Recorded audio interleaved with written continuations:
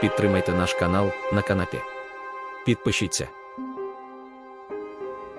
Алла Сірова. Правила гри. Світло від фар прорізало темряву і розбило її на скалки. Зараз вони вийдуть з машини, хряснуть дверцята, зашурхотить суха трава, ламаючись під вагою їх люті. Може, не варто ховатися? Все одно вони мене знайдуть і... А ще так шалено стукотить серце, вони вже чують. Може, краще буде, якщо все скінчиться прямо зараз. Навіщо опиратися неминучому і так потерпати? Адже все може скінчитися прямо зараз. Мені варто просто... Ні. Хай їм чорт, вони мене не знайдуть. Ось тільки трохи вгамую подих. Якщо затаїтися, вони мене не знайдуть. Тут надто темно. А потім я перепливу оцю річку і все. Досить з мене. Гей, Бенні, он вона, стріляй! Та стріляй же, он вона! Голос такий знайомий, і від цього ще страшніше.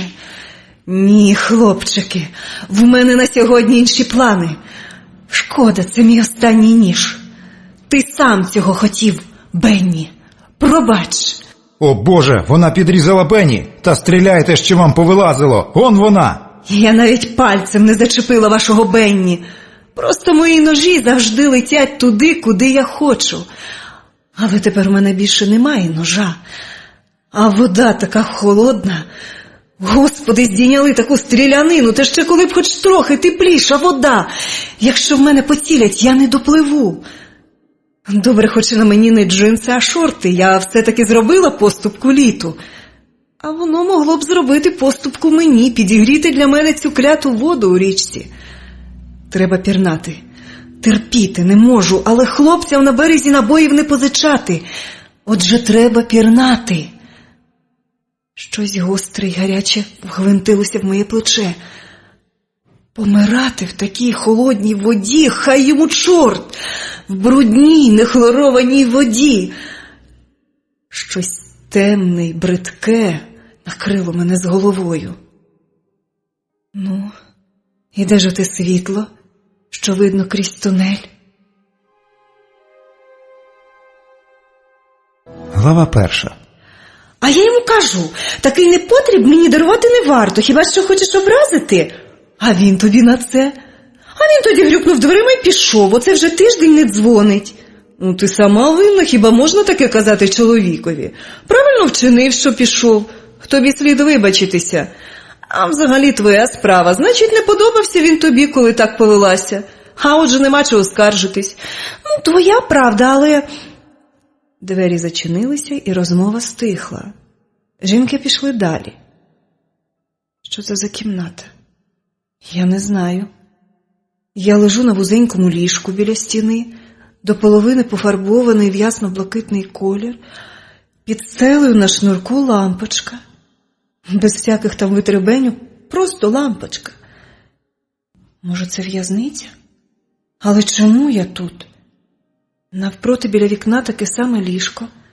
На ньому лежить жінка. Очі її заплющені, якісь трубки зникають в її тілі.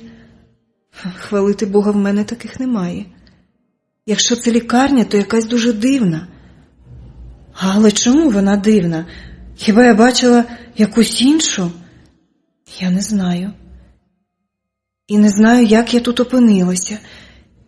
І хто я взагалі? Хіба таке може бути? Я не знаю, хто я така. Рипнули двері, і до кімнати зайшли дві жінки й чоловік. Хвалити Бога, хоч хтось живий. Чого вони на мене витріщилися? В мене що, раптово виросли роги? Хто робив процедури? Це чоловік. Років 30. Досить високий, щоб ходити не підстрибуючи і не задираючи голови. Симпатичний білявий чоловік у білому халаті. Не треба бути оракулом, щоб зрозуміти, що це лікар. Ну, от і добре, хоч щось я ще розумію.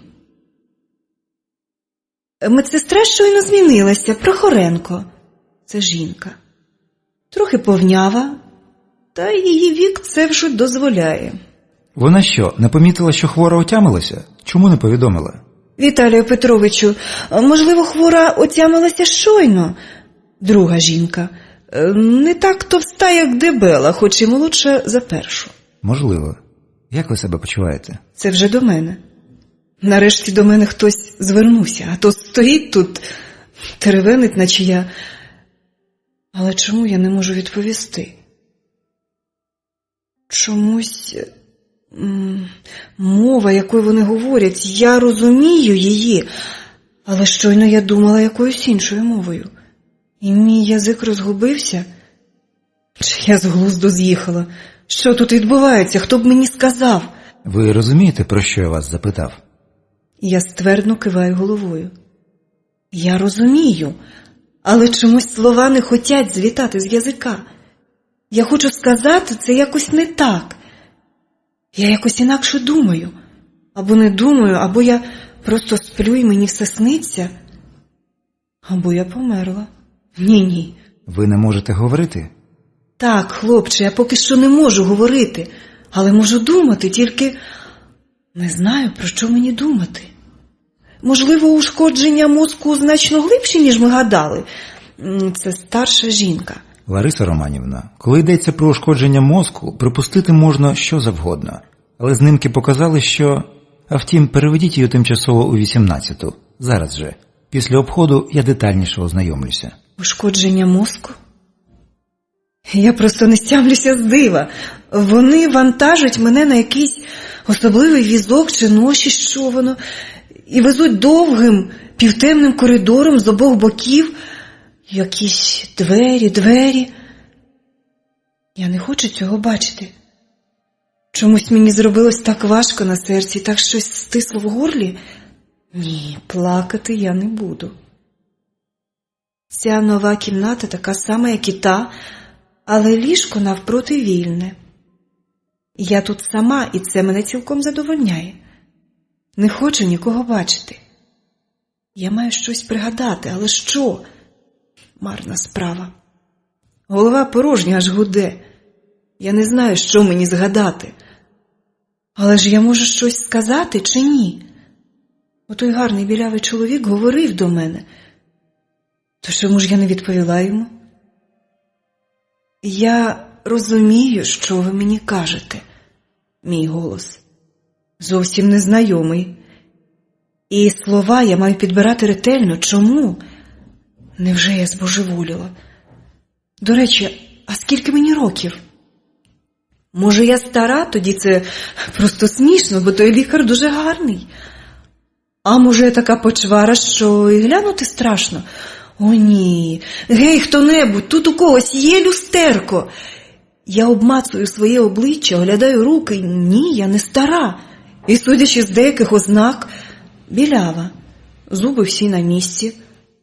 Треба встати, доки я тут лежатиму. Що це все означає? В голові мені добряче паморочиться, але я таки змогла сісти. Але це все, на що я зараз здатна. Моє тіло мені не підкоряється, як противно тремтять руки й ноги. А ще оцей піт. Де тут душ? Терпіти не можу. Оцей піт, ні. Що ви робите? Вам же не можна. Я не почула, як прочинилися двері. Ця жінка впала мені на голову, як цеглина з даху. Мене поглинула темрява. Налякали її. Ви скрикнули. Надія Сергіївно, ви розумієте, що з такими хворими треба бути обережними? Хіба можна так кричати в цьому відділенні? Я почув ваш зойк аж у ординаторській. Тепер невідомо, коли вона знов отямиться. Але, Віталію Петровичу, вона сиділа у ліжку і намагалася встати. Я дуже злякалася. Вам не вистачило витримки? Я можу це зрозуміти, але не тут і не в такій ситуації. Ви повелися непрофесійно. Можливо, вона просто знепритомніла. Зрештою, вона тут вже більше місяця. Тож ніде не дінеться. Я маю на увазі, що з нею буде все гаразд, якщо вона досі не померла. Надія Сергіївна, я поклопочуся, щоб вас перевели до іншого відділення. Те, що ви зараз сказали, жахливо.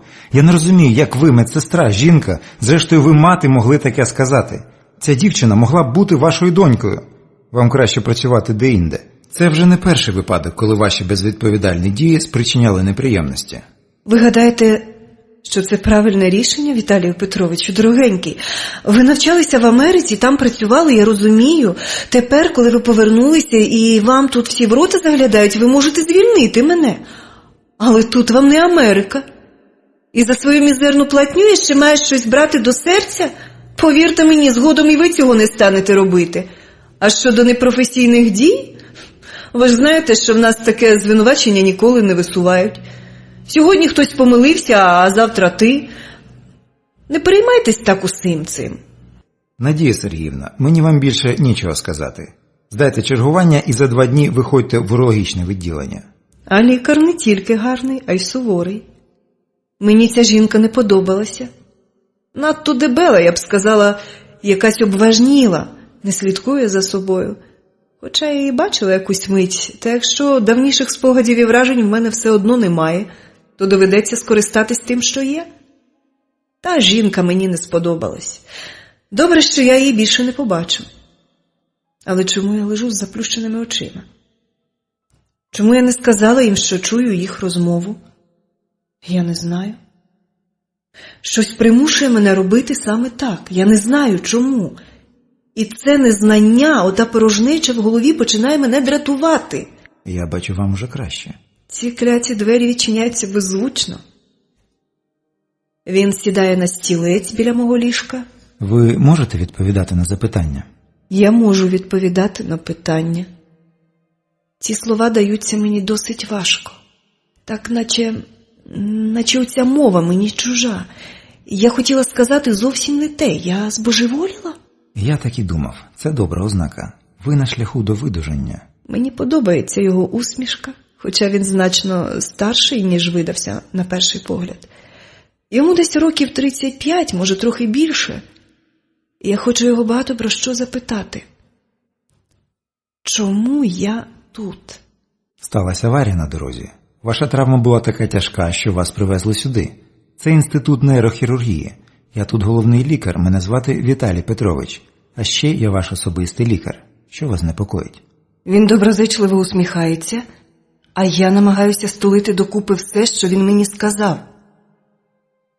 Чомусь сплила в уяві темна вода. Я щось пригадала? Щось наче зблиснуло і одразу ж згасло. Це мене вже дратує. Що вас непокоїть? Що зі мною? У вас була відкрита черепно-мозкова травма. Я зробив вам операцію. Після неї ви знаходились в стані непритомності. Досить довгий час, так скажемо. Сьогодні ви вже прийшли до тями. Життєві показники у вас майже в нормі. Слабкість скоро мине. Потрібна ще терапія, але можете мені повірити, ще місяць-другий і все буде гаразд. Що з вами? Про що ви? У вас такий вираз обличчя, наче ви мені не вірите. Але я запевняю... Лікарю, ви можете мені сказати одну річ? Так, звичайно. Мені нема чого від вас приховувати. Тоді, можливо, ви мені скажете, як мене звати. І хто я взагалі. І дайте мені, будь ласка, люстерку. Я хочу нарешті з собою познайомитись. Він довго дивиться мені в обличчя. Я так стомилась, розмовляючи з ним, що мені вже все одно. Мабуть, він думає, що я божевільна. Я, до речі, теж схильна це підозрювати. Хіба може людина забути про себе геть усе? Не знаю. Мені хочеться спати. Я страшенно стомилась розмовляти з ним. Та ще мій язик постійно хоче сказати щось інше, якимись іншими словами. Я таки не в порядку, хоч що він там мені каже. Я бачу, ви втомилися. Зараз вам краще поспати, а нашу розмову ми перенесемо на пізніший час. Мені треба обміркувати все і порадитись з колегами. Скажіть, що зі мною? Я божевільна? Рівно настільки, наскільки божевільні всі ми, все людство в цілому. У вас амнезія, таке трапляється часом. А з огляду на травму, яку ви отримали, такий стан можна вважати навіть закономірним. Але запевняю вас, я зроблю все, щоб допомогти. А тепер вам краще заснути. До речі, вам зараз принесуть поїсти, тому... Але я вже не чую, що він там говорить. Темна вода зімкнулась над моєю головою. Брудна, холодна вода. Глава 2. Отже, ніякого уявлення про себе ви не маєте. Цей чоловік питає про це вже втретє. Де він взявся на мою голову? Високий, досить худий, майже зовсім лисий. Таке було моє перше враження. Потім я зауважила спокійні сірі очі за скельцями великих окулярів. Який анахронізм. Але чому мені так подумалось? Не знаю. Цього чоловіка привів отой лікар, Віталій Петрович. І тепер він мені набридає якимись дурними запитаннями. Абсолютно ніякого. Правду кажучи, мене це трохи дратує. Хіба таке може бути? І коли мені нарешті пояснять... Будь ласка, не треба нервуватися, вам це шкідливо. Ми вже майже закінчили. Я зараз вам дещо поясню. Все інше вам скаже Віталій Петрович. Він починає від'єднувати від мого тіла металеві, обтягнуті гумою датчики. Цей апарат – щось на кшталт детектора брехні, який використовували колись в юридичній практиці. Досить давно, ще в минулому сторіччі. Я здригаюсь, а він сміється. Ні, я жартую. Сьогодні в нас 18 квітня 2007 року. Але цей апарат і справді зроблено за принципом детектора брехні. Тільки він не лише фіксує ступінь вашої відвертості, але й ставить діагноз. В даному випадку можу вам сказати, такої глибокої амнезії мені ще не доводилось зустрічати. Але це вже наші проблеми. Ми постараємось якось поліпшити ваш стан, а зараз ви повинні... Я не питаю вас, що я повинна. Я хочу знати, навіщо вся оця комедія з вашим детектором, і коли я можу пригадати хоча б колір своїх очей. Не треба сердитися, я вам все поясню. Бачите, амнезія – такий стан, коли досить легко симулювати, якщо людина в цьому зацікавлена. Наприклад, коли ви в чомусь винні, або просто хочете привернути до себе увагу, тощо. Повірте мені, таке трапляється не так вже й рідко. Ось тут нам і стає в пригоді наше обладнання, найновіше, до речі. А щодо того, аби щось пригадати, бачите, Люба, мозок – найменш вивчений орган. Скільки людей, стільки ж індивідуальних реакцій. Ми можемо щось узагальнити, але це лише невелика частина того, що ми хотіли б розказати про людський мозок. Отже, щось вам обіцяти напевно буде з мого боку просто шахрайством. Ви розумієте?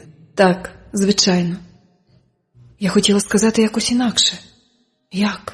Прекрасно. Отже, ви можете повертатися до себе в палату. Я бачу, ви ще хотіли про щось запитати. Так, хотіла. Скажіть, чи є десь тут душ? Мені треба помитися, бо я збожеволію. Це не дуже високі вимоги? Ні, звичайно ні. Я тільки дивуюся, чому ви не попросите про це вашу медсестру. Ну нічого, зараз ми це організуємо, не турбуйтесь. Це дівчисько принесло мені тазик з теплою водою. Аби їй дали стільки води для миття, я б на неї залюбки подивилася. Мені хочеться когось добряче стосунути, але я стримуюсь. Цей чоловік нічого мені не винен. А от гарненьку медсестру, що приходила вранці, я б... О Боже, що за дикі думки, що зі мною коїться? Не треба так. Ви ж розумієте, ця лікарня будувалась досить давно, а тоді... Ну добре, не буду вам набридати. Скоро буде готове нове приміщення, а там все за останнім словом науки, і палати майже всі обладнані душовими кабінками. Мене везуть тим самим темним коридором, повз ряд білих дверей з номерами. І знову мені робиться так тоскно, я наче чогось боюсь, чогось страшного і неминучого. Але ми вже приїхали. Я зараз вам допоможу. Гарненька медсестра схиляється до мене. Вам тільки треба пересісти ось у це крісло, і ви зможете митися сидячи.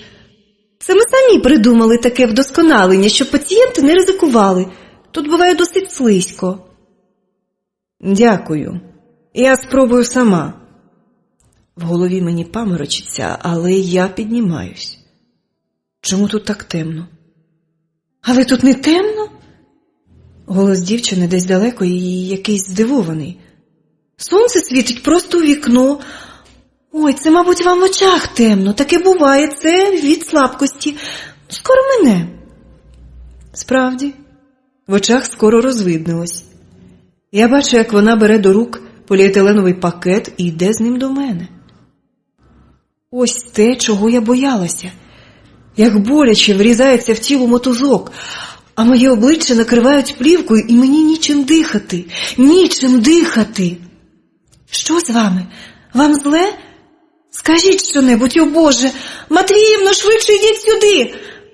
Цей зляканий крик приводить мене до тями. Вибачте, все гаразд. І я щось намагаюся пригадати, але марно. Що ви кажете, я не розумію.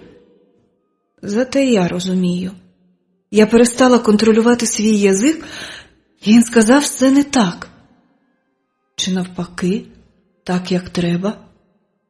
Зі мною все гаразд. Вибачте, що налякала вас. Що це таке? Оце? Вона здивовано дивиться на мене. Це просто поліетиленова шапочка, аби прикрити пов'язку у вас на голові. Лікар мене попередив, щоб я простежила, аби не попала вода на пов'язку. Такі шапочки продаються в магазині, от і ми тримаємо кілька, саме на подібні випадки. Ви впевнені, що з вами все гаразд? Може, мені залишитися? Ні, дякую. Я спробую сама. Ще не вистачало, щоб вона бачила мене в такому вигляді. Скажіть, тут де-небудь є дзеркало? Звичайно. Ми проїздили повз нього, хіба ви не бачили? Хоча, звичайно, гаразд, я буду тут поряд. Вона виходить, а я сиджу і думаю. Я намагаюся вхопити кінчик мого спогаду про що? Не пам'ятаю. Вислизає. Наче отот маю згадати щось важливе, тільки не знаю, що. Добре, ж чекай. Якщо ти в мене в голові, то все одно ніде не дінешся. Ось вийду звідси, а тоді... Куди я вийду? Куди я піду звідси? Де, напевне, знає отой гарний лікар? Він має мені щось розповісти сьогодні, так сказав чоловік-детектор. Тому я тут зараз. Мені треба привести свої думки і враження в якусь одну систему. Я маю це зробити до тієї розмови. Чому? Не знаю. Може, в мене параноя, хто зна. Я вмикаю воду. Страшенно приємна ця річ. Теплий душ. Отже, що ми маємо? Після аварії якої? Де? Як? Мене привезли сюди як дослідний матеріал, мабуть. Вирішили, що я все одно помру. А може і ні? Може, вирішили, що тільки тут мені допоможуть? Обидві версії мають право на існування. Доки я не дізнаюсь про все, напевне, це перше. Я пробула тут більше місяця, непритомна після операції. Звідки я це знаю? З тієї розмови, що почула. Але чи я певна, що то був не спектакль для одного глядача, чи слухача в даному випадку? Ні, такої певності в мене немає.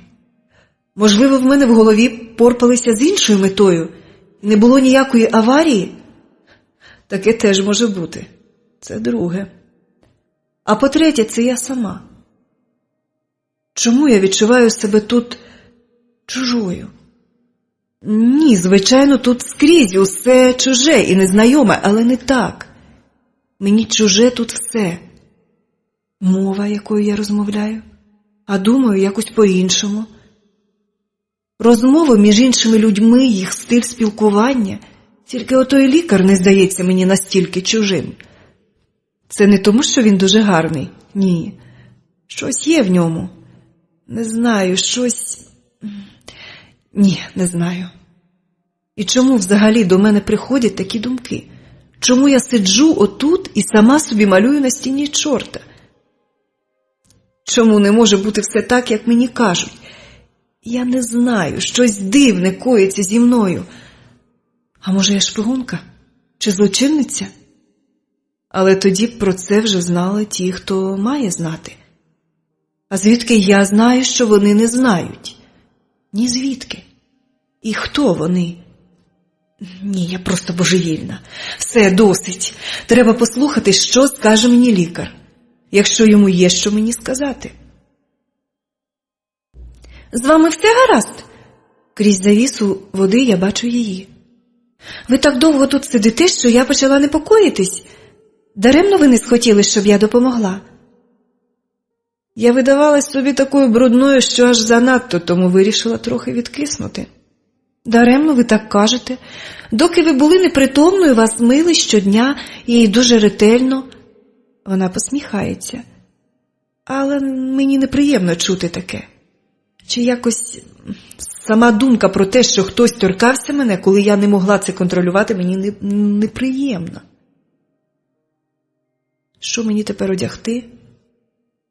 Не те, щоб я мала щось проти лікарняної білизни, але можна принаймні щось чисте, просто з пральні. Я збиралася вам все дати, це ваші власні речі, їх принесли вам ще вчора ввечері, але я не стала вас турбувати, ви спали. Ось, будь ласка, тільки вийдемо з душової. Загорнувшись в простирадло, я поволі рушаю до сусідньої кімнати. Старі кахлини чисто вимиті, лавки попід стінами і гачки на стінах. Це роздягальня. Біля дверей тьмяно блимає велике дзеркало. Чудово. Я можу вдягтися сама. Звичайно, якщо почуваєте себе добре, в неї гарні карі очі і маленький носик, вона посміхається, показуючи рівненькі зубки. Така собі невеличка і дуже привітна лялечка. Але я хочу лишитися на самоті. Мене сковує її присутність, сама не знаю чому. А ще мені хочеться зазирнути в дзеркало. І я не хочу ні з ким ділити цю мить, ні з ким.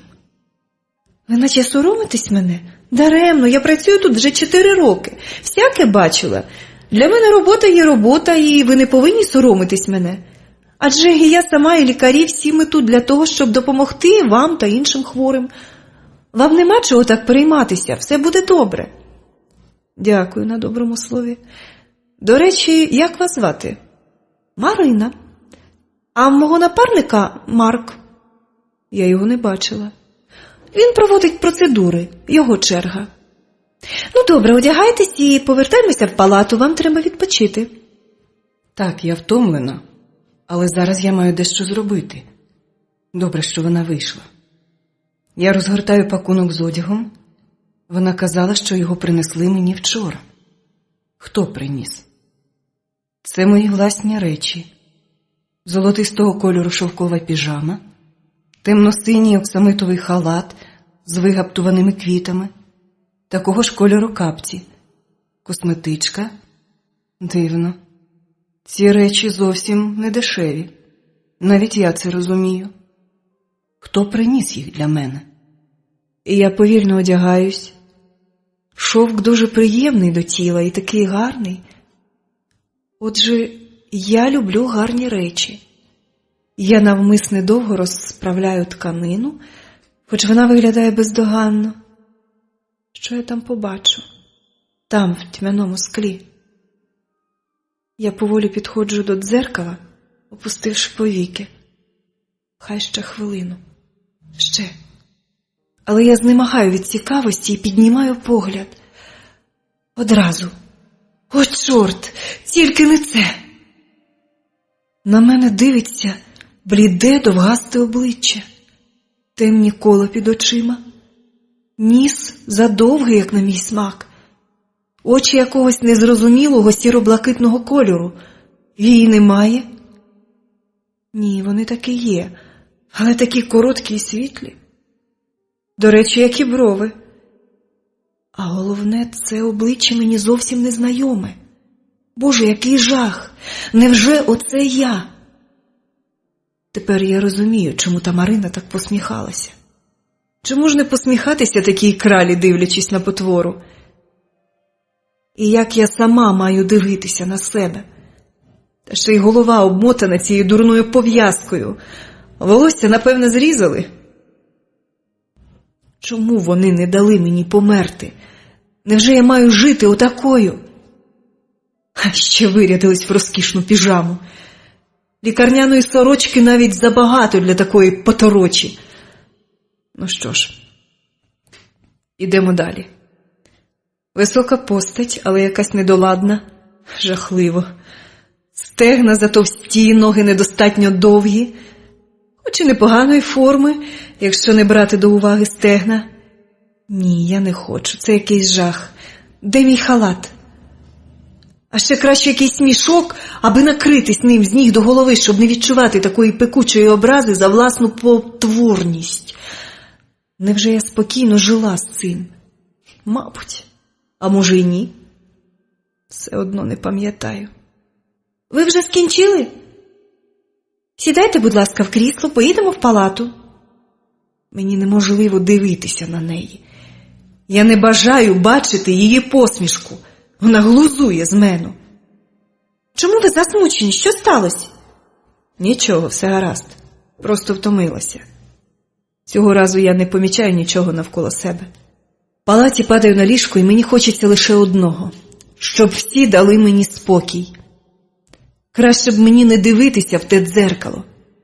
Я б і далі уявляла себе сплячою красунею. Мабуть, найбільший ворог людини саме той, хто позбавляє її ілюзій. В мене тепер немає жодної. Клятий шматок скла. Вам зараз принесуть поїсти. А, красунечка ще тут? Йшла б ти, дівчинко, кудись подалі, разом зі своїм гарненьким личком. Ні, я не те, щоб заздрила, але так і здається, що вона глузує з мене. Я не хочу їсти. Вам треба набиратись сил?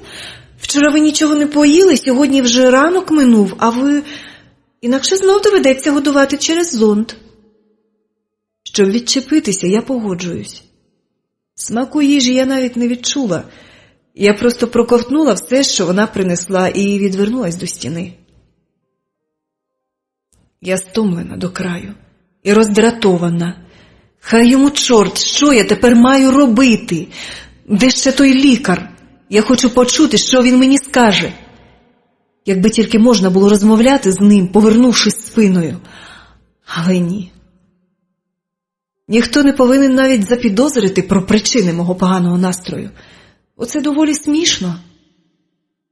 Я уявляю, як вони реготатимуть, розмовляючи про це між собою. Отож я маю поводитись так, як і вчора. Тільки тепер це буде дуже важко. Беру до рук косметичку, такий собі оксамитовий капшук з торочками. Що тут у нас?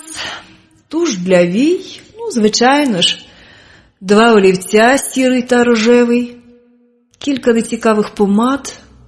Невже це моя косметика? Абсолютно не надихає. Якісь нудні кольори. Але ж і зовнішність в мене не блиск. Звичайно, все закономірно. Хіба можна таку жахливу вивіску фарбувати в яскраві кольори? Все закономірно, так і треба. Але чому я маю з цим миритися? З іншого боку, що ж я можу тут вдіяти? Ах, хай йому чорт! Доброго ранку. Його голос примусив мене здригнутися. Кляті двері навіть не рипнули. Що ж у цьому ранкові доброго, хлопче? Хоча, звичайно, як для кого. Доброго ранку. То як ви себе почуваєте? Сказала б я тобі як. Зовсім добре. Ну, от і чудово. Аналізи у вас теж добрі, скоро можна буде зняти пов'язку. Я говорив з Миколою Петровичем про вас. З ким ти говорив? А, чоловік-детектор. Що ж, з часом таке трапляється, але здебільшого ненадовго. Хоча бували випадки, коли... про це потім. Я прийшов, щоб поговорити про вас. Власне кажучи, я маю зараз розповісти вам вашу біографію. Я також приніс декілька фотознімків з вашого альбому. Можливо, це нам більше допоможе, а втім, не будемо гаяти час. То не гайте часу, лікарю. Що ви там від мене приховуєте? Я вас уважно слухаю. Отже, почнемо. Ваше ім'я Ясінська Юлія Павлівна. Ви народилися 7 липня 1977 року в Києві. Ось ваш паспорт, до речі. Незабаром вам буде 30 років. Чудесний вік для жінки. Він ще й знущається. Все попереду, а як же? Фотографія в паспорті досить вдала, отже, за допомогою косметики я можу бути навіть людиноподібною. Слабка втіха. Та чорт з ним. Мені не знайоме це ім'я. Звичайно. Пошкодження пам'яті у вас надто глибоке, але це ваше власне ім'я. Чим я займаюсь? Ви модельєр в будинку моди Еріка. До речі, половина акцій цього будинку моди – ваша власність. Отже, я маю з чого жити. Це добре. Але Як бути тепер? Чи зможу я й надалі цим займатися? Я не відчуваю ні найменшого потягу до такого заняття. А втім, до чого зараз я відчуваю потяг? Та ні до чого. В моїй голові чорно і порожньо. Ви втомилися, Юлю? І я здригаюся. Він назвав мене по імені, але я чекала якогось іншого. Це не моє ім'я. Воно гарне, милозвучне, але чуже мені. Мене звати якось не так. Не знаю. Можливо, я таки божевільна, а вони цього не помічають. Ні, мені чуже оце обличчя, оце ім'я, мені все тут чуже. Чому? І нема кому сказати, нема в кого спитати. У мене є рідні, друзі. Хтось близький. На жаль, ваші батьки загинули, коли ви були ще немовлям. Вас виховувала бабуся, але ось вже 4 роки, як вона померла. Всі необхідні документи я приніс. Потім проглянете цю папку пізніше. А поки що... Хто приніс мої речі? Ваша подруга Світлана. В неї є ключі від вашої квартири на Подолі. У вас є кіт і багато квітів. Вона їх доглядає. Ось вона, на оцьому знімку. З невеликого фото сміється до мене кругловида, повненька дівчина. Видно, почула щось дуже кумедне, бо сміються її невеликі карі очі, кирпатенький носик і ямочки на смаглявих щічках. Вона стоїть, обіймаючи за плечі бліду біляву дівчину з великими сумними очима. А тобі не весело, білявко? Мабуть, не дуже. Бо це ж я? Що вас бентежить? Ні, ви бачили? Він ще й питає. Скажіть мені, будь ласка. Тільки скажіть правду. Коли оце мене? Він задумується. Невелика вертикальна зморшка залягає між його бровами, а очі стають такі сині й сумні. Господи, про що я думаю? Якраз такий красень саме для такої потвори, як я. Але мене так вабить його обличчя. Ні, це просто смішно. Бачите, Юленько, справа ось в чому. А, чорт, ну добре, скажу так, як є. Я не знаю. Правда, я не знаю. В іншому випадку я спробував би певну методику, щоб повернути вам пам'ять, але після такої важкої травми ні в якому разі. Отже, скажу прямо, можливо, пам'ять до вас повернеться з часом. Можливо, внаслідок якогось зовнішнього поштовху. А можливо, вам доведеться змиритися з таким станом речей і почати жити спочатку. Повірте, на світі є досить людей, які б радо помінялися з вами місцями, аби забути деякі речі. А мені є що забувати? Що ви ще про мене знаєте таке, про що я маю знати? Ви незаміжня і не мали приятеля, хоча, звичайно, могли мати, але не ділилися цим з подругами. Світлана каже, що ви з нею були досить відвертою, але що стосується вашого особистого життя, то вона про це нічого не знає. Взагалі, тут є дещо незрозуміле. Що ви маєте на увазі? Вас характеризують як людину небагатословну і досить жорстоку. Можливо, я помиляюся, але ви зовсім не здаєтесь такою. Можливо, внаслідок травми, деяка зміна темпераменту, а втім, зараз про це говорити ще рано. Якщо ви дозволите, я б хотів спостерігати за вами деякий час після виписки з лікарні. Особисто. Як за цінним дослідним матеріалом? Саме так. Добре, що він не одягає, правду, солоденько-рожевий одяг доброчинності. Ми добре зрозуміли одне одного. Він сказав саме те, що мав сказати. І мене це не дратує. Вас шокувала моя відвертість? Ні. Так і має бути. Щось підказувало мені, що ви не потерпите ніякого словоблуддя. Ви маєте рацію. Коли мені можна буде звідси піти? За кілька днів. Знімемо пов'язку, зробимо кілька тестів, і ви можете повернутися додому. Хоча, звичайно, деякий час не зможете повернутися до роботи. Але, гадаю, все буде гаразд. Все буде гаразд? Ха. Блажен, хто вірує. Глава 3. Старий будинок зустрів мене насупленим мовчанням. 2:00 опівдні. Жовте таксі підкотило під самий під'їзд. Я тут живу? Не знаю. Напевне, тут, якщо вже мене сюди привезли. Обережно, не вдартеся головою. Який уважний кавалер оцей Віталій Петрович. Взявся супроводжувати мене додому. Йому, бачите, так спокійніше. Знати б напевне, що йому насправді від мене треба. Але все ж краще він, ніж хтось зовсім незнайомий. Коли я собі це уявляла, буде поруч людина, яку я вперше бачу, яка знає про мене більше, ніж я сама. Мені треба буде підтримувати якусь розмову, весь час болісно напружуючись від вибачень, від абсолютного свого безсилля щось пригадати і від співчутливих пауз. Ні, я не хочу. Мені треба побути самій. Тому я вирішила скористатися з послуг таксі. Таксист мені не заважатиме. Але тут втрутився оця жертва професійного обов'язку, якщо можна так сказати. І от, привіз мені одяг і поїхав зі мною. Та нехай. Я до нього вже звикла. Дякую. Не турбуйтеся, все гаразд. Таксі собі поїхало, а ми стоїмо перед дверима. Я хочу зайти і не хочу. Надто красиво цвітуть клени, а їх пахощі щось мені нагадують. Я пам'ятаю цей запах, такий свіжий, водночас і терпкий, і солодкий. Де я могла чути його? Хоча, звичайно, якщо я тут живу, то... Але ні. Я впевнена, що з ясно-зеленими китичками клена в мене пов'язано щось.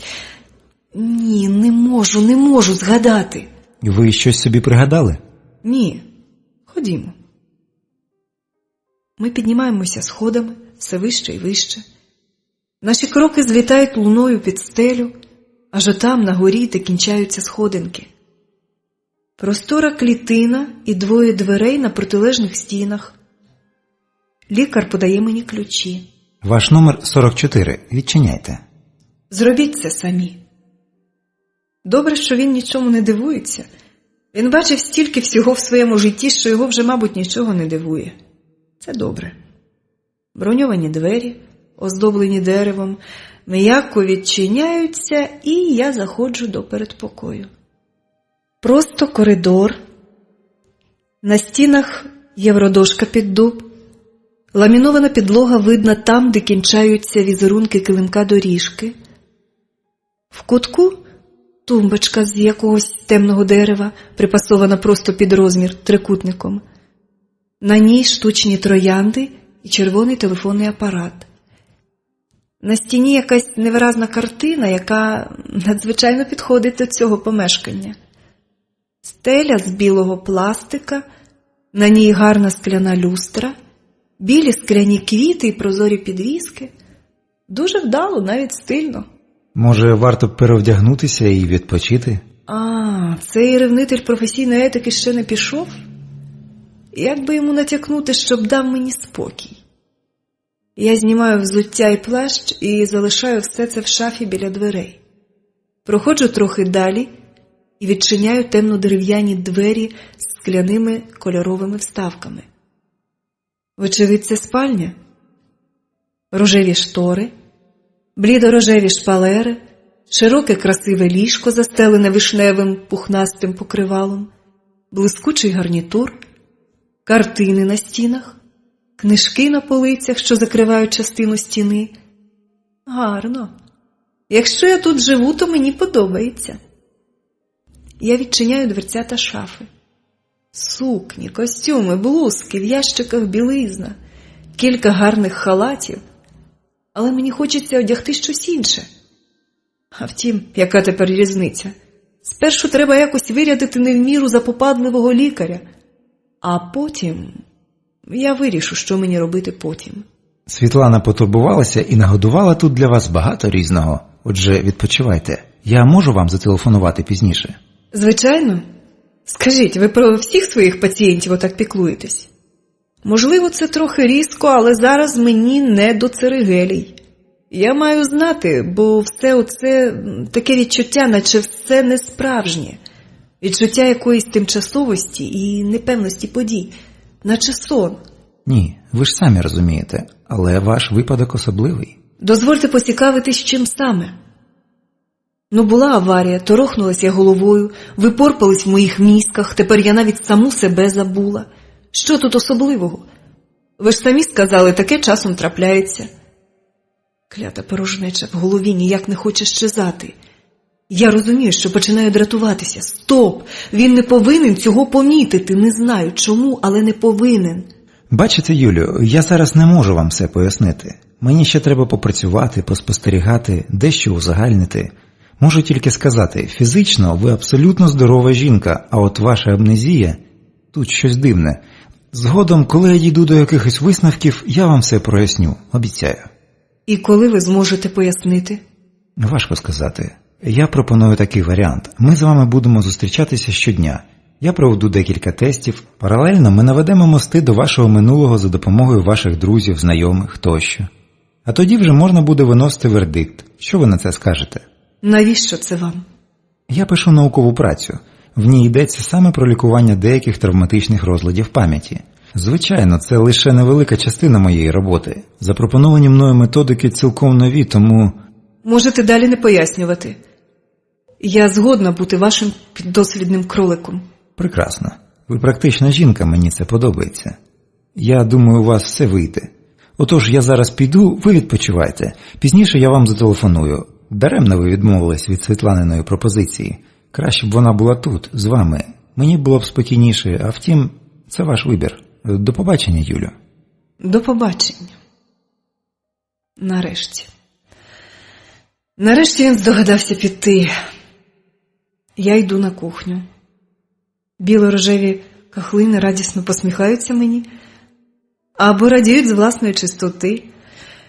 Мікрохвильова піч, плита, меблі з світлого дерева. Дуже затишно. Я, мабуть, любила отут сидіти з подругами за чаєм. А може і ні. Але тепер, напевне, це мені буде подобатись. В холодильнику салати, смаження, суп, сир, багато чого. Але їсти мені не хочеться. Я не знаю, чого мені хочеться. Я краще огляну дві інші кімнати. Вітальня в блакитних тонах і жовтувато-білий кабінет. Нічого зайвого. Нічого, що повідомило б мене про мої уподобання. Так, наче оцей куточок великого старого будинку мені чужий. Так, чужий. Що зі мною? Я страшенно стомилася. Мені хочеться прилягти і поспати. Чому ні? Адже тут мій дім. Я тут живу. Чи все мені сниться? Та ні, не може бути. Я знову йду до кухні. Що я тут шукаю? Не знаю. Ага, ось, набір ножів. Рука моя бере ніж, його руків'я мені звичне. Чому я це зробила? Навіщо мені ніж? Я не знаю. Ні, я знаю, але не можу пригадати. А це те саме. Я кладу ніж на місце. Не знаю, скільки я спала. Розбудив мене телефонний дзвінок, що настійно і вперто деренчав у передпокої. Я прокинулась. Ні, я виринула з бридкої порожнечі і якийсь час не можу зрозуміти, де я. Що це за кімната? Чомусь в уяві спливає цегляний будинок посеред веселих газонів. На даху стримить півник-флюгер і скляні тераси. З обох боків скляні тераси. Я знаю, що це мій власний будинок. Але спогад згас дуже швидко. Я пам'ятаю, що пригадала, але цього так мало. А може, це просто моя уява? Телефон не вгаває. Невже так важко зробити просту річ – дати людині спокій? Мабуть, важко, бо телефон скоро потече струмком розплавленої пластмаси на підлогу. Слухаю вас. Юлько, чому ти так довго не брала трубку? Я ж, напевне, знаю, що ти вдома. Вже хвилюватись почала. Я зараз привезу Макса. Хочеш? Юлько, чого ж ти мовчиш? Ти що, погано почуваєшся? Може, подзвонити лікареві? Юлько! Даруйте, з ким я розмовляю? Від долі не втечеш. Я маю таки знайомитись з усіма своїми знайомими спочатку. На тому кінці дроту запала тривала мовчанка, наче враз перетнули кран, з якого щедрим струмком лилася вода. Вибач, будь ласка, то це таки правда? Господи, Лікар казав мені, що в тебе, що ти, але я якось не думала, що я навіть уявити собі не могла. Пробач мені, я зовсім здуріла. Юленько, це я, Світланка. А Макс – твій кіт. Він весь час жив у мене, доки ти... Мені приїхати? Я не знаю, вибач. Розумієш, я не уявляю навіть. То я зараз приїду, ненадовго, я так скучила. Я не буду тобі набридати. Макса привезти? Як собі хочеш, Люба. Я виїжджаю. Я не хочу, щоб вона приїздила, але я не можу сказати їй про це. Не можу. Це б її образило, вона так піклувалася про мене, доглядала кота, наготувала їжі. Але я не хочу нікого бачити, принаймні зараз. Може, варто було б їй про це сказати, але вже запізно. Що ж, хай буде так, як є. Сказав той, в кого загорівся чуб. Мені страшенно хочеться, я знаю чого. Я хочу звільнитися від свого одягу і відчути теплі струмочки води, чистої води. А ще пахощі хорошого мила. Яка гарна річ, душ. Так я й зроблю. Рожеве мило пахне трояндами і ще чимось. Блакитні тони ванної кімнати так пристають до мого настрою. Неймовірно, як мало треба людині для щастя. Я знову зазираю до дзеркала.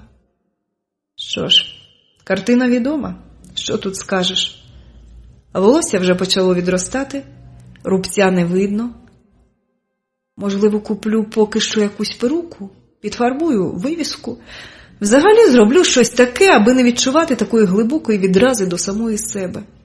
І не почуватися такою ошуканою на фоні чужих досконалих облич і постав. Дзенькнув дзвінок.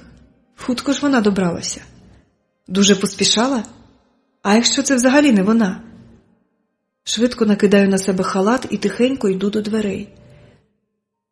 Загляну спочатку у вічко. Адже в неї є ключ. Чому ж вона тисне на кнопку дзвінка? Я обережно заглядаю у вічко. Ні, це таки вона. Мабуть, не схотіла захопити мене зненацька. Або між нами було умовлено саме про таке, якщо я вдома, то відчиняю сама. Скоро дізнаюся. Юлько, якби ти знала, як я сумувала без тебе. Я принесла газети, щойно вкинули до скриньки. Яка ти дивна з цією зачіскою. Макс хай трохи побуде в мене. Ти ще не зможеш про нього піклуватися, а він такий розпещений і вимогливий. Ти мовчиш? Я мовчу? А, так, справді, я мовчу. Я не знаю, що говорити. Що говорити цій кругленькій, жвавій дівчині з веселими карими очима і симпатичними ямочками на щоках? Тож я роблю єдине можливе в цій ситуації. Я мовчу. Я слухаю її. Адже стверджують, що це моя найближча подруга. Була. А от чи буде тепер, я не знаю. Мабуть, щось змінилося в мені самій. Не знаю. Вибач. Юлько, невже таке можливо? Ти все забула зовсім? Так. Вона довго вдивляється в моє обличчя. Що вона там хоче побачити? Мені робиться якось незатишно. Не така, як красуня, щоб мене розглядати. Що ж тепер робити? Я хочу, щоб вона пішла. Але вона про це не знає. Ти знаєш, що дуже змінилася? Звичайно, знаю, як ніхто інший. Чого про це питати? Все ж і так зрозуміло. Ні. Я не знаю, якою я була. Ти була потайна. На роботі тебе боялися, як чорт ладану. В тебе не було друзів, тільки я. Чому? Бо ти не прагнула цього. Для тебе головне кар'єра і гроші, аби здобути незалежність. Я пам'ятаю, як ти мені колись розповідала про ту жахливу, принизливу бідність, яку ти зазнала в дитинстві. Пенсія в твоїй бабусі була мізерна, тобі, як сироті, виплачували якусь допомогу, що їй навіть на хліб не вистачало. А в школі дівчатка хизувались модним вбранням, всі насміхалися з тебе. Це вже коли ти стала старша, то шила собі такі речі, що дівчата аж лікті кусали від заздрощів. Але оте приниження, якого ти зазнала в дитинстві, залишило слід на все життя. Тому, мабуть, ти була такою іноді жорстокою до людей. Адже люди теж були жорстокими до тебе саме тоді, коли ти була така безпорадна і беззахисна. Я не про те питаю. Але все одно, чому ж ти дружила зі мною, якщо я була такою, як ти кажеш? Тому що бачила тебе не так, як інші. Адже ніхто з твоїх знайомих не знає, що на твої кошти відкрито сирітський притулок у Броварах.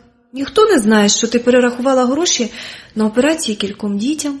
І тільки завдяки цьому вони вижили і повернулися до нормального життя. А ти навіть не дозволила їх батькам подякувати тобі.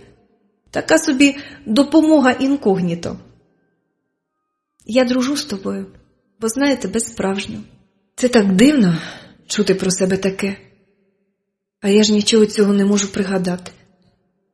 Що мені тепер робити? І треба ж якось працювати, а я не здатна нічого. Зі мною раніше такого ніколи не траплялося? Ні, ніколи. У всякому разі, з тих пір, як ми з тобою знайомі. А це ось уже 4 роки. 4 роки. Саме стільки часу пройшло з того дня, як померла моя бабуся, судячи з документів.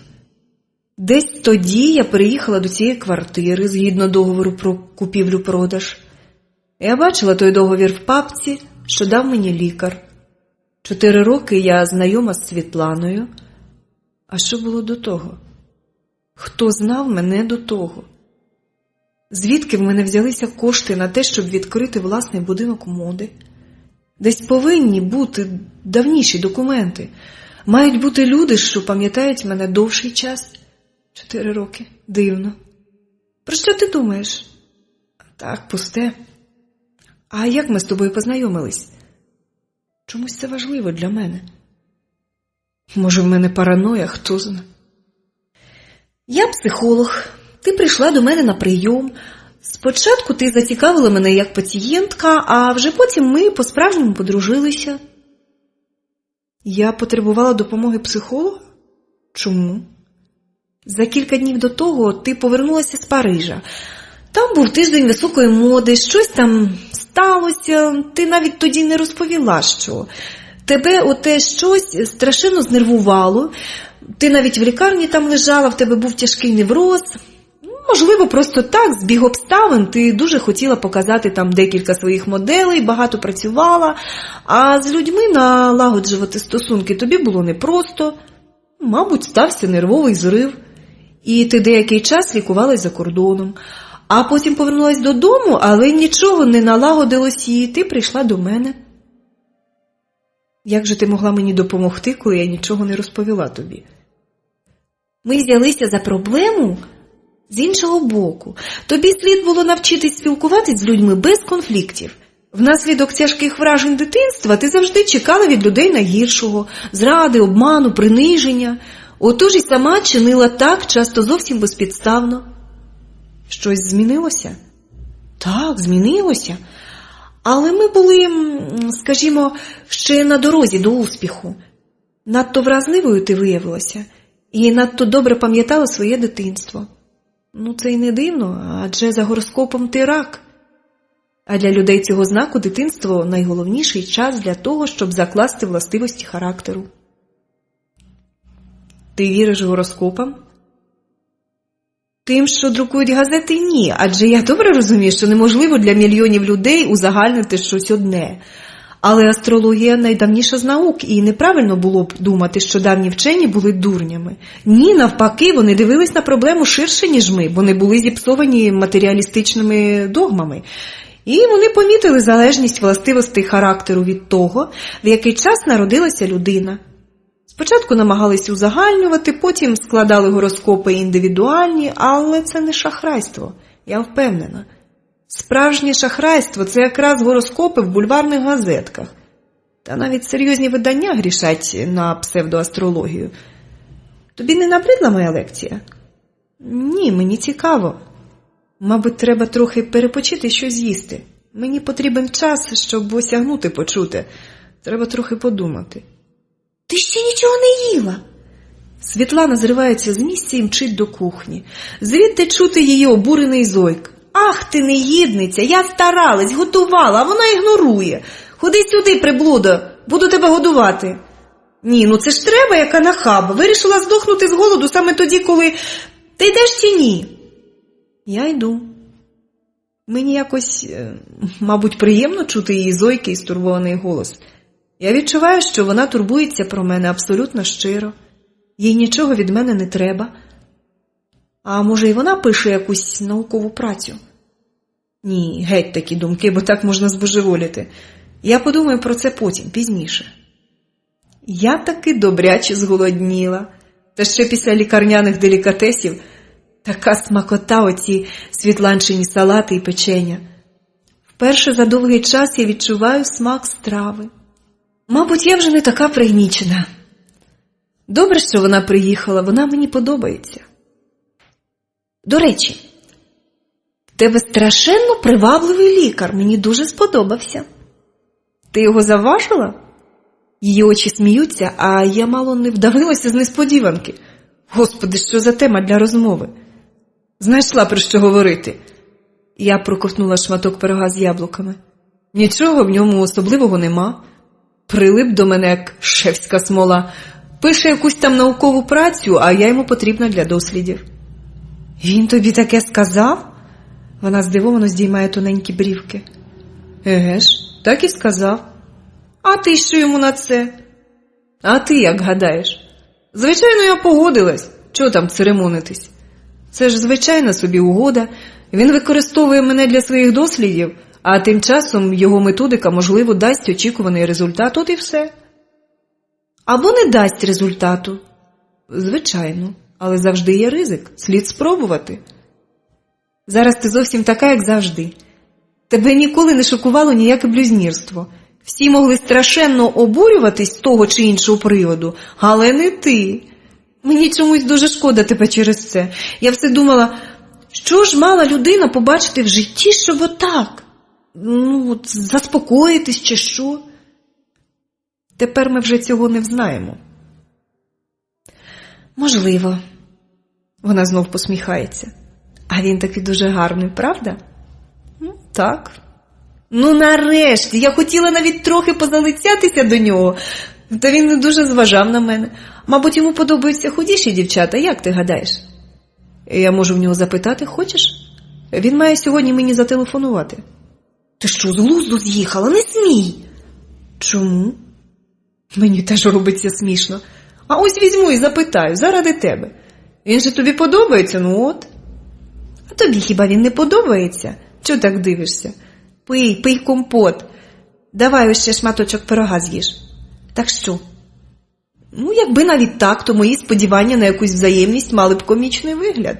Він таки дуже красивий чоловік і розумний, і взагалі. А я потвора і опудало. Шоу довгоносиків. Тому подібні думки мене не відвідують. Я бачу, що кажу щось таке, що її дивує, але я сказала те, що думала. Те, що є насправді, чого ж вона так дивується? Хіба раніше я мала інший вигляд? Так ні, я бачила фотографії, я була точнісінько така, тільки з волоссям і менш бліда. Юлько, що ти морозиш? Вона виглядає приголомшеною. Дивно. Не розумію. В тебе що, розвинувся комплекс неповноцінності? Оце номер. Невже внаслідок того, що... Ти таки добряче торохнулась головою, коли вже таке тобі спадає на думку. Чого це раптом? Не знаю. Що ти від мене хочеш? Я сказала те, що є насправді, хіба ні? Я, звичайно, трохи не при собі, але ж не сліпа. В тебе раніше ніколи не було сумнівів щодо твоєї зовнішності. Навіть навпаки. Я просто нещуюся з дива, безглуздя яке. Треба ж до такого додуматись. Ти така сама, як і раніше. Дуже гарна, білявенька снігуренька. Не схоже, що вона насміхається з мене. Може, я чогось не розумію? Або якось не так бачу? Так. Я чекала якогось іншого обличчя, коли заглянула в дзеркало. Тоді. Що я чекала там побачити? І чому? Чого ти? Її очі дивляться на мене з таким щирим співчуттям, що я не знаю, що їй сказати. Сама не знаю. мене були стосунки з чоловіками. Я не знаю, але гадаю, що ні. Ти ж нікому не довіряла аж настільки, аби так близько підпустити до себе. Хоча я знаю кількох чоловіків, які були закохані в тебе. Були? Так. До того, як сталося оце лихо. Тепер ти інша. Так, я відчуваю, ти багато в чому інша. І я не можу собі це пояснити. Хіба так буває? Лікар теж казав, що в моїй амнезії є якісь особливості. Як сталася та пригода на дорозі, ти знаєш подробиці? Ти впевнена, що хочеш це знати? Так, абсолютно. Я маю дещо зрозуміти, потім поясню. Гаразд. Я дійсно знаю про ту пригоду все до останньої подробиці, бо мій колишній чоловік працює в транспортній поліції. Отож я читала всі звіти, допити свідків, тощо в мене є навіть ксерокопія, але про це мовчок. Це абсолютно незаконно. Коли я можу побачити ці документи? Найближчим часом. Вони в моєму сейфі в банку. А поки що розповім те, що пам'ятаю. Отож, сталося це 2 березня, близько 12-ї години. Ми з тобою пили каву в кафе, ти чомусь дуже нервувалась. Тоді якраз ви готували до показу нову колекцію для весняного сезону. Отож я не розпитувала. Бачиш, якщо ти хотіла, то розповідала сама, а коли я починала розпитувати, ти іноді дратувалась. Отож ми просто сиділи і пили каву. А потім ти сказала, що тобі час їхати, і покликала офіціанта. В цей час до приміщення зайшов якийсь чоловік, і ти сказала, я його останнім часом дуже часто зустрічаю. Таке враження, що він стежить за мною. І я тоді розсміялася і сказала, отже, ще один скальп палкого закоханого можеш причепити біля входу в свій вігвам. Але ти навіть не посміхнулася, і я тоді вирішила, що ти занадто багато працюєш. Ти завжди дратувалася перед показами, тобі завжди здавалося, що хтось зробить краще, ніж ти. Отож, тим більше, що той чоловік купив пачку Camel і пішов собі. Я бачила, як він сів у синій джип і поїхав. Ти в цей час розраховувалась з офіціантом, тому не бачила того. А потім ще раз глянула на годинник і сказала, що в тебе важлива зустріч. Я залишилась доїдати тістечка, а ти пішла на стоянку. Я бачила, як ти від'їхала. В який бік я поїхала? В бік Хрещатика. Ти не сказала, з ким мала зустрітись, отож я доїла тістечка і пішла до себе. На 1 годину в мене було призначено зустріч з пацієнтом. Я вирішила передзвонити тобі пізніше, але скільки я не дзвонила, телефон не відповідав. Тоді я поїхала до тебе додому, погодувала Макса, зварила вечерю і стала чекати тебе. А тебе все не було, я почала турбуватись. Я ніколи не затримувалась? Затримувалась, звичайно, але ти дуже дбала про Макса, отож завжди попереджала мене, і я приїздила і поралась тут. А того дня ти нічого не сказала, отож я страшенно потерпала. А десь об 11-й вечора мій колишній нарешті здогадався передзвонити до тебе на квартиру, бо зрозумів, що я можу бути там. Як він потім пояснив, йому на очі попався якийсь кострубатий котяра на смітнику, і він згадав про Макса і про те, що я його доглядаю інколи. Отож, я мало не зомліла, коли почула про лихо. Поїхала до лікарні, але тебе вже там не було, тебе забрали до того інституту. Чергова лікарка зателефонувала туди, то їй відповіли, що тебе тільки-но привезли з операційної, і прогнози не дуже втішні. Юрко повіз мене додому, бо я була страшенно злякана і пригнічена. Він розповів, що його викликали на місце події десь близько 1-ї години. Отож десь за 20 хвилин після того, як ти поїхала на ту зустріч, все свідчило про те, що твою машину просто занесло. Слизота тоді стояла страшенна, але якась жінка стверджувала, що тебе навмисне збила велика синя машина. Мовляв, вона звернула увагу на те, які дивні маневри виробляють 2 машини. Одна велика і важка б'є іншу червоного кольору. Та жінка не дуже розуміється на марках машин, але вперто доводила, що саме та велика машина зіпхнула твою в кювет і потім швидко поїхала. Але ніхто більше не підтвердив її слова. Як завжди в нас, ніхто нічого не бачив і не чув, Отож на ті свідчення закрили очі і винесли вердикт. Нещасний випадок через несприятливі погодні умови. І все. Далі ти знаєш. Той чоловік поїхав на синьому джипі? Так, я сама бачила. Він поставив його просто під вікнами, бо зайшов лише цигарок купити. І та жінка стверджує, що мене переслідувала велика синя машина. Ти не бачиш в цьому нічого дивного? Господи Боже, звичайно! Я й не подумала про це. Мабуть, тому що навіть припустити не могла такого, але... Можливо, це просто якийсь збіг? Я не дуже вірю в збіг обставин. Так, звичайно, але та жінка дійсно могла все вигадати. Навіщо? Не знаю, може просто аби привернути до себе увагу, адже це теж можливо. Так, це можливо. Отож я маю її навідати і про все розпитати. В тих твоїх паперах повинна бути її адреса. Я навідаюсь до неї і все розпитаю сама. Навіщо? Мабуть, краще буде все забути і жити далі. Ой, пробач, я змолола дурницю. Звичайно, Люба, ще й яку дурницю. Забути про все. Та я саму себе забула. Як же мені жити з цим? І як ти це собі уявляєш? Якщо хтось стежив за мною, а я параноєю не страждала, отож припустимо, що хтось таки стежив за мною. Цей хтось мав якісь причини, аби вбити мене. Отож ці причини в нього досі є, адже я ще жива. То чому я маю сидіти і зображати з себе мішень, як ти гадаєш? Але ж можна звернутися в поліцію? Це смішно. Вони скажуть: шановна панянко, приходьте тоді, як вас уже вб'ють. А зараз підіть полікуйте голову. Ти ж сама це розумієш. Справу про автопригоду закрито, а інших доказів у нас немає. Отож я маю сама про все потурбуватися. Господи, якийсь детектив. Наче дурний американський трилер. Цього не може бути, адже в тебе не було таких ворогів. Звичайно, ти була не вельми приємною у спілкуванні з колегами і підлеглими, але вбивати через це – ні. Як собі хочеш, але я... Неймовірно, ти розумієш? Я втратила пам'ять, але не збожеволіла. На якийсь час запала тиша. Я навіть не помітила, що стало темно, а в будинку навпроти затишно світяться вікна. Як добре мати своє житло в цьому великому холодному місті, де цвітуть клени, де гуде потік машин і вештуються в справах люди. Різні люди, яких я навіть не знаю. В них свої справи, вони когось люблять, їм є що згадати в житті.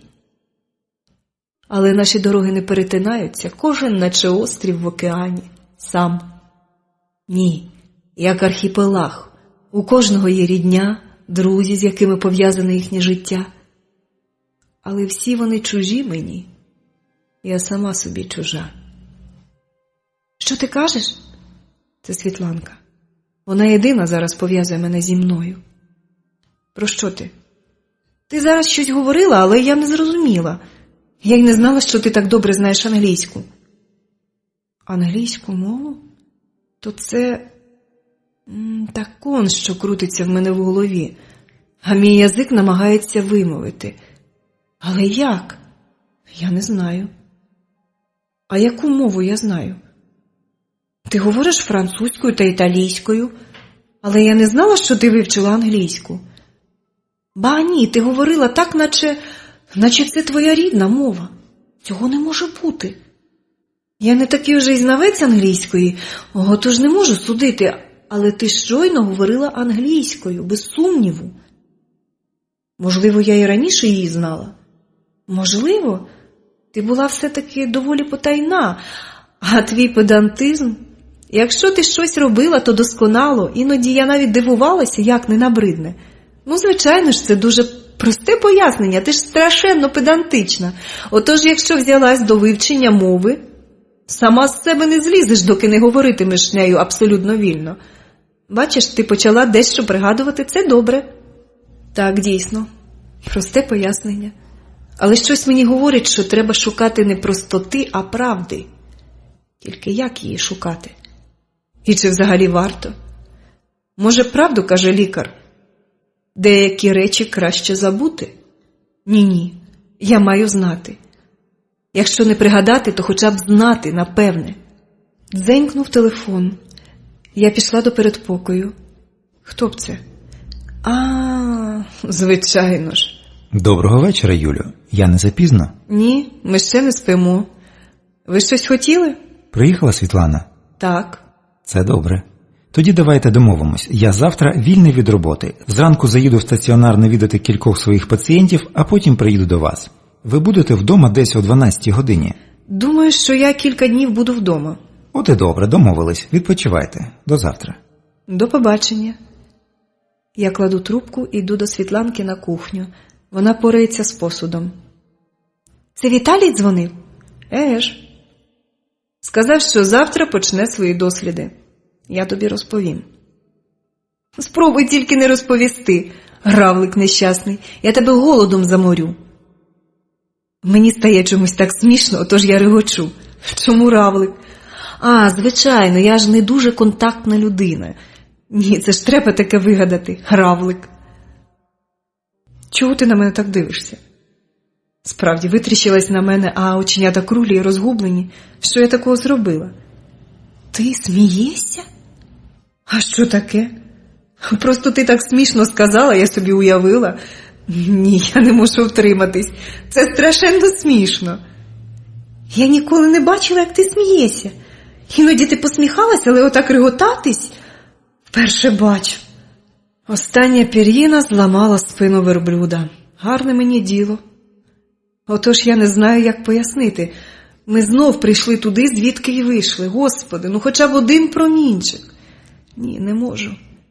Ось, здається, ще трохи, і я все пригадаю. Щось страшенно важливе, але ні.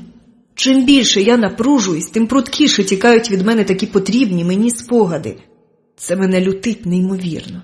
Наче дешевий мексиканський серіал.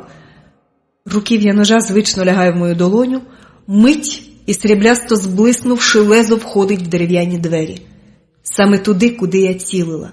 Навіть не глянувши на зблідле Світланчине личко, я мовчки йду до спальні. Я хочу спати. Я розлютована, збита з пантелику і страшенно втомлена. Страшенно втомлена. Каламутна вода зімкнулася над моєю головою. Глава 4. То що ж вам снилося сьогодні, Юленько? Його посмішка здається мені занадто професійною, як і його цікавість. В мене, звичайно, досить прикра вдача, можливо, я просто доскіпуюсь до дрібниці, але я прокинулась не в настрої. Мені дійсно снилося щось неприємне. Світланка кілька разів будила мене, бо я стогнала у вісні. Так вона казала. Я ненадовго виривалася з кошмару, а потім все починалося знову. Але що? Нічого особливого. Ще не вистачало розповідати йому про мої нічні видіння. Світлана телефонувала мені ранком. Вона каже, що всю ніч ви стогнали і кидалися у вісні. То що вам снилося? Ви маєте мені розповісти, адже сни людини – це шлях до її підсвідомості, сигнал. Отож вам краще розповісти. Ой, та мені Світланка. Де не посій, там і вродиться. Про все потурбувалась. Вчора ввечері безапеляційно заявила, що поживе поки що в мене, спатиме на канапі в кабінеті, бо я, за її словами, просто не в собі. І залишити мене саму в порожній квартирі вона не може. Її, бач, налякав мій фокус з ножем. Знала б вона, як він мене налякав.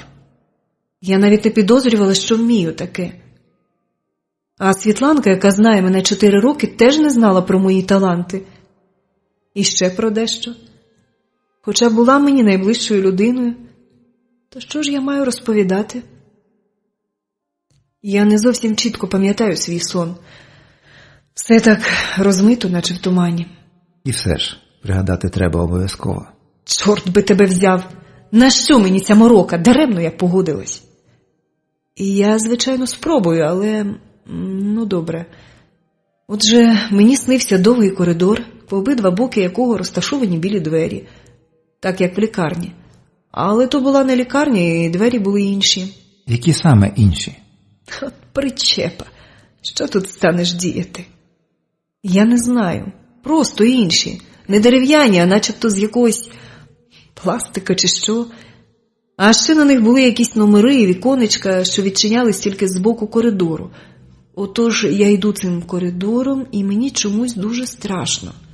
Я не можу сказати, що мене так лякало, але той жах досі сидить десь у мені. Там нікого немає? Ні, спочатку нікого. Я просто йду повз ряд дверей, і я не хочу, але чомусь знаю, що мушу йти. Розумієте? Мушу. І йду. А потім в мене за спиною з'являється якийсь чоловік. Я його не бачу, але відчуваю, що він там. Я хочу обернутися, та не можу. Він накидає на моє обличчя якусь, не знаю, ганчірку чи плівку, і мені нічим дихати. В мене в руках... Що у вас в руках? Ні, нічого. Я не можу згадати. Ви навмисно не хочете мені сказати, Юлю. Ви щось втаїли від мене. Але ж це тільки сон. В цьому немає нічого такого. Я не пам'ятаю. Ви ж самі сказали, що то сон. Ну добре, облишимо поки що. Скажіть, а обличчя чоловіка ви бачили? Ні. Звідки ж ви знаєте, що там був чоловік? У сні я це добре знала. Я не бачила його, але знала, що він там. Що було у вас в руках? Ні, хлопче. Я в такі ігри граю краще за тебе. Якщо я не хочу сказати, то не скажу. Хоч на шматки мене розріж. Лікарю, давайте поки що облишимо цю тему. Ну добре, а ви досить вперта. Бачите, Юлю, якщо ви не будете довіряти мені, наші вправи будуть марними. Там буде видно. Краще скажіть мені от що. Моє обличчя під час аварії зазнало ушкоджень? Ні. Ну, звичайно, синці, подряпини, але нічого катастрофічного. Пластичну операцію робити не довелося. А чому ви про це питаєте? Він надто уважно розглядає мене, а саме цього мені й не хочеться. Хай там що каже Світланка, та їй мене не переконати. Так, просто. Ви не хочете про це поговорити? Що вас пригнічує? Адже я помітив, вас щось дуже пригнічує. Будь ласка, розкажіть. Я не думаю, що хочу про це говорити. Особливо з вами. Я дуже прошу, не заради нашої спільної роботи, просто заради вас. Спробуйте. До речі, ви пригостите мене кавою? Ну, звичайно, я мала сама вам запропонувати, це страшенно невічливо з мого боку. Ходімо до кухні, там навіть є ще Світланчин пиріг з яблуками. Ми йдемо до кухні, я вмикаю кавоварку, але самі чомусь не хочеться кави. Коли зварилось, я наливаю йому чашечку, ставлю пиріг, а сама починаю нишпорити по шафках. Ви щось шукаєте? До речі, чому ви налили тільки мені? Мені не хочеться кави. Я тут шукаю, може десь знайдеться, як перед смертю захотілось мені томатного соку. Ага, ось, є. Ви любите томатний сік? Мабуть так, бо хочеться мені його шалено. Ми сидимо і мовчки п'ємо кожен своє. Він вже не бентежить мене так, як спершу. Мабуть, тому що я... Як ви порозумілися зі Світланою? Вона чудова. Хоча, звичайно, спочатку нам було важкувато, тому що... Ні, я не знаю чому. Я дійсно така, як вона казала. Тут я нічим не можу допомогти. Його очі сміються. Адже я знав вас вже таку, як зараз. Ми ж не були знайомі раніше. Але мені важко повірити, що ви погана людина, як про це мені казали. Хто? Оце номер. Він розмовляв про мене з кимось і мене поза очі облили брудом? Мені цікаво, розкажіть. Ви впевнені, що хочете знати? А ви як гадаєте? Звичайно, хочу. Я навіть маю знати, адже мені треба якось продовжувати жити. Мабуть, про це поговоримо потім, а зараз мені хочеться повернутися до іншого. Отож, розкажіть мені, що вас так пригнічує. Будь ласка, даю слово, що наша розмова залишиться між нами. Я не впевнена, що... А втім, чорт з вами, Віталію Петровичу. Ви теж дуже впертий чоловік. Я скажу вам, але якщо вам стане смішно, не регочіть дуже голосно. Ні, не говоріть нічого, зараз я скажу. Отож, в той день, коли мене перевіряли на вашому детекторові брехні, не смійте заперечувати, то був детектор брехні. Хай там що мені плів той лисий психіатр з єзуїтським блиском в очах. Я й без детектора бачила, що він мені бреше. Отож, в той день я примусила вашу лялечку Маринку повести мене в душ. А там на стіні є дзеркало, розумієте? Чесно кажучи, поки що не дуже. Ну, прошу вас, не прикидайтесь дурником. Звичайно ж, ви все розумієте. Я ж не пам'ятала свого обличчя, ви знаєте це. І я заглянула в дзеркало. І все побачила. От через те запала тривала мовчанка. І я бачу, що йому не смішно. І не жаль мене. Вигляд у нього скоріше приголомшений. Так, наче він не розуміє, про що я йому говорила. Чи я і справді збожеволіла, що мене люди не розуміють? Вибачте, Юлю, але я хотів би поставити вам декілька запитань. Що ви чекали побачити в дзеркалі? Бачите, це, мабуть, смішно, але я чомусь була впевнена, що гарна. Добре. Тепер скажіть мені, чому ви вирішили, що ви невродлива? Скажіть, що вам перше спало на думку, коли ви побачили себе в дзеркалі? І я подумала, Господи, тільки не це, яка потвора, як я буду з цим жити? Ще таке питання, що вам не сподобалось? Все. Він мовчить досить довгий час, а я думаю про те, що даремно розповіла йому. Не можна довірятися отак нікому, бо... А власне, чому не можна? Що мене постійно стримує? Звідки в мене взялися такі думки? Чи це голос підсвідомості закликає мене до обережності? Мабуть, в мене досить важкі стосунки з світом, коли я отак нервуюсь і не можу підтримати звичайну розмову. Віталію Петровичу, вам налити ще кави? Мене гнітить оця мовчанка. Краще б він пішов і більше не чіплявся до мене. А в своєму житті я розберусь сама. Так, будь ласка. Ви знаєте, все це дуже дивно і зовсім не відповідає вашій вдачі. Я не знаю, як це пояснити. Поки що не знаю. Що саме вас дивує? А як по-вашому? Молода і, підкреслю, вродлива жінка відчуває відразу до власної зовнішності. І це не примхи розпещеної красуні, адже ви цілком щиро страждаєте через свою вдавану некрасивість. І ніхто не може переконати вас у протилежному. Я не розумію, як таке могло статися, але ні, я повинен дещо перевірити. Отож, облишимо це поки що. Дякую за каву. Ви вже йдете? Так, мені час йти. Завтра о цій же порі я прийду знову, добре? Приходьте. Він пішов, а я йду до кабінету. Мені треба розібрати папери. У верхній шухляді лежать малюнки. Невже це я намалювала? Такі гарні сукні. Але, мабуть, трохи дивний мають фасон. Щось...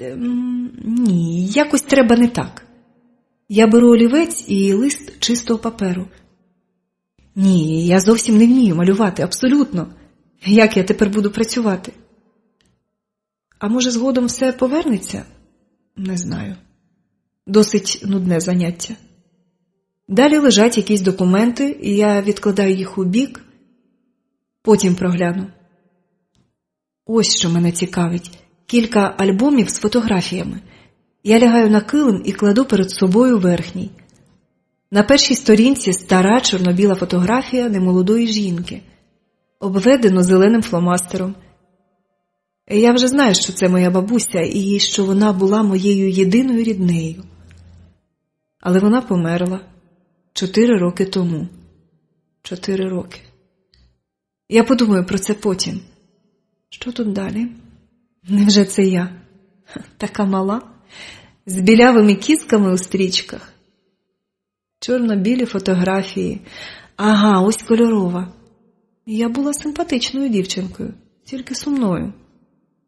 З того, що я почула від Світлани про своє дитинство, то не дивно. Ось пізніші фото. Я вже досить велика. Непоганий костюмчик я собі пошила. Одразу видно талант. Тільки де в цього таланту взялись кошти на власний будинок моди? До речі, треба поїхати туди і все оглянути на місці. Може, я щось пригадаю? А оце дуже дивна фотографія. Ага, ось дата. Січень 2003 року. Я так розумію, це саме перед моєю поїздкою за кордон. Чому мені здається дивним це фото? Мабуть, тому, що я впевнена, це не моє обличчя. Ця дівчина тільки схожа на мене, але це не я. Або я не вона. Я впевнена, і це означає, що я або збожеволіла, і це якась нова форма божевілля, або... Боже, я не знаю. Я нічого не розумію. Хіба таке може бути? Хто я така? Як опинилася тут? Чи справді Світлана та, за кого себе видає? Чи була та автопригода взагалі? Бо якось дуже зручно все. Автопригода, потім складна операція, потім амнезія і людина з детектором брехні. Вони перевіряли, чи справді я все забула. Хто вони? Ні, неможливо. Я просто божеволію. Але це не я на тій фотографії. Просто дуже схожа білява дівчина з похмурим поглядом і жорсткою чи то посмішкою, чи то загрозливою гримасою.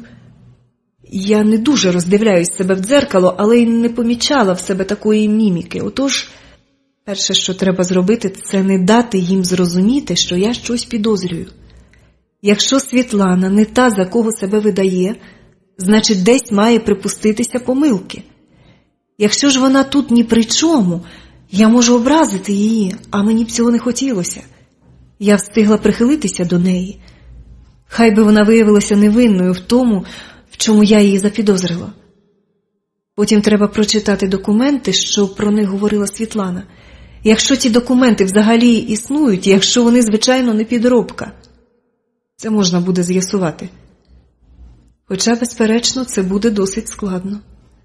Але я чомусь починаю підозрювати, що це лише квіточки, і в моєму майбутньому нічого простого не передбачається. Отож, захопивши важку теку з паперами, я йду в спальню і розкладаю все на ліжку. Не знаю, як раніше, але зараз я не можу ні на чому зосередитись, сидячи за столом. А так просто грандіозно – лягти на живіт, спертися на лікті і роздивлятися принесене. Малюнки я відклала на бік одразу, зараз вони мене абсолютно не цікавлять, а документи… Ось договір про оренду приміщення, підписаний мною та якимось Богулевським ОІ 6 років тому. Кілька контрактів з працівниками, чому вони тут? Ще якісь папери, значення яких мені не ясне. Ні, не розумію. Добре, це потім. О, а це що? Це запечатаний конверт, в ньому якісь папери. Розірвати конверт в мене рука не піднімається, це буде надто неохайно. Я неохоче сповзаю з ліжка і починаю нишпорити в шухлядах туалетного столика, аби знайти бодай щось. Манікюрні ножиці, лезо, пилочку для нігтів, але тут нічого такого не знаходиться. Добре, пошукаємо у ванні. Там є шафка. Я виходжу із передпокою і вмикаю світло. Дзвінок у двері пролунав так раптово, що я аж підскочила з несподіванки. Хто б це міг бути? Я тихенько наближаюсь до дверей і обережно заглядаю у вічко. Якийсь чоловік. Хто він? Що йому треба? Господи, яка ж я безпорадна зараз. Що мені робити? Звичайно, про те, щоб відчинити двері, мова не йде. Я його вперше бачу, хоча, звичайно, про більшу частину людства можу сказати те саме. Але мені чомусь не хочеться розмовляти з ним крізь двері. Я не хочу, от і все. Подзвонить і піде собі. В мене є телефон. Хай спочатку зв'яжеться зі мною по телефону, а потім я спитаю у Світланки, хто він такий і що мені з ним робити. Стоп. Так не можна. Я не повинна ні від кого залежати в своїх рішеннях. Особливо, якщо мої підозри не просто параноїдальне марення. А щось мені підказує, що… А втім, у всіх божевільних є свій внутрішній голос. Треба бути об'єктивною, особливо до себе. Отож… Хто там? Мій голос звучить трохи хрипко. Чи він там почує? Двері броньовані. Юлю, це я, Олег. Відчини, будь ласка. Який Олег? Що мені робити? Господи, навіщо все оце? Чому було тихо мирно не померти в перекинутій машині або в лікарні, і не було б мені оцієї муки? Ні. Вибач, будь ласка, я не дуже добре себе почуваю. Це точно, вір мені, хлопче. Мені зараз дуже недобре. Чи не міг би ти прийти якось іншим разом? А ще краще зателефонувати.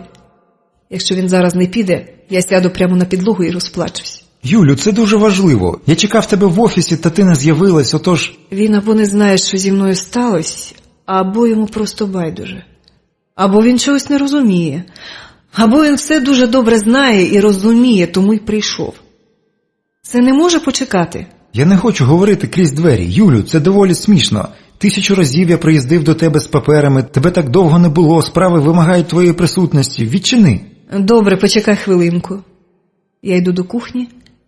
Ось набір ножів. Отож, 2 з них стануть мені у пригоді, інші не годяться. Якщо, звичайно, у мене буде час. Адже куля летить швидше. Бо із нею з кулею. Я не дозволю себе вбити, не дізнавшись усього. Замок клацає, як затвор гвинтівки. Я вже не дивуюсь своїм дивним асоціаціям. Він не вистрілив у мене.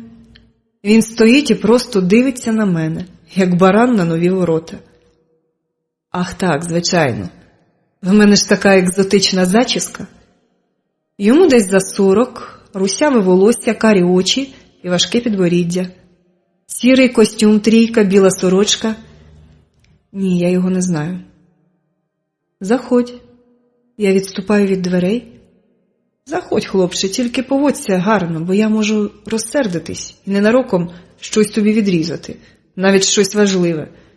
Мабуть, я не дуже лагідна людина, тут вже нічого не вдієш. Здрастуй, Юлю. Навіть черевики зняв. Хороший хлопчик. Терпіти не можу бруду. Це я вже теж про себе знаю. Привіт.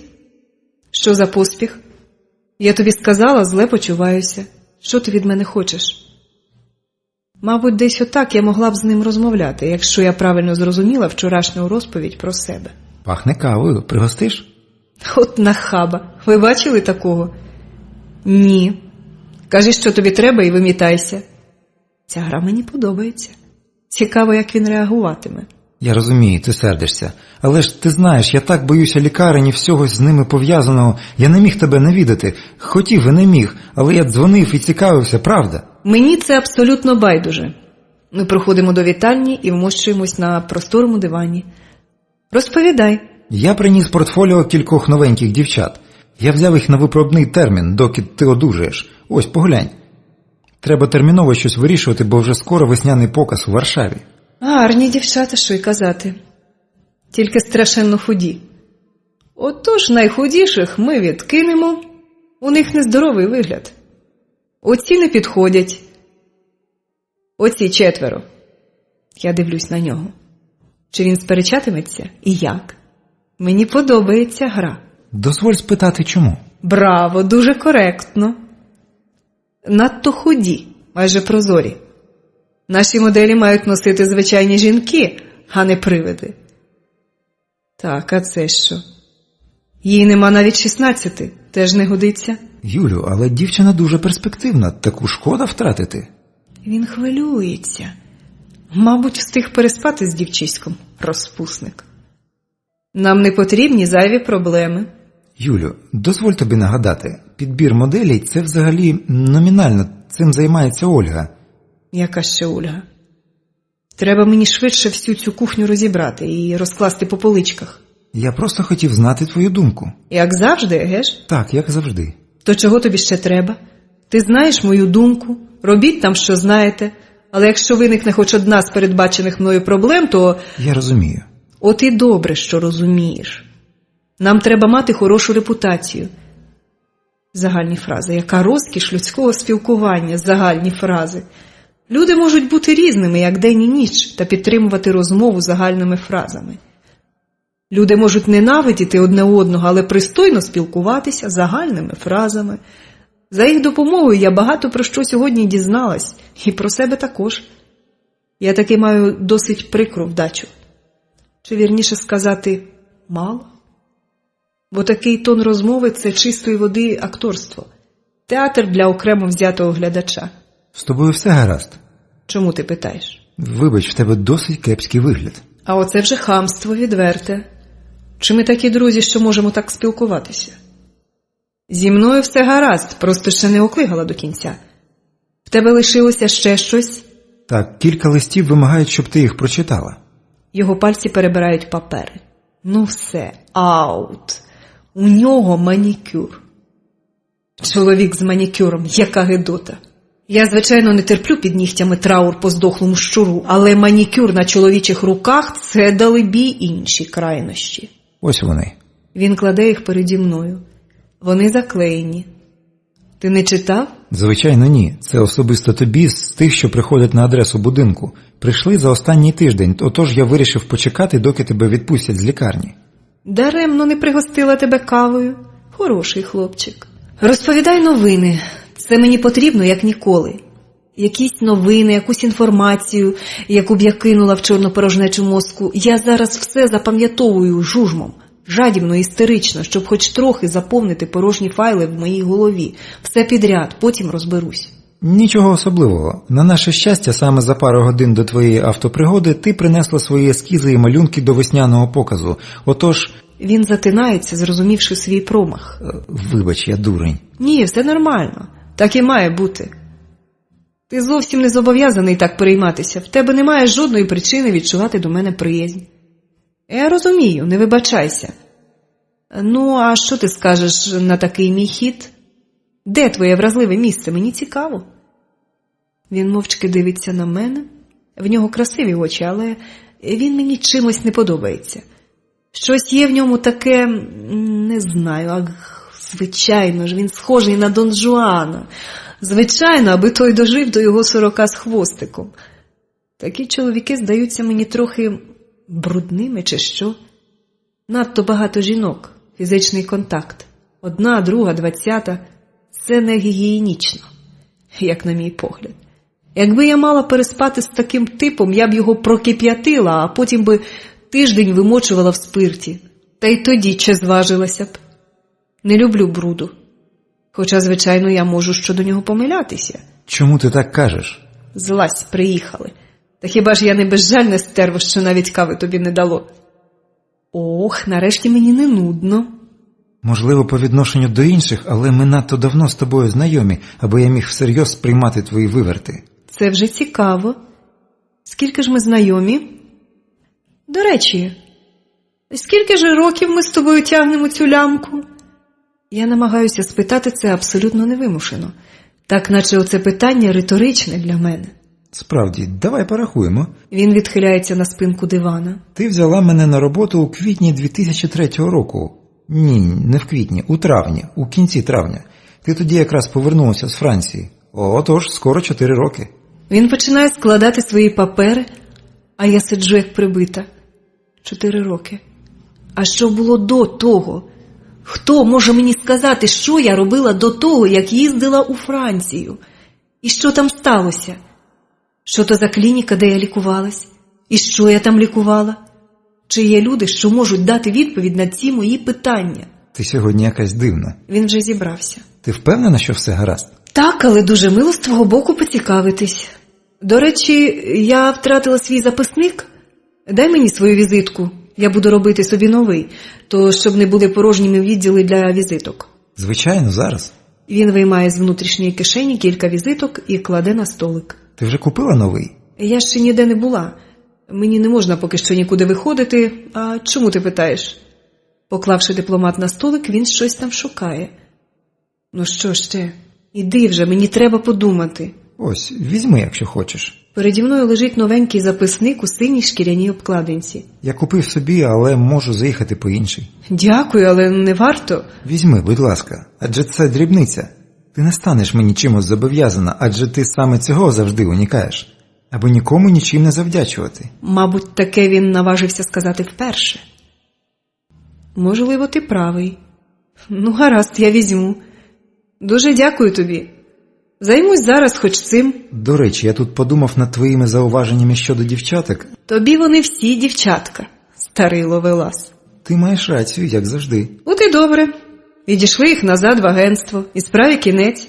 А натомість хай пришлють повнолітніх і не таких заморених. Гаразд, так і зробимо. Ти коли з'явишся? Не знаю. Мабуть, не скоро. А що, коли показати йому малюнки зі столу? Чекай хвилину, я дещо тобі покажу. Якщо це нові малюнки, то я здихаюсь його надовго. За цей час я розберусь, що й до чого. Якщо ні, щось придумаю. Ті малюнки мені все одно не потрібні. Стоп. А якщо вони не мої? Ну й дурепа. Ледве не прокололася. Вибач, мені страшенно неприємно. Я передумала потім. Добре, давай іншим разом. Я подзвоню, якщо буде щось термінове, а ти відпочивай. Двері зачинились, знов клацнув замок. Ножі встигли нагрітись під час нашої розмови. Нічого, береженого Бог береже. Я беру до рук візитку. На синьому полі білими літерами викарбувано Вишневецький Олег Іванович, будинок моди Еріка, менеджер і телефони. Добре, це потім. Та я маю зараз зробити дещо. Я йду до спальні і розкриваю знайдений конверт. Візитка з міцного паперу саме те, що треба, дуже охайно. Що в нас тут? А тут фотографії. Не дуже великий формат, десь 15х20. Як для професійних, невеликі, але знімав професіонал. І дата. 5 березня 2003 року. Париж. Значить, це фотографії з того показу. Я заглибилася трохи далі, ніж 4 роки. Але в цих кадрах нема нічого особливого. Ось моделі на подіумі, прекрасно видні найменші деталі. Десь тут, мабуть, є речі, що я представляла тоді. Але мені це не цікаво. Ага, ось трохи інший ракурс. Фотограф захопив у об'єктив частину глядачів. Одне фото, ось ще кілька, під різним кутом знято публіку на показі. Всі, хто сидить тут. Сиділи тоді. Що мене лякає, не знаю. Але я відкладу ці знімки окремо. Мені ще так багато треба зробити, тільки я чомусь втомилась. Мабуть, колись потім я буду згадувати все це і здригатися. Страшенно неприємне становище. Мені треба якнайшвидше осягнути неосяжне, але моє тіло просить перепочинку. Ні, дорогенька, в тебе немає на це часу, хоча я просто все вигадала. Треба було одразу це зрозуміти, а я навигадувала 100 бочок арештантів і мучуся, щось шукаючи там, де нічого немає і не було. До біса все це. Досить. Я хочу жити нормальним життям, без постійного очікування чогось, без жахливих думок і агресивних проявів. Я просто перевтомилась, перенесла складну операцію. Але ж тепер все гаразд. І досі мої підозри носили чисто академічний характер. То чого ж я тривожусь? Ні, все. Ось зараз піду і зроблю щось зовсім звичайне. Наприклад, подивлюся телевізор. Десь мають бути відеокасети. Подивлюся кіно, 100 років не дивилась. У вітальні ще чути запах одеколону пана менеджера. Якось дивно називати по імені людину, яку вперше бачиш. Нічого, я звикну. Господи, навіщо я все оте собі навигадувала? Що на мене найшло? Ось якась комедія, операція І. Саме те, що треба. Можливо, треба подивитись, бо яка розкіш тепер для мене все нове і цікаве. Отож, будемо сміятися. Фільм справді досить смішний. Головний герой просто надзвичайний розтелепа. А трійко злочинців мали б усе краще спланувати, тоді б у них все вийшло навіть за умов, що виклав сценарист. Наприклад, не слід було посилати зняти вартового, того боязкого типа. Хай би йшов дебелий чоловік. І взагалі, зв'язуватись з хлороформом – це дилетантство. Ну, про що я думаю? Звідки в мене такі думки? Чим я займалась до того, коли навіть звичайний комедійний фільм я аналізую з такого боку? Наче бойову операцію. Чому? Чому я не можу просто лягти і розслабитись? Насолоджуватись фільмом? А він таки знятий чудово. То чому я веду з собою таку ненормальну боротьбу? Я не знаю. В мене нема пояснення, і це дратує мене так само, як і паскудна порожнеча в мізках. Чорт! Добре, якщо я просто божевільна, але ж ні. Ніхто, ні Світлана, ні Віталій Петрович, а вони обоє мають розумітись на таких речах. Ніхто з них навіть не запідозрив у мене божевілля. То що ж мені залишається? Я не знаю. Я не знаю, прокляття. Дзвонить телефон. Я беру слухавку. Юлько, за годину я їду додому. Що тобі купити? Це Світлана. Я все ж рада чути її голос. Хоч там що. Поки що рада. Купи мені, будь ласка, томатного соку. У нас є у шафці справа. Немає, я його вже випила. Ну, це злочин з твого боку.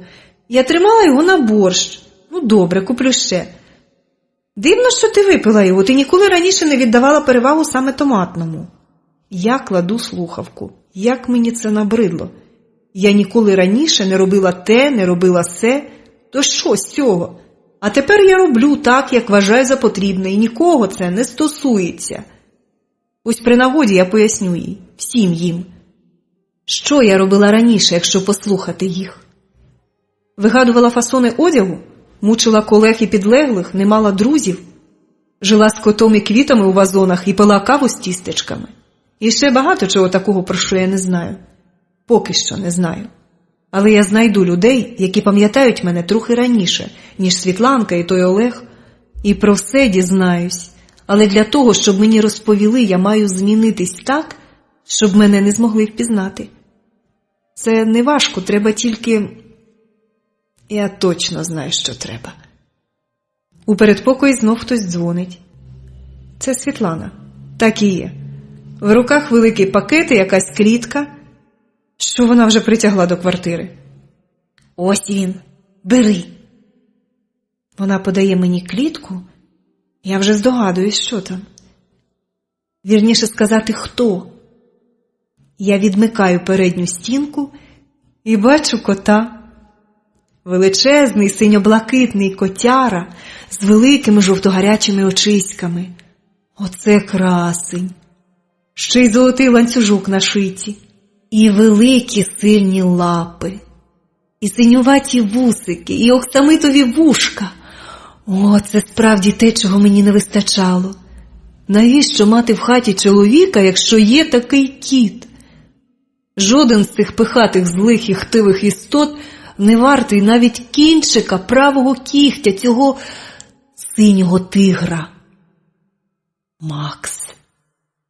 Мені страшенно кортить взяти його на руки, погладити його хутро, почути муркотіння.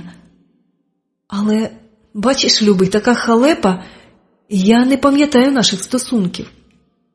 Може, ваша величність не любить фамільярності, а може, ти просто уособлення демократичності, і я можу тебе погладити? Ну, що ти мені на це скажеш, цар над левами? Він неквапом, як і пристало особі королівської крові, підходить до мене, довго дивиться мені в очі, а потім тикається своєю оксамитовою мордочкою мені в долоню і важко зітхає, як людина. Ти сумував за мною, мій сфінксе. Мабуть, я забула, бо теж сумувала без тебе. Нас тільки двоє на цьому світі. Ти і я. Тільки ти і я. Юлю, Юленько, ну не плач. Ну, будь ласка, не плач. Світланка обіймає мене за плечі. Все добре, все буде добре, ось побачиш, ти вдома, Макс теж, ми всі разом. Все буде добре, треба тільки вірити. Вірити. Я нікому не вірю, окрім Макса. Я навіть собі не вірю часом.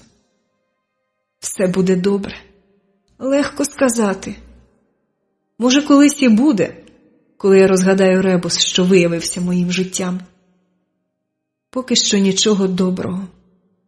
Майже нічого. Макс дуже розумний. Світлана порається з вечерею. Весь час, що був у мене, жодного разу не підійшов до мене сам. Гладити давався знехотя. Їв непогано, але без апетиту. І весь час прислухався. Я бачила, що він чекає. Він дуже гарний. Я вже страшенно люблю його. Він лежить в мене на колінах, звернувшись калачиком, мордочкою тицнувся в мою долоню. Як я могла про нього забути? Про що завгодно, про кого завгодно, але не про нього. Сідай вечеряти. Вона кладе тарілки, виделки. Ти любила таку картоплю, отож і зараз їж.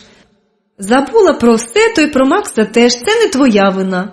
Як пройшов день, що ти робила? Приїздив якийсь Олег Вишневецький, стверджував, що він менеджер в офісі. І ти впустила його? Чому не подзвонила спочатку мені? Це міг бути хто завгодно. Ні, не міг. Хто знає, що в мене проблеми з пам'яттю? Ти та лікарі. Отож, смачна картопля. Треба й мені якось спробувати щось приготувати. Макс плигнув на підлогу. Аж паркет увігнувся. Він таки дуже великий. Не можна бути такою безтурботною. Що він хотів?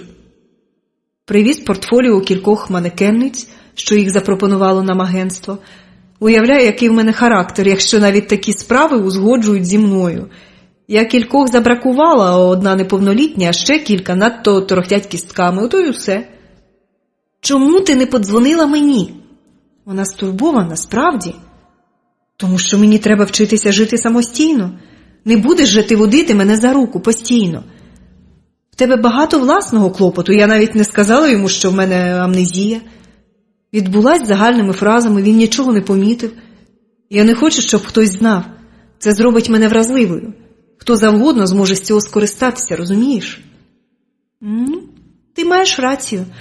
До речі, Олег закоханий в тебе, ти маєш знати. Світлана посміхається своїми ямочками на щічках. Ти хіба не помітила? Я про це не думала. Так старалася вести себе згідно зі сценарієм, що він подарував мені нового записника і втік. Розумієш, він вже збирався йти, а мені ж треба було знати, хто він. Ото я і сплела казочку про втрачений записник і попросила візитку. Тільки не кажи мені, що це дивно, і я раніше ні до чого подібного не додумалась би. Ну що таке? Чого ти насупилась? Світлана сидить нерухомо, обличчя її якесь напружене, брівки зведені. Вона наче напружено про щось думає, намагається щось зрозуміти, а мені тільки й залишається, що дивитися на неї, спостерігаючи за зміною виразів на її личку. Нарешті вона прийшла до якоїсь думки. Знаєш, ти тільки не серця і не перебивай. Я хочу тобі дещо сказати.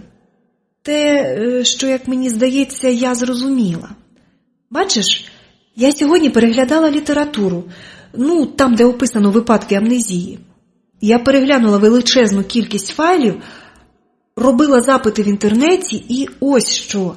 Твої симптоми не схожі, багато в чому не схожі з описаними. Я не знайшла жодного описаного випадку, коли б хворий з амнезією забув усе так ґрунтовно, як ти. І жодного випадку, коли б у хворого, хто зна звідки, з'явились нові навички. Адже те, що ти вчора вчинила з ножем, випадковою удачею назвати не можна. Таке вміння досягається тривалими тренуваннями і ще деякі ознаки. Я гадаю, цього достатньо, щоб зробити певні висновки.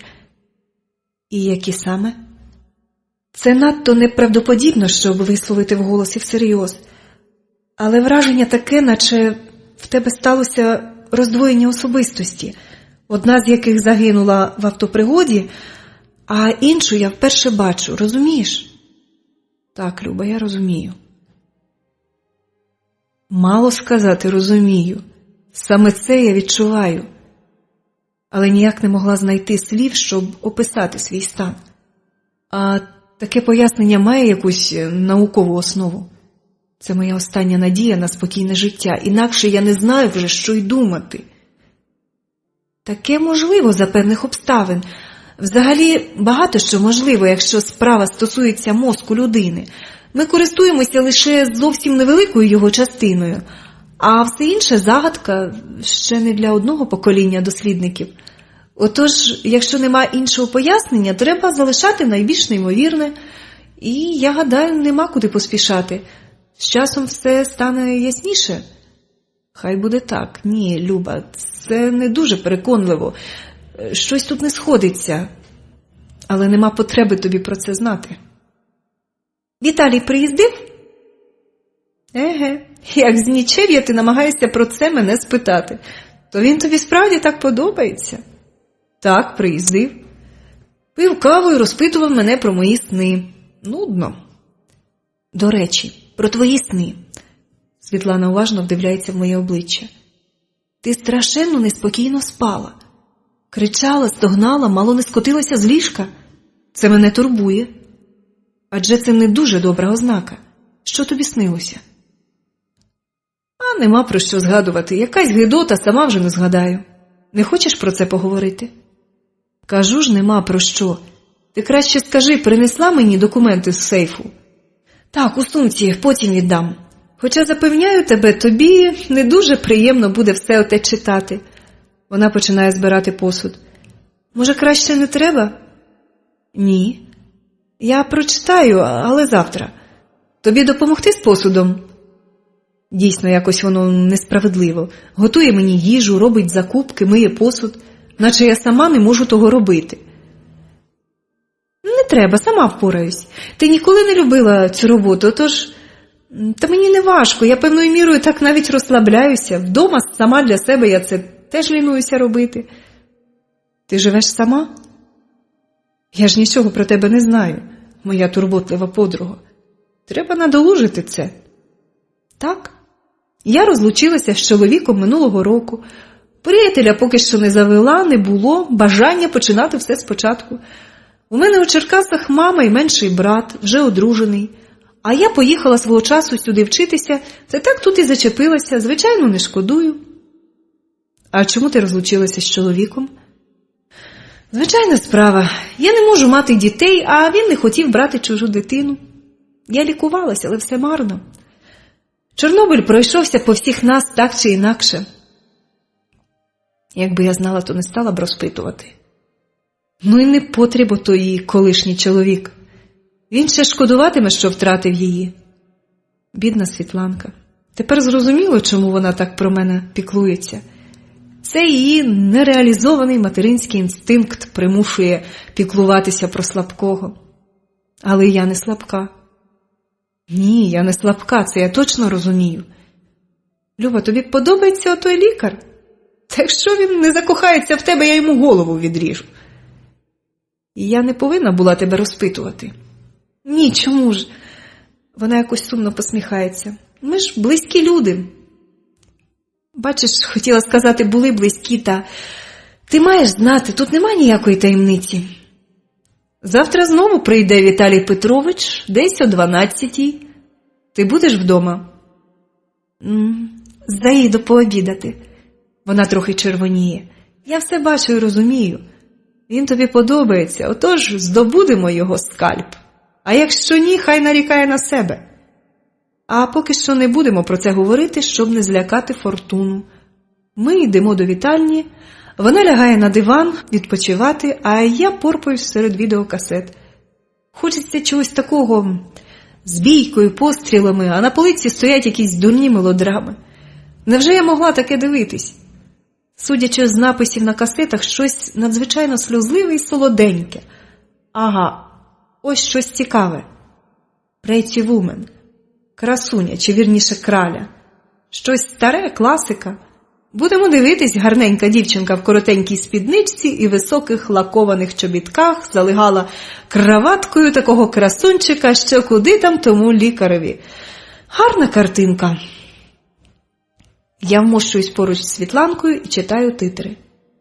Навіщо гугнявий голос за кадром бубонить переклад? Та ще й так невдало. Я розумію, що там говорять. Але якщо я розумію, то навіщо в мене вдома лежить касета з перекладом? Хіба таке може бути, що я раніше не розуміла? От і Світлана казала, це не можна пояснити просто індивідуальними вивертами психіки і роздвоєнням особистості. Щоб знати мову, її треба вивчати, але в мене таке відчуття, що я її знала завжди. Сіра машина йде потемнілою дорогою. Десь я вже бачила оце. І каменисті узвища, і серпантин шосе, і величезні білі літери на схилі. Все це здається мені до болю знайомим. Дівчина в лакованих чобітках виходить з дому і йде в бар. Іде тротуаром, на якому в рожевих зірках викарбувані імена. Я знаю ті імена. Я їх звідкись знаю. Бо я була там і бачила їх. Я сама бачила ті зірки на асфальті. Глава 5. Видно, вони здибались на сходах, тому що зайшли разом. Світланка сяє своїми симпатичними ямочками, а я страшенно з цього задоволена. Якщо він не повний дурень, то має завважити її каштанові кучері, гарні округлі ручки. Що вона знайшла в цьому наманікюреному розумнику? Він, звичайно, красивий, але якийсь свійський. Не знаю, не мій тип. Він гречно допомагає їй зняти плащ, і з того, як торкається її ліктя, я розумію, що світланчині зусилля марно не пропадуть. Та хай тільки спробує не покохати її. Я йому щось відріжу. І тут на сцену виходить Макс. Мало сказати, що його величність незадоволений. Ні, після того, як він всю ніч проспав у кубельці біля мого ліжка, він просто розлючений появою в моєму ареалі ще одного самця. Світланку він, мабуть, теж зарахував до свого прайду. Отож Макс розлючений, хоча й не зронив ні звуку. Йому це не потрібно. Вираз його мордочки. Він, мабуть, в минулому житті був жерцем у Єгипті. І Віталій Петрович зараз на власних випрасуваних штанях дізнається, що таке гнів Макса. Треба щось робити, і я вдаюсь до лестощів. Будь-який чоловік чутливий до лестощів. Скажи йому, що він красень із красенів, що він розумніший від Ейнштейна і справжній гігант у ліжку, і ти можеш робити з ним потім що хочеш. Чоловіки люблять, коли хтось тішить їх ілюзії. Макс не виняток. Вислухавши мої дифірамби, він з гордим виглядом повертається до кімнати. Він переміг. Всі це розуміють, і він знає, що ми знаємо. Я навіть не припускав думки, що таке можливе. Нема чого захоплюватись. Коти мало відрізняються від людей. Він наче все зрозумів. Віталію, не наче, а просто він все зрозумів. Він дуже розумний, цей Макс. Я ж тобі говорила, Світланка просто цвіте поряд з ним. Це добре. Ну, я думав, це ж зрештою не собака. Він просто нестерпний. Чи він гадає, що мій Макс дурніший якогось там гавкучого жмутку шерсті? Це неподобство. Віталію Петровичу, вам коли-небудь доводилось бачити, як пес біжить за автомобілем і шалено гавкає на його колеса? І часто під час такої процедури опиняється під тими самими колесами. Так, звичайно. Чи доводилось вам колись застати кота за таким дурним заняттям? Господи, ні. Він регоче, аж падає. Ви мене переконали, коти розумніші. Світлано, ви уявіть тільки цю картину. Кіт біжить за колесами. Вони сміються вже вдвох. Ми йдемо до кухні. Я тут зварила каву і якийсь суп. Світлана хотіла пообідати, але мені не хочеться ні кави, ні супу, отож я залишаю їх, а сама йду до спальні. Там я читала папери, що їх принесла мені вчора Світлана. Я майже все проглянула, але ще не все. Найголовнішого я ще не знайшла. Нічого, в мене є час. Після вчорашнього фільму я довго не могла стулити докупи свої думки. А ще я страшенно боялася, що Світлана помітить, в якому я стані. Мені коштувало великих зусиль не показати збентеження. Вона нічого не помітила. Цікаво, про що вони там говорять. Якщо зайти до ванної, я можу почути. Це, звичайно, не дуже гарно з мого боку, та Бог з ним. Може, почую якісь цікаві подробиці про власну персону? Якщо їх стосунки лише починаються, їх розмови мають точитися про предмети, які б їх зближували. Отож, я тихенько іду до ванної і замикаю за собою двері. Ну, так і є. Все добре чути. То ви теж це помітили? Світланчин голос. Так, трохи невловимий акцент. Нічого такого, на що б хтось звернув увагу, але акцент присутній. Я шукала щось схоже в літературі, але, на жаль, а втім було обмаль часу, нічого подібного не написано. А той фокус з ножем, може, випадковість? Дурень, ти й сам в це не віриш. Ні, я певна, що ні. Її рука згадала те, що не згадала голова. Адже пам'ять тіла набагато міцніша. Які ж висновки? Це не та амнезія, що буває від травми. Чи ні? Не так? Я вже зовсім заплуталась. І я боюсь за неї. Вона стала зовсім інша. Бачите, зварила суп. Вона раніше не стала б цього робити і під дулом пістолета. Вона терпіти не могла готувати. В дитинстві бабуся вчила її цьому занадто енергійно. І багато іншого. Я не можу вам пояснити. Це треба відчувати. Віталію, ми маємо якось допомогти їй. З нею сталося щось страшне. Ще раніше, до мого з нею знайомства. Вона так кричала у вісні, наче її хтось катував. Це жахливо. І я впевнена, що це не просто сни, це її пам'ять рветься назовні. Але це фантастика. Ви знайомі 4 роки, і за цей час вона була звичайна собі жінка. І раптом така різка зміна.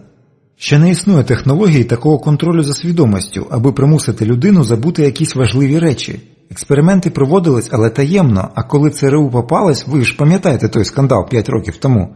Голови полетіли, президент був змушений піти у відставку. Я тоді проходив інтернатуру в Нью-Йорку, то все чудово пам'ятаю. Але до чого тут Юля?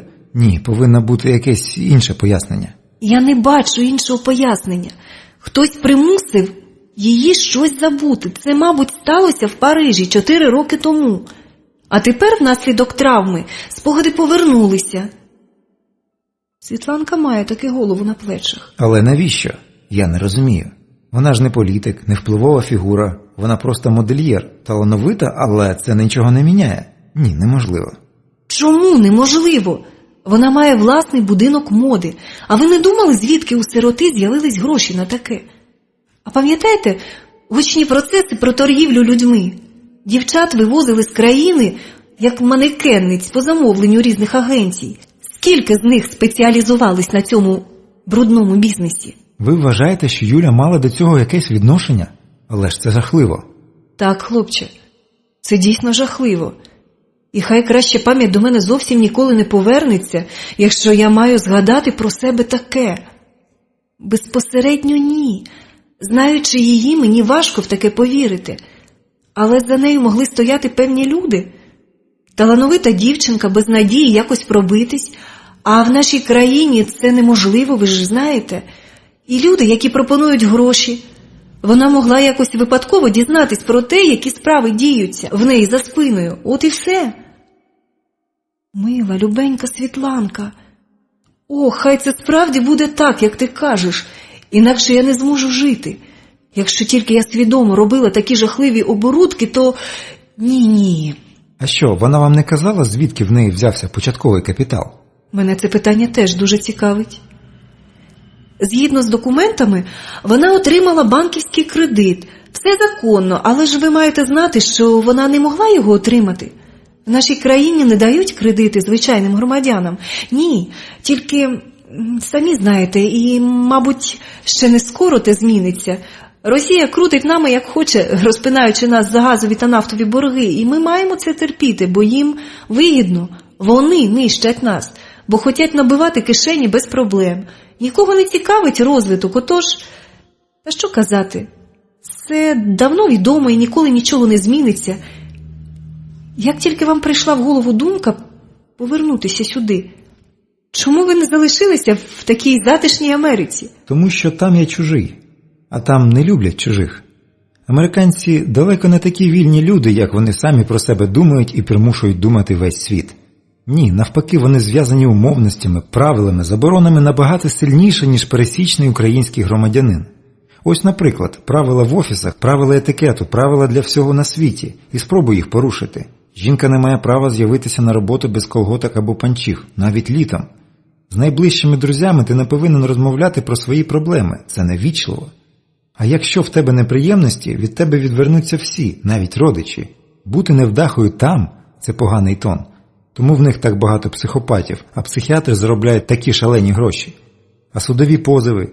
Якось я похвалив зачіску немолодої медсестри. Звичайне бажання ввічливого чоловіка сказати щось приємне жінці, навіть такій, як та. Що б ви думали? Я й забув уже про той мимовільний комплімент, а за тиждень судовий виконавець приніс мені повістку. Та дурепа подала на мене позов до суду за сексуальні домагання. Якби суддя видався трохи тупішим, я б мав страшні неприємності, а так я лише вилетів з інтернатури, причому ніхто не звернув увагу, що суд мене виправдав. Хто б міг подумати? Але чому вас звільнили? Суд довів вашу невинність. Не треба забувати, що їх суспільна мораль – це мораль протестантів, а протестанство – найбільш нетерпима течія християнства. Офіційна мораль виходить з твердження, що людина, яка займає якесь місце в житті, трохи вище від місця прибиральника туалетів, має бути бездоганна, тобто абсолютно. Навіть тінь підозри знищувала там блискучі кар'єри, а що вже казати про якогось інтерна, тим більше іноземця. Іноземців там дуже не люблять. Мені було не дуже затишно там, бо я звичайна собі людина, в мене є свої вади і бажання, які я хочу втілювати в вільний від роботи час. На роль святого я не підходжу. Та й більшість американців теж не підходять, тому для шантажистів Америка – справжній рай. Я не втомив вас своїм монологом? Ні, аж ніяк. Мені це дуже цікаво. Я бачила все зовсім з іншого боку. Невже там все так? Ні, там є багато хорошого. Просто я хотів сказати, що і там у людей багато проблем. А нашим там нічого робити. Їх там ніхто не чекає. Ми зовсім інші люди, отже для адаптації іноді життя не вистачає. Мабуть, нічого цікавого вже не буде, і я вирішую повернутися до спальні. Хай все йде, як іде. Але я здобула цікаву інформацію. Я впевнена, що десь тут має бути шлях до істини. Та якщо я зараз почну піднімати документи, шукати їх в офісі, розпитувати, то це може погано скінчитися для мене. Я впевнена тепер, що та автопригода була не просто нещасний випадок, як написано в оцих документах. Десь тут мають бути свідчення цієї жінки. Ось. Це не ксерокопія. Це протокол опиту свідка, той, що було складено на місці події.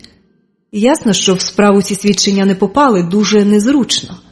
Ну, звичайно, нічого дивного, головне для дорожньої поліції зовсім не встановлення істини. Вони добувають свій хліб зовсім не цим. Отже, як тут її звати?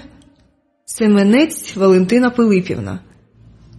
Задніпровська, 6. Завтра я її навідаю. Хай тільки знайду для себе деякі речі, щоб можна було вийти на вулицю і не зупиняти своїм виглядом рух транспорту. Отже, завтра. А сьогодні... Юлько, що в тебе за звичка читати лежачи? О, Світланка така задоволена. Мабуть, домовилась про побачення. Мені так зручніше. Але ти зіпсуєш собі зір. Мені треба по магазинах проїхатись. В мене десь є гроші, ти часом не знаєш? Чого вона регочеться? От іще. В тебе не просто є гроші. Вона дістає з шухляди в столику кілька пластикових карточок. Це твої кредитні картки, ти можеш розплачуватись ними, а можеш взяти гроші з банкомата, як захочеш. Але чи ти впевнена, що вже час переходити до активного життя? Я просто хочу заглянути по крамницях. На роботу я не збираюся, я маю ходити по крамницях сама. Але їй я цього сказати не можу. Вона не повинна знати, що я куплю. Не тому, що я їй не довіряю, а тому, що не хочу вплутувати її в різні небезпечні ігри. В чому проблема? А це чого лізе до нас? Ніхто тебе не просить, хлопче, влазити до нашої розмови. Поліруй свої нігті і пиши наукову роботу. І дай мені спокій нарешті. Я можу повозити Юлю по крамницях. Я ж машиною буду чекати на дворі, поїздимо. Це вихід, Юлько, ти чула? І в мене серце буде спокійне. Ну, бачили ви таке зворушливе єднання? Вже все за мене вирішили. Хоча, звичайно, це варіант. Не розумію, чому я дратуюсь. Вони так турбуються про мене? Ні, в мене таки дуже кепський характер. Добре, згодна. То поїхали зараз? Ні, трохи пізніше, після нашої розмови. Чорт, я зовсім забула. Пан дослідник ще має препарувати жабу. Юлько, я поїду на роботу, а ввечері підемо до ресторану. Віталій нас запрошує. Вона чмокнула мене в щоку і вискочила за двері. Я чую, як стукотять підбори її черевичків по східцях. Чого я попхаюсь з вами до того ресторану? Ви ж Світланку запросили, я буду зайва. Та й Макс буде сумувати. Я перепрошую, але дозвольте вас запросити на вечерю. Я власним вухам не вірю. Навіщо це йому?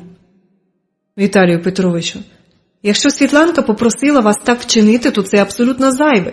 Мені не потрібна нянька. А в Світланки має бути своє життя, я не збираюсь... Юлю, зачекайте, дайте мені сказати. Він бере мене за руку і всаджує в крісло. Послухайте мене. Світлана не ставила мені ніяких умов. І запрошую я вас обох, тому що... Ну як вам пояснити? Ви обидві мені страшенно подобаєтесь. Ні, не в тому плані, що ви думаєте, хоча, звичайно... Ну та це інше. Але з Світланою нас зв'язують віднедавна дуже хороші дружні стосунки. А ви... Мені б хотілося і з вами познайомитись ближче, і, можливо, ми... Ні, не можу пояснити. Мені просто подобається спілкуватися з вами. Подобаються стосунки між вами. В мене тут не так багато друзів. Він хвилюється. Чому? Має бути якась причина. Мабуть, я таки не все розумію. Щось дуже плутано в нього все виходить. Чого ти затинаєшся, хлопче? Вам подобається Світлана? Як жінка? Пряме питання вимагає прямої відповіді. Так. Оце вже краще, їй Богу. Це добре. Я дуже рада цьому. Але якщо вам хочеться просто порозважатися, краще знайдіть собі іншу забавку, лікарю. Я не дозволю вам її якось скривдити. Ви дуже пошкодуєте, і це не пусті погрози. Я розумію. І щось мені говорить, що ви здатні виконати їх. Але я можу вас запевнити, в мене нічого поганого і на думці не було. То ви приєднаєтесь до нас сьогодні? Мені буде дуже приємно, правда? Якщо вам так хочеться, але я все одно цього не розумію. Можливо, якщо ми познайомимось ближче, вас менше дратуватиме вигляд моїх нігтів. Його очі сміються, і я розумію, що мене викрито. Він все знав з самого початку, а це значить, що я десь прокололася. Я не змогла приховати своїх емоцій, це погано. А за певних обставин може стати небезпечним. І тепер я маю краще слідкувати за собою. Бо люди бувають різні. Далебі не всі такі спостережливі.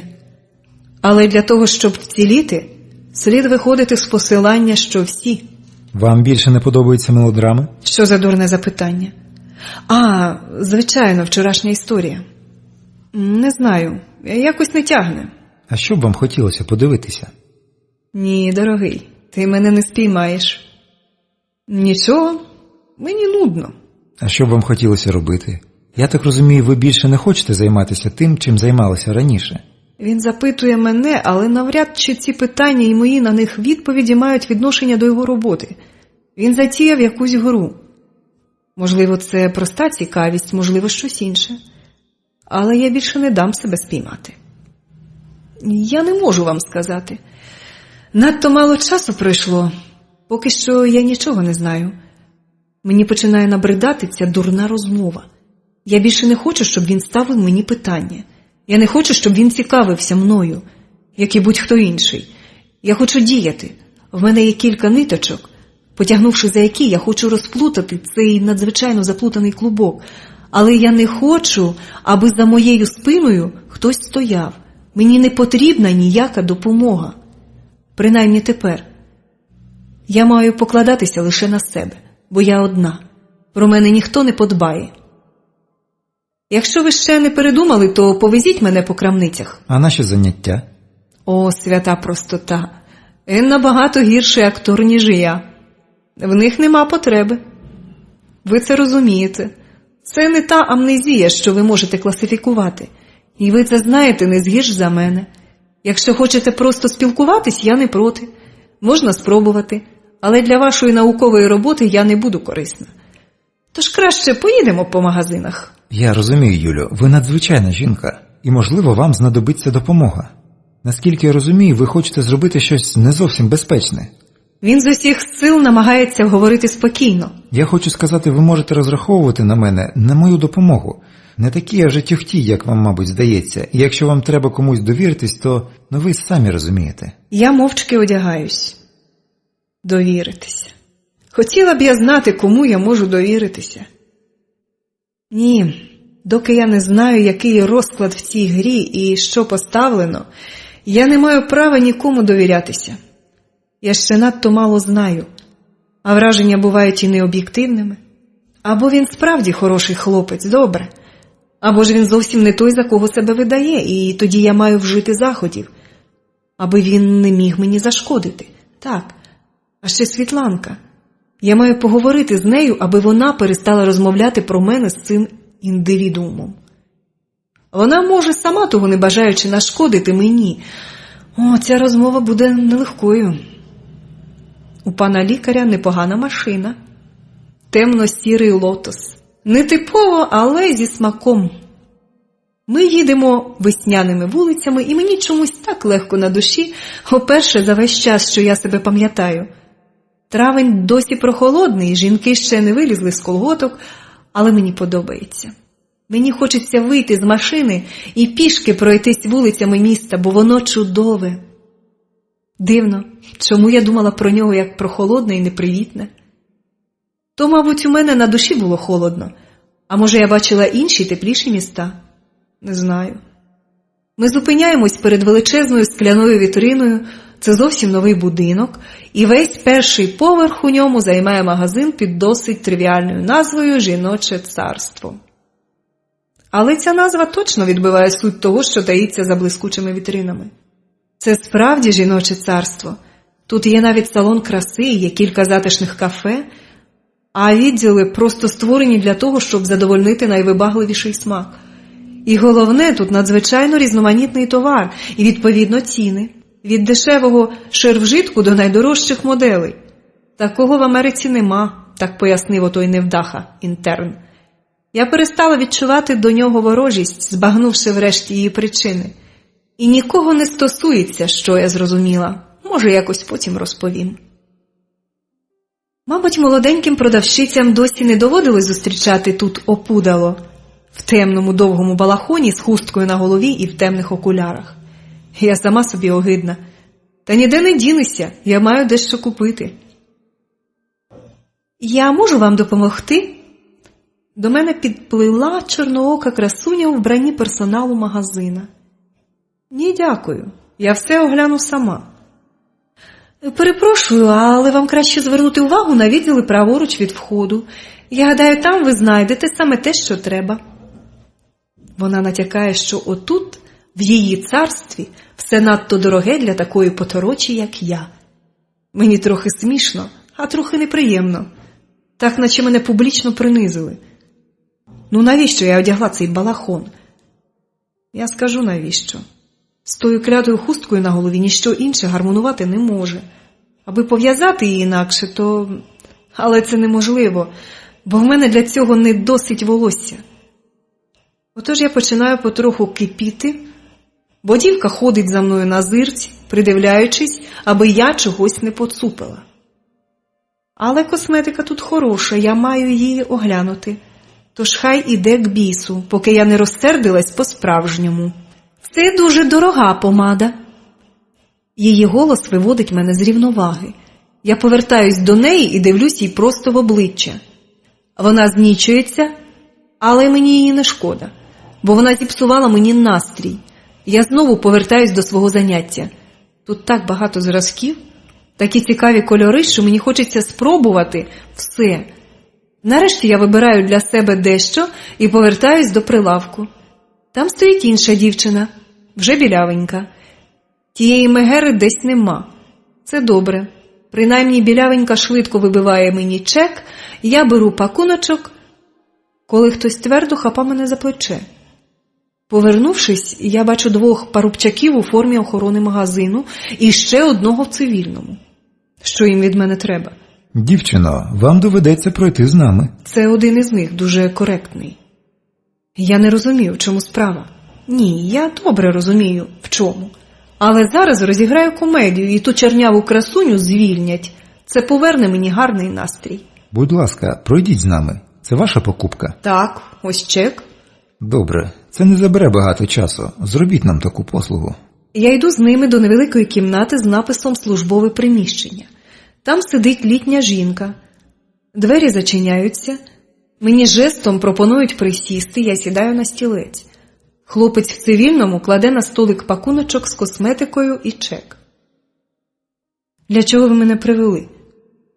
Чекайте, любі мої, я вам влаштую спектакль. Дозвольте оглянути вашу сумочку. Це жінка. Звичайно, ні. З якого дива ви будете порпатися в моїй сумці? Я старанно зображую обурення. Юро, переглянь куплене. Цивільний відкриває пакунок і звіряє вміст з чеком. Все правильно. Ви маєте право на подібні дії? Мені починається набридати. Хлопці, вийдіть. Лідія Андріївно, вам доведеться оглянути все інше. Все інше? Це, вочевидь, мене саму. Ну що ж, ви самі цього хотіли. Люба моя, давайте зрозуміємо одне одного. Його очі холодно дивляться на мене. Я вас ні в чому не звинувачую, але буде менше проблем, якщо ви дозволите поглянути на вміст вашої сумочки і одягу. А якщо я не погоджусь? Ну, тоді нам доведеться викликати поліцію. Добре. Викликайте. Я гаю з ним час, але я знаю, що роблю. Юро, хто тебе викликав? Це жінка. Вона не хоче ризикувати. Дарина, по внутрішньому. Ну що, домовимось тут чи почекаємо поліцію? Нахабний молодий дурень. Він звик залякувати дрібних злодюжок. Почекаємо поліцію, викликайте. Юро, Дарина могла помилитися. Якщо її звільнять, вона вже не знайде собі роботу. Вона це добре розуміє і не хоче ризикувати, тим більше, що моя поведінка збила її з пантелику. Більшість наших громадян принижено продемонстрували б вміст своїх сумок і зітхнули б з полегшенням, задовольнившись нещирими вибаченнями. Але я ні. Якщо Дарина помилилася, то чого ця пані відмовляється? Дурню, тебе звільнять разом із твоєю кралечкою. Віддайте сумочку, панянко. Він різко вириває сумку у мене з рук, але тут відчиняються двері. Встигли таки. Я все правильно розрахувала. У кімнату заходить Віталій Петрович і з ним якийсь чоловік у гарно пошитому костюмі і білосніжній сорочці. Що тут відбувається? Його владний голос свідчить про те, що саме цей невисокий чоловік тут головний. Юлю, з тобою все гаразд? Так, зі мною все гаразд. Але вам це знати не обов'язково. Я повільно зсуваюся зі стільця. Втрачати свідомість вчити мене зовсім не треба. Треба лише уявити, як темна вода змикається над головою. Холодна, брудна вода. Швидше, води. Це голос лікаря. От іще. Зараз обілють мене. Треба опритомніти терміново, якщо хочу завершити робити покупки. Вона опритомніла. Жінка дуже бліда, руки й тремтять. Вона допомагає мені підвестись. Ви на диво вчасно. Я посміхаюсь якнайсилуваніше. Ще трохи і мене б тут лінчували. Як ви почуваєтеся? Сині очі Віталія страшенно стурбовані. Це просто стрес, тому непритомність. Це не страшно. Не хвилюйтеся, зараз я відвезу вас додому і ми вдвох зачекаємо Світлану. До мого магазину люди приходять не за стресами. Цей чоловік мені подобається. Я ще раз питаю, що ви тут намагалися вчинити? Я не знаю, це Юра привів дівчину. Йому Дарина сказала, що ця дівчина має підозрілий вигляд. Вона сама погодилась прийти. Голос жінки тремтить. Ні, я не хочу, щоб її звільняли. В тому, що сталося, її вини немає. Юлю, я хочу вибачитись за своїх підлеглих. Дозвольте відрекомендуватись. Валерій Москаленко, власник магазину. Вірніше сказати, один із власників. Він галантно цілує мені руку. Це страшенне неподобство, і винні будуть покарані зараз же. Покличте продавців. Жінка блискавкою кинулася з кімнати. А ти чого стовбичиш? Це до мого інквізитора. Ти хоч знаєш, хто ця жінка? Це Юлія Ясинська. В нас є цілий відділ, в якому представлено одяг, що його придумала вона сама. Будинок моди Еріка. Ти чув, йолопе? Тебе звільнено. Мені не треба пояснювати, чому. Геть звідси. Хлопець виходить. До кімнати заходять дві дівчини – білявка і чорнява. В кралечки вже не такий пихатий вигляд. От і добре. Вас обох звільнено. Голос хазяїна. Ні, трохи не так. Чому ж обох? Даруйте, але я маю втрутитись. Я просто повинна втрутитись. Дівчина, що стояла за прилавком, мене нічим не образила. Навпаки, вона добре мене обслуговувала. Тож я вас прошу... Звичайно. Йди, працюй. Білявка вийшла. А ти? Я подбаю, щоб тебе не взяли більше в жодне пристойне місце. Ти взагалі не для того, щоб розляковувати покупців. Після цієї неприємної історії ми втратили клієнтку. І, гадаю, не одну, тому що жодній зі своїх знайомих жінок ображена тобою жінка не порекомендує наш магазин. Ти вільна. Вона стоїть бліда і якась негарна. Отож, дівчино, ти сама цього хотіла. Чого ти до мене присікалась? Тобі не сподобався мій вигляд? Мені він теж не подобається. Та не слід було псувати мені настрій. Ось ваша покупка. Жінка подає мені пакуночок. Будь ласка, мені дуже шкода, я не хотіла. Нічого, все гаразд. О, цей носоріг розірвав ремінець моєї сумочки. Тепер я вже обурена. Цього мій сценарій не передбачав. Ні слова більше. Валерій страшенно емоційний, мабуть, тому й сидить у своєму магазині днями. Є люди, які просто створені розбирати конфлікти. Ходімо, в нас, безперечно, знайдеться щось достойне вас. Будь-яка сумочка за наш рахунок. Ці йолопи дешево відбулися. Ми йдемо повз блискучі вітрини, і він торохтить і жестикулює. І повірте, ми ж кожну з них постійно контролюємо і вчимо. Політика нашого магазину – рівність усіх клієнтів. І ось таке. Я страшенно радий, що встиг вчасно, бо невідомо ще до чого б дійшло. Так, ви дуже вчасно. Як це вам вдалося? Це абсолютно випадково. Ваш друг чекав вас в машині, а потім, вирішивши, що з нашого магазину жінка швидко не повернеться, пішов випити кави і побачив, як до вас припрямувала охорона. Він вирішив, що його втручання не допоможе, і прийшов до мене в кабінет. Я одразу зрозумів його і поспішив на місце подій. Ну от ми і прийшли. Будь ласка, вибирайте. Тут справді було на що глянути. Сумочки різних кольорів, фасонів, різного призначення, очі розбігаються. Але мені потрібна одна, така, щоб мала елегантний вигляд, була велика і підходила до будь-якого вбрання, від джинсів до офіційного костюма. Ось те, що треба. Прекрасний вибір, чудово. Будь ласка, прийміть це як подарунок. О, якби тільки це могло якось згладити це жахливе враження. Я ладен віддати вам їх всі до одної. Хочете? Ні, дякую. Я можу заплатити за неї, я ж не жебрачка. Мені не треба нічого даром, я спроможна платити за себе. Ви сердитесь. Цей чоловік подобається мені. Він мене розважає. Я не серджусь, але...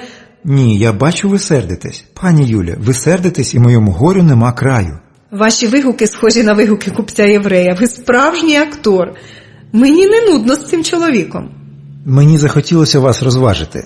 Розумієте, цей магазин – вершина моєї кар'єри. Я починав у 90-х роках з рядового човника. Якби ви знали, скільки тонн перетягав я на власних плечах, скільки втрат я зазнав.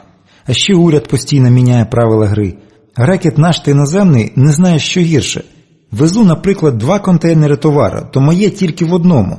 Другий іде, аби розплатитися на митниці, потім на дорозі, поліція, ДАІ називалась, гірше бандитів.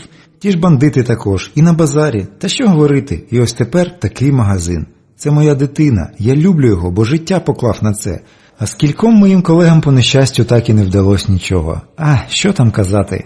Я приходжу сюди перший і йду останній. Бачите все оце? Тут моя душа, повністю, вся. Навіть не частка, вся. Отож я страшенно болісно переживаю, коли щось іде не так. Я розумію вас. Я не серджуся, правда? Може, якби я була трохи привітніша з цією дівчиною, то... Ні, Юленько, вашої вини тут немає. Ви не повинні звітувати перед продавцем. Воля клієнта – закон. Ця дівчина отримала те, що заробила. Та що я кажу, ви ж все розумієте. Ви ж самі починали з порожнього місця. Я не набрид вам? Чи ви хотіли б купити ще щось? Якщо ви заплатите за сумочку, я ображусь, правда? Добре, мені і справді ще дещо потрібно. Отож не звертайте на мене увагу, у вас, мабуть, багато справ. Так, багато. Але пообіцяйте, що прийдете до нас іще. В нас великий вибір товарів для жінок, а на наступному тижні привезуть таке взуття, якого ви ніде більше не знайдете. Звичайно, тут дуже гарно. Ось вам моя візитка. Я радий знайомству, хоч і за таких обставин. Він нарешті йде. Вся оця тяганина мене трохи втомила. Отже, в мене є законний привід не йти сьогодні в ресторан. А по-друге, я з'ясувала, що... А втім, це ще не обов'язково, треба перевірити. І нарешті я переконалася, що можу передбачати поведінку людей і керувати подіями, залишаючись осторонь. Я швидко знаходжу потрібні речі і йду з магазину. Віталій чекає мене в машині. Юлю, з вами все гаразд? Ні, їдемо швидше додому, я страшенно втомлена. Тому що вам не можна було ще виходити, а тим більше їхати сюди. Ми пірнаємо в потік машин. Те, що сталося, жахливо. Чому вони до вас присікалися? Тому що я їх сама спровокувала, хлопче. Я навмисно це зробила. Уявлення не маю. Мабуть, таке опудало не має права заходити в такі магазини. У всякому разі, та продавщиця думала саме так. Але жодна з інших дівчат, що там працюють, і словом не натякнула, що моя присутність недоречна. Лише тій красуні схотілося розваг за мій рахунок. Вона одна піддалася на мою провокацію. Той кумедний чоловік таки знає, як навчати свій персонал. Тільки одна з багатьох. Навіщо це мені було потрібно? З багатьох причин. Мене не здивувала моя реакція на екстремальну ситуацію. Мені сподобалось. І ще дещо. Потім. Юлю, мені треба в лікарню, а ввечері... Ні, ввечері ви з Світланкою будете вечеряти вдвох. Я стомлена до краю. Добре, це зрозуміло. Він посміхається. Тоді наступного разу обов'язково. Домовились? Добре. Наступного разу обов'язково намажу гірчицею устриці. Ненавиджу слимаків. В знак помсти. Він сміється, Я чую, як він сміється, спускаючись сходами вниз. Нарешті я залишилась сама. Я дістаю одна за одною свої покупки, кілька перук, різноманітна косметика, контактні лінзи. Це поки що все. Більшого мені й не треба. Сьогодні я маю дещо з'ясувати. Надіваю каштанову перуку і підфарбовую обличчя. Надто яскраво, але це саме те, що треба. Я сама себе не можу впізнати. Трохи вульгарно, але це нічого. Темно-коричневий респектабельний костюм, жакет і штани і світло-кремова еластична блузка. В нову сумку кладу міцний шовковий шарф і залізну ручку. Таксі везе мене на вулицю Задніпровську. Там живе жінка, яка може мені допомогти. Вона бачила дещо таке, що мені хочеться знати. Я хочу почути подробиці. І я маю сама все з'ясувати. Розплачуюсь з таксистом і йду до будинку. Який невдалий будинок. Незатишний і неохайний. Перед під'їздом на лавці сидять дві бабці. Ось у них теж можна дещо запитати. Адже вік Валентини Пилипівни дозволяє припустити, що вона теж частенько сидить на цій лавиці, перемиваючи кістки сусідам. Отож, якщо вона бачила дещо, ці бабці можуть щось знати. «Доброго дня вам!» Я посміхаюсь якнайчарівніше. «Добрий день, когось шукаєте?» Життя таке несправедливе, невже і я колись перетворюсь на таку ж стару потвору? Хоча обличчя звернені до мене не потворні, а досить привітні, але все одно. Я буду в такому віці потворною, якщо доживу. Отож чи варто? Ні. Так, будь ласка, десь тут живе Семенець Валентина Пилипівна. Не знаєте, чи вона вдома? Сідай, красуне, посидь. Бабця посувається, і я сідаю. А нащо вона тобі? Ти її родичка чи знайома? Даруйте, а чому ви питаєте? Я просто... Ні, дитино, не просто. То ти не родичка? Ні, я навіть ніколи з нею не зустрічалась. Вона мені потрібна в справі. Тепер в неї нема ніяких справ. Старенька сумно хитає головою. Вона померла 2 місяці тому. Померла? 2 місяці? Неможливо. Адже в мене є її свідчення. Саме 2 місяці тому. Хтось мене вводить в оману? Але навіщо? Коли саме, ви не пригадаєте? Якого числа вона померла? Чого ж? Справа така, 6 березня померла, точно знаю. Бач, в цей день у мого онука день народження. Коли приходить Олесь, її чоловік, і каже, ідіть до нас, Семенівно, бо лихо. Прийшла, а там Віта, дочка, значить, непритомна, Маринка плаче. Подзвонили з лікарні, що, значить, машина збила. То вона, голубонька, до самої лікарні доїхала, а вже там у них померла. Добре хоч там, що не лежала посеред дороги півдня, чекаючи машину з моргу. Знаєш же, як воно у нас? Ну, а я лікарем працювала, терапевтом, тож Віту до тями привела, а тоді вже собі давай нітрогліцерин шукати, а водія того так і не знайшли. Та, видать, не дуже й шукали. Хто там його шукав? Втрутилась друга бабця. Адже перед цим Валя бачила аварію. Господи, і доведеться ж таке. Напроти Орфея, що на гірці. Що, казала, діялось, як у фільмі американському. Летить червона невеличка іномарка, слизота страшенна, за кермом дівчинка, а ззаду її здоганяє здоровенна темно-синя машина і б'є прямо в бік. Раз, потім вдруге, а там місток, то та червоненька так і полетіла з містка. І, казала, по всьому, видать, перед цим уже кілька разів штовхнув негідник ту машину, що в ній дівчинка, бо бік уже був зім'ятий, а потім уже машина так побилася, що хто там розбере, і дівчинка, та казали, померла в лікарні. І що ти думаєш? Валя залишилась там, на місці, розповіла все тим негідникам, а вони, знаєте самі, як поставились. Ви, кажуть, бабу, американських бойовиків надивились, а вона їх терпіти не могла. Вчителювала весь вік, оце 2 роки, як на пенсії була. і примусила таки їх записати свої свідчення.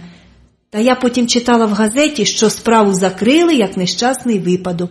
Ніхто й не шукав. А ти в якій справі? Може, ми чимось допоможемо, бо в квартиру тобі краще не ходити.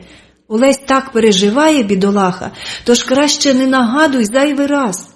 Вік прожили душа в душу. Доньку викохали, ні сварки не чули, ні слова поганого. І отаке горе. То що ти хотіла? Ні, дякую, це вже ніхто не зможе.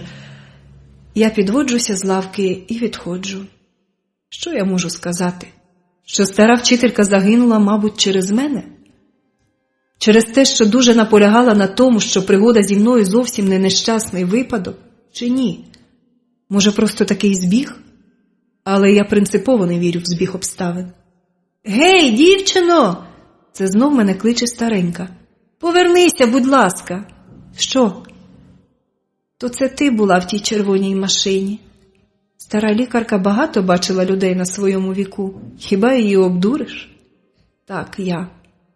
Сядь, дитино, і послухай, що я тобі скажу. Я покірно вмощуюсь біля неї. Вона вже сама, її сусідка щойно пішла. Я попросила в Ганни води, вона тут на першому поверсі живе, отож часу мало. Слухай мене, дитино. Ти ж прийшла розпитати Валю про те, що вона бачила? Так.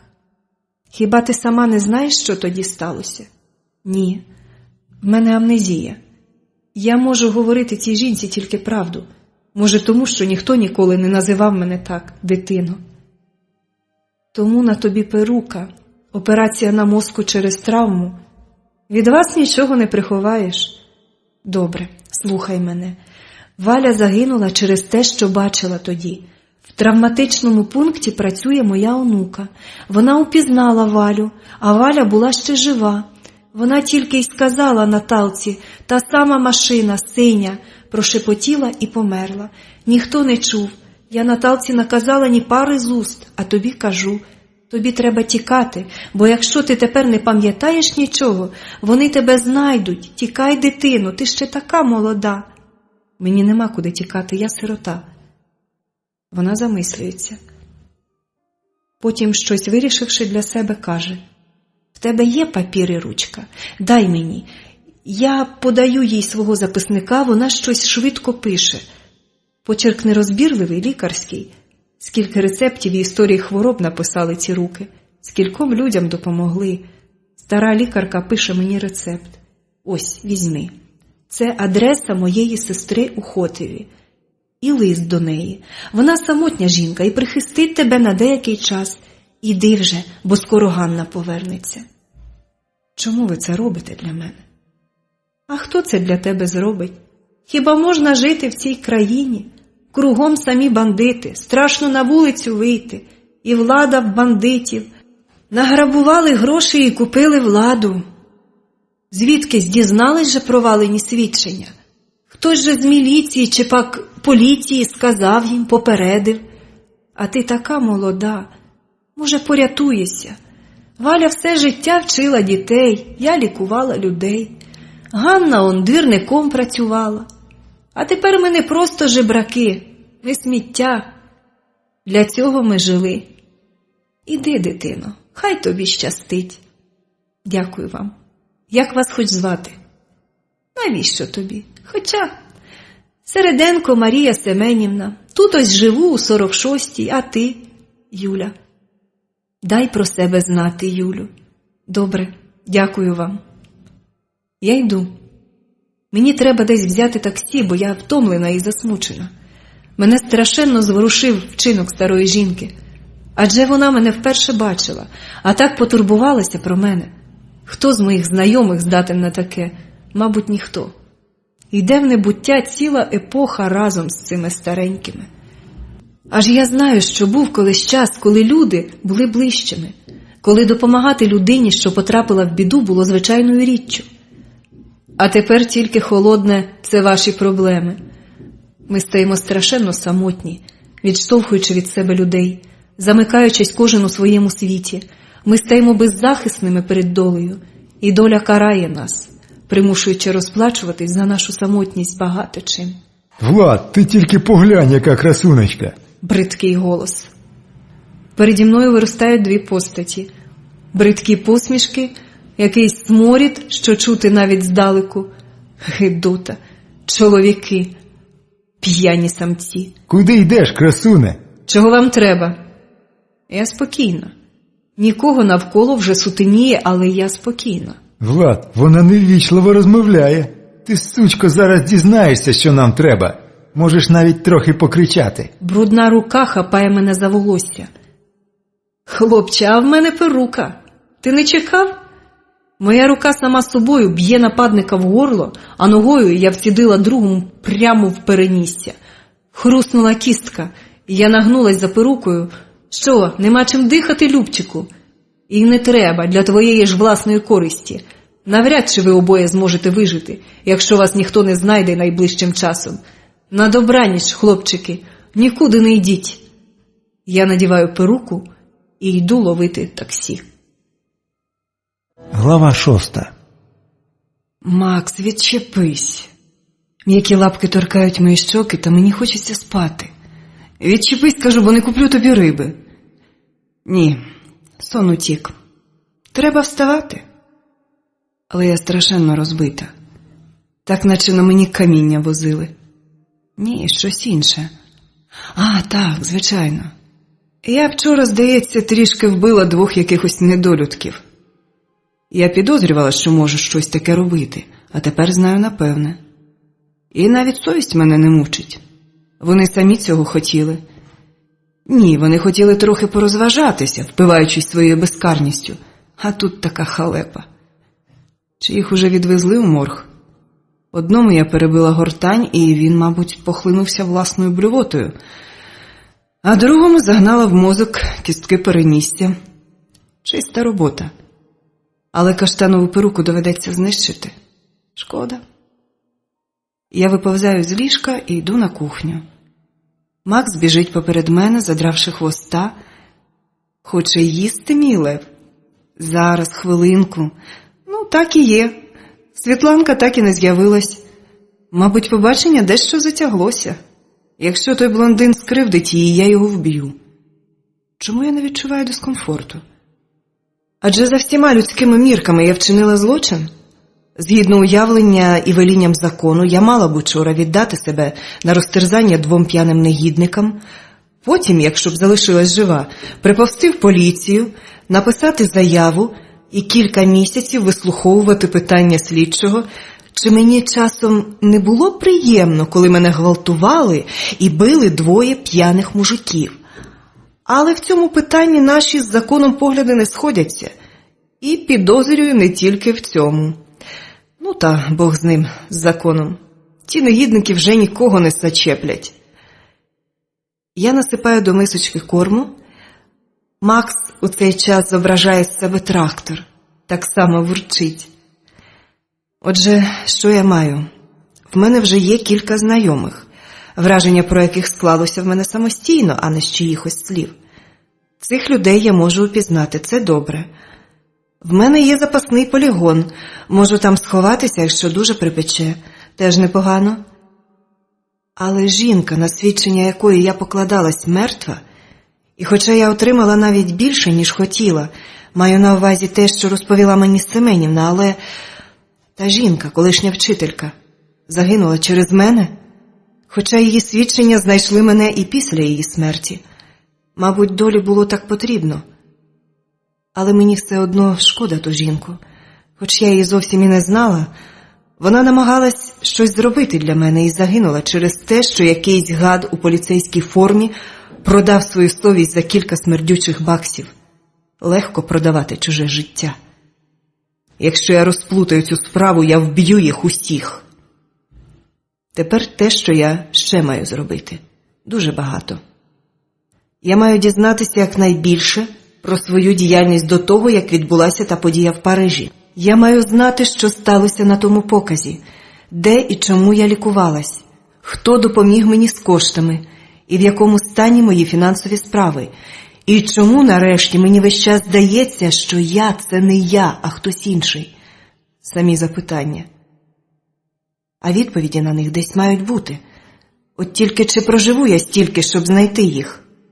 Маю. Повинна. Інакше ота жінка загинула марно. Життя може бути марним, але смерть такого блюзнірства не дозволяє. Де я можу знайти документи? Десь в офісі. Там має бути сейф. Я розберусь у всьому сама. Або хтось мені допоможе. Отже, треба їхати в офіс. Причому сьогодні, зараз. Час спливає, як пісок між пальцями. Я не можу дозволити їм перемогти. Прямо зараз. Дзвінок у двері. Хтось прийшов. Ні, мені нема коли вести розмови, мені треба йти. Але бодай дізнаюсь, кого там принесло. А, це Світланка. Ти ще спала? Ні, Люба, я вже давно не сплю і встигла подумати про купу цікавих речей. Ні, Макс розбудив, бо захотів їсти. Я принесла тістечок, ходімо снідати. Вона йде на кухню. Мене її присутність трохи охолоджує. Нема чого поспішати, я маю дещо розпитати. Спеціально дзвонити я не хотіла, а тепер між розмовою наведу мости. Наче просто так, з нічев'я. Що там щинилося вчора в магазині? Віталій мені розповів, але щось я не дуже зрозуміла. Скажи краще, що просто хочеш дізнатися в подробицях. Мене прийняли за злодійку. Нема про що говорити, адже врешті все з'ясувалось. А якби Віталій не наспів? Я не розумію, як могло таке статись? Якби Віталій не наспів, справа б закінчилась судовим позовом. В мене вистачає часу на розваги, але на що говорити про те, що тільки могло б статись? Адже не сталося? То чого ж іще? Ти дуже просто на все дивишся. Вона підводить на мене очі. Ну добре, облишмо цю тему. Їж тістечка, пий сік. Як ти почуваєшся? Так собі. Вчора спала як убита. Відключила телефон, взяла Макса під бік, і оце тільки виповзла з ліжка. Як пройшла вечеря? Чудово. Ну от, нарешті посміхнулась. Віталій надзвичайна людина. Такий розумний і вихований. Не те, що тутешнє бидло. Знаєш же, які в нас кавалери? То альфонсики, що так і дивляться, як нажертися за твій рахунок. Потім ще й переспати з тобою. Або такі розумники, що пригостять тебе пивом, і ти вже йому винна, швидше в ліжко. Чи взагалі гидота. А цей не такий. Одразу видно, що не тутешні манери. Що, навіть не сякається на підлогу? Ні, вона регочеться. Ой, ти мене насмішила, уявляю собі, як... А я чисто механічно відповіла, що ні. Нема нічого смішного, я вчора таке бачила. Іде собі пристойний на вигляд чоловік, потім закриває одну ніздрю і сякається просто на бруківку. І це посеред вулиці. Юлько, ти вмієш розсмішити людину. В мене був поганенький настрій, а тепер все стало на місця. Вона знову береться за тістечка. А що сталося? Так, дрібниці. Світлана старанно відводить очі. Не вмієш ти брехати. Принаймні тобі. Ні, нічого такого не сталося, правда. Просто, розумієш, все було чудово, вечеря, розмова, все. Але і тільки.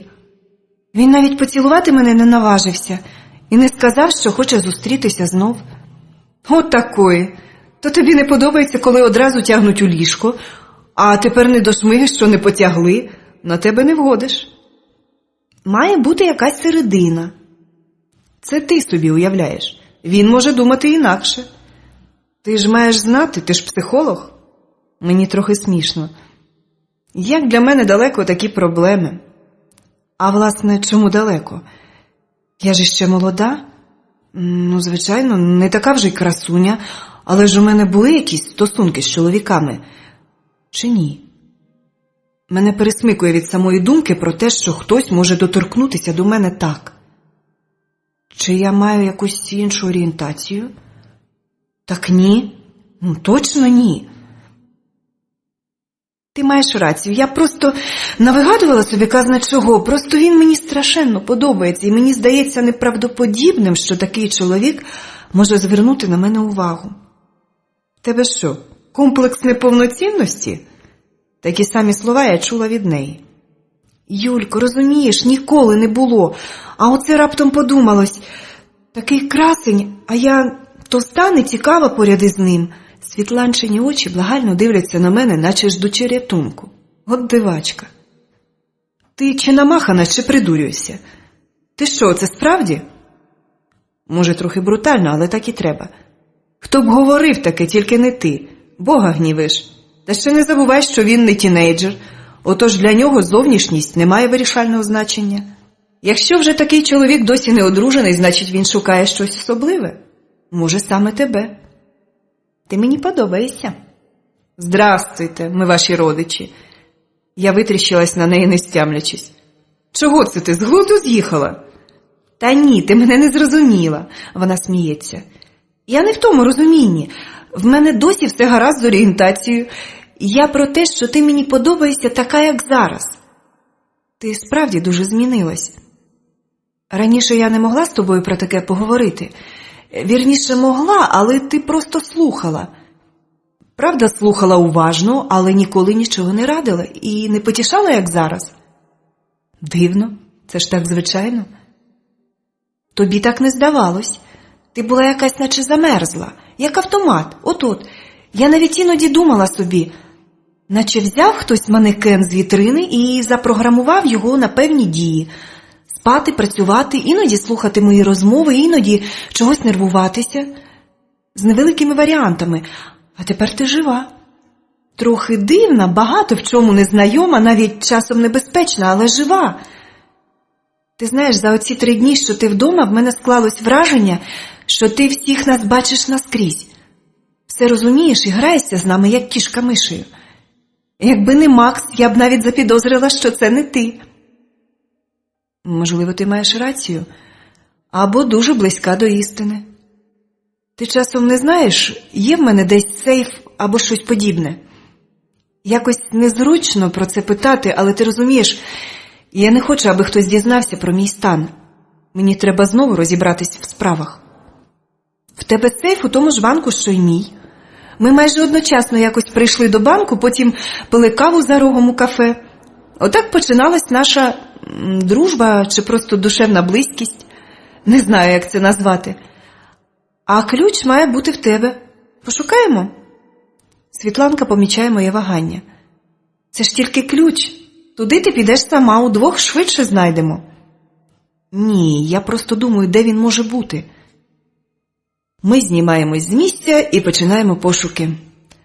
Світланка риється в кабінеті, я йду до спальні. Стоп. Щось не сходиться. Треба подумати, куди могла покласти ключ холодна, неемоційна жінка. Десь у таке місце, аби його можна було взяти без перешкод. Тобто десь у мене має бути потаємний закуток чи сховище. Я починаю вистукувати підлогу. Щось таке, аби нікому й на думку не спало. Ні, не те. Це десь не в кімнатах. Я знову іду до кухні.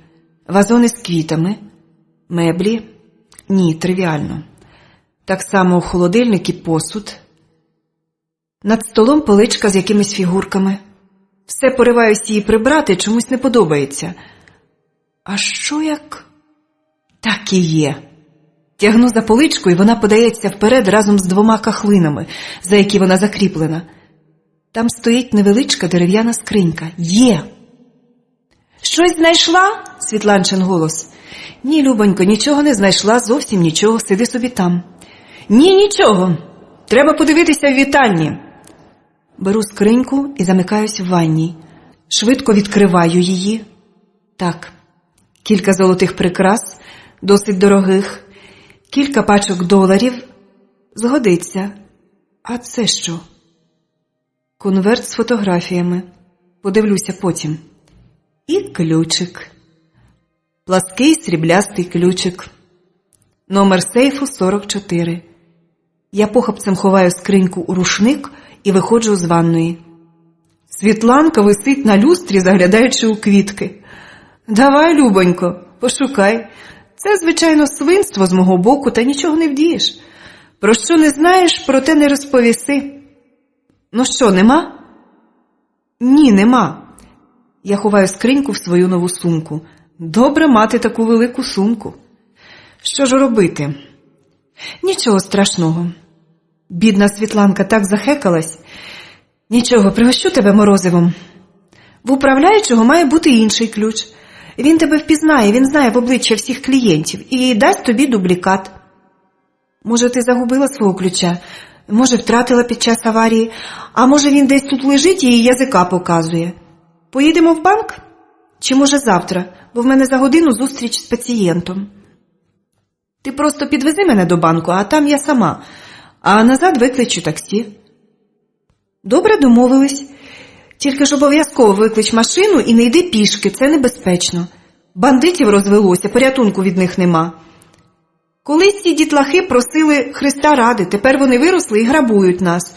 Їх так багато, що поліція давно не звертає уваги, хіба якогось уб'ють. Та й тоді не дуже дошукуються правди. Хіба заплатиш? А платити не в кожного є чим. Ой, ця країна в такій прірві, що й подумати страшно. І що, так було завжди? Я старанно припасовую біляву перуку. Моє волосся відростає досить повільно. Якщо без перуки, то вигляд маю тифозний. Ні, раніше було трохи легше. Я пам'ятаю, що дівчинкою навчалась у другу зміну. Додому доводилось іти вже в потемках, особливо взимку. А ще заходили кататись на гірку. І, ти знаєш, мама не турбувалася. Не було навіть поняття такого сексуальний маньяк. Поодинокі випадки траплялися, але були настільки поодинокі, що набували широкого розголосу і каралися якнайсуворіше. І взагалі. А потім мало-помалу все стало гірше, потім ще гірше, а тепер вже далі нікуди. Ті, що були безпритульні, збились у банди, і від них нема порятунку. Чому безпритульні? Ні, ця блузка не підходить, надто емоційна. Краще оця, темно-синя. Ну, частина народилася десь у підвалах, теплотрасах від бомжих. Частина – колишні діти з сімей алкоголіків, або з багатодітних, але в кінці 90-х їх стало страшенно багато. Цигани також. Та діти виростають, а модель поведінки закріплюється. Було багато жебрачат, а тепер багато злочинців, садистів. Їх ніхто ніколи не жалів, і вони повиростали справжніми садистами. І продовжують плодитися. А більшість з них має різного ступеню розумові відхилення. Уяви, яких дітей вони плодять. І побагато. Яка в цих дітей спадковість? Нікому не порадиш всиновлювати таку дитину. Якийсь жах. Просто був час, коли ситуацію не можна було якось виправити. Десь в кінці 90-х. Але наші урядовці так активно розкрадали країну, що на дітей не було коштів. Хтось там купував собі чергову віллу на Канарах. Чи ще десь, нема різниці. А тепер вони повтікали на свої вілли, позабирали з швейцарських банків награбоване, а ми залишились тут. Вони того й не переймалися так тими проблемами, бо знали, кого будуть різати бандити, не їх і не їх дітей. Ти вже готова? Так, поїхали. Ми виходимо з квартири. І що ж тепер можна вдіяти з цим? Як зарадиш? Ніяк. Тепер уже ніяк.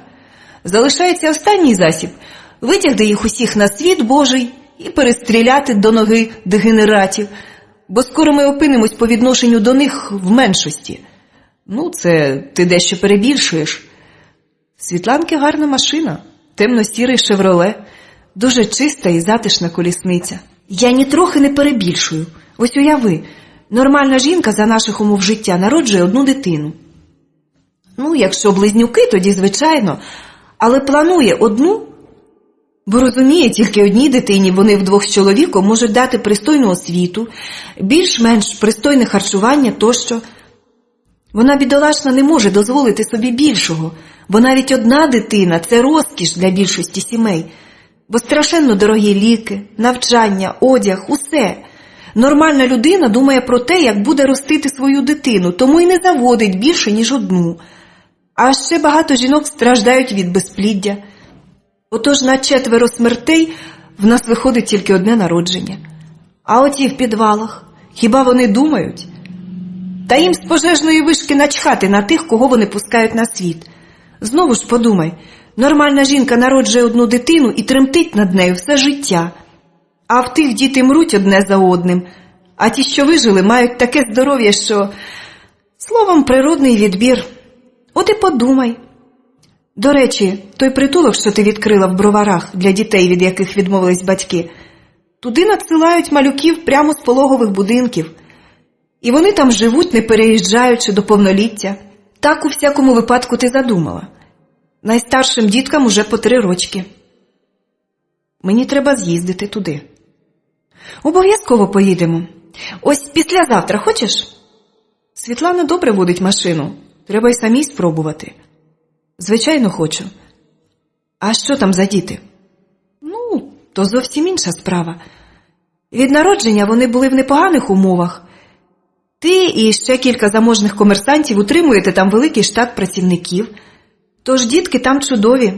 Сама побачиш. Звичайно, це не вдома, але там їм добре. Визнаю.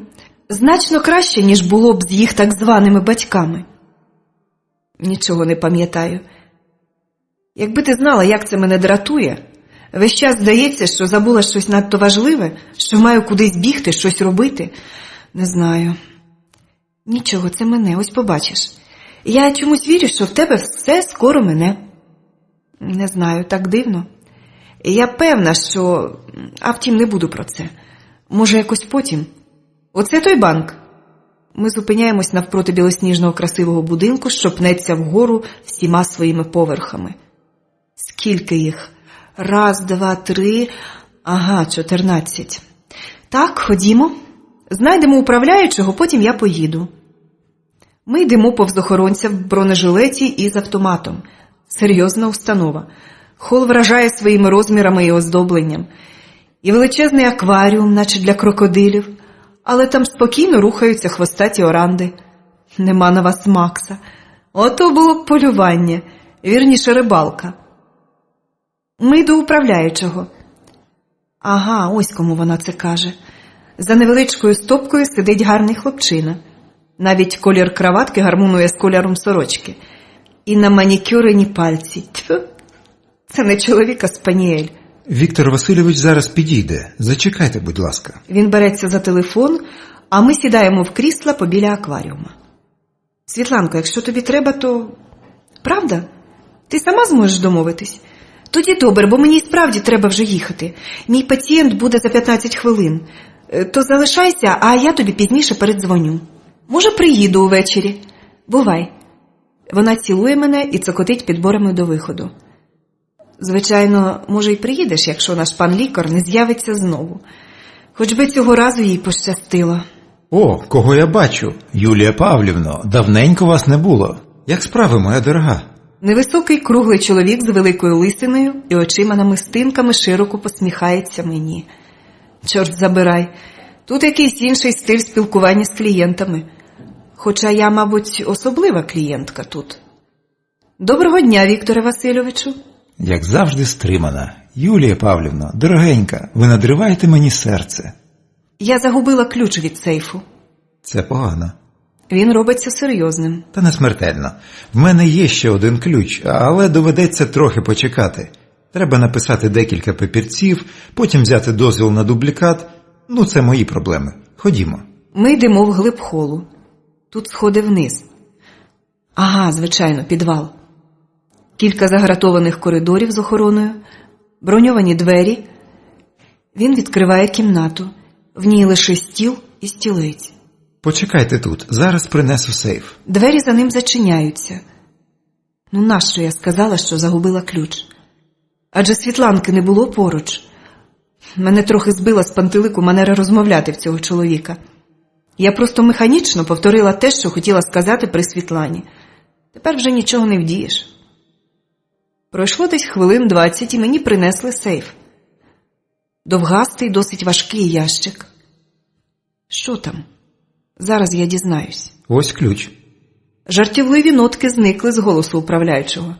Це зрозуміло, надто велика відповідальність. Дякую. Двері за ним зачиняються. Я залишаюсь сама. Не кваплячись, вставляю ключ у щілину. Замок відкривається досить легко. Але ця легкість оманлива. Без ключа цей ящик довелось би розрізати автогеном або підривати динамітною шашкою.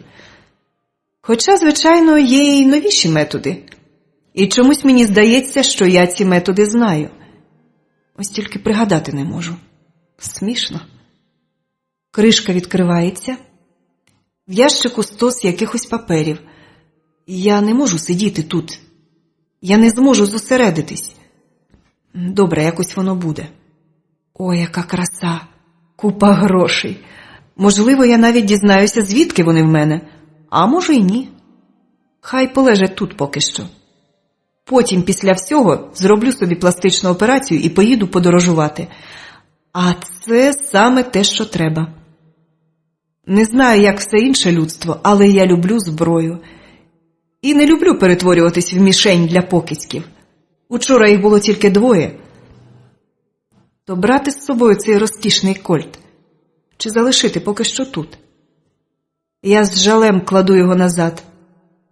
Ні, поки що хай почекає. Можливо, я помиляюсь, але здається мені, для нього ще не час. А я довіряю своєму внутрішньому голосові. Бо це говорить зі мною та, що сидить у мене десь в голові. Та, яку звати не так, як мене. Та, що колись бачила рожеві зірки на сріблястих плитках бульвару. Як він називався? Вона знала, але зараз це не суттєво.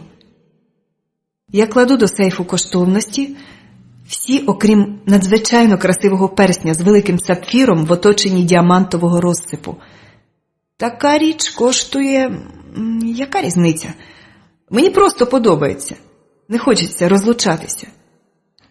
Я ще увечері подивлюсь, як блискотять камінці у світлі бра, що висить над моїм ліжком. А що ж з паперами?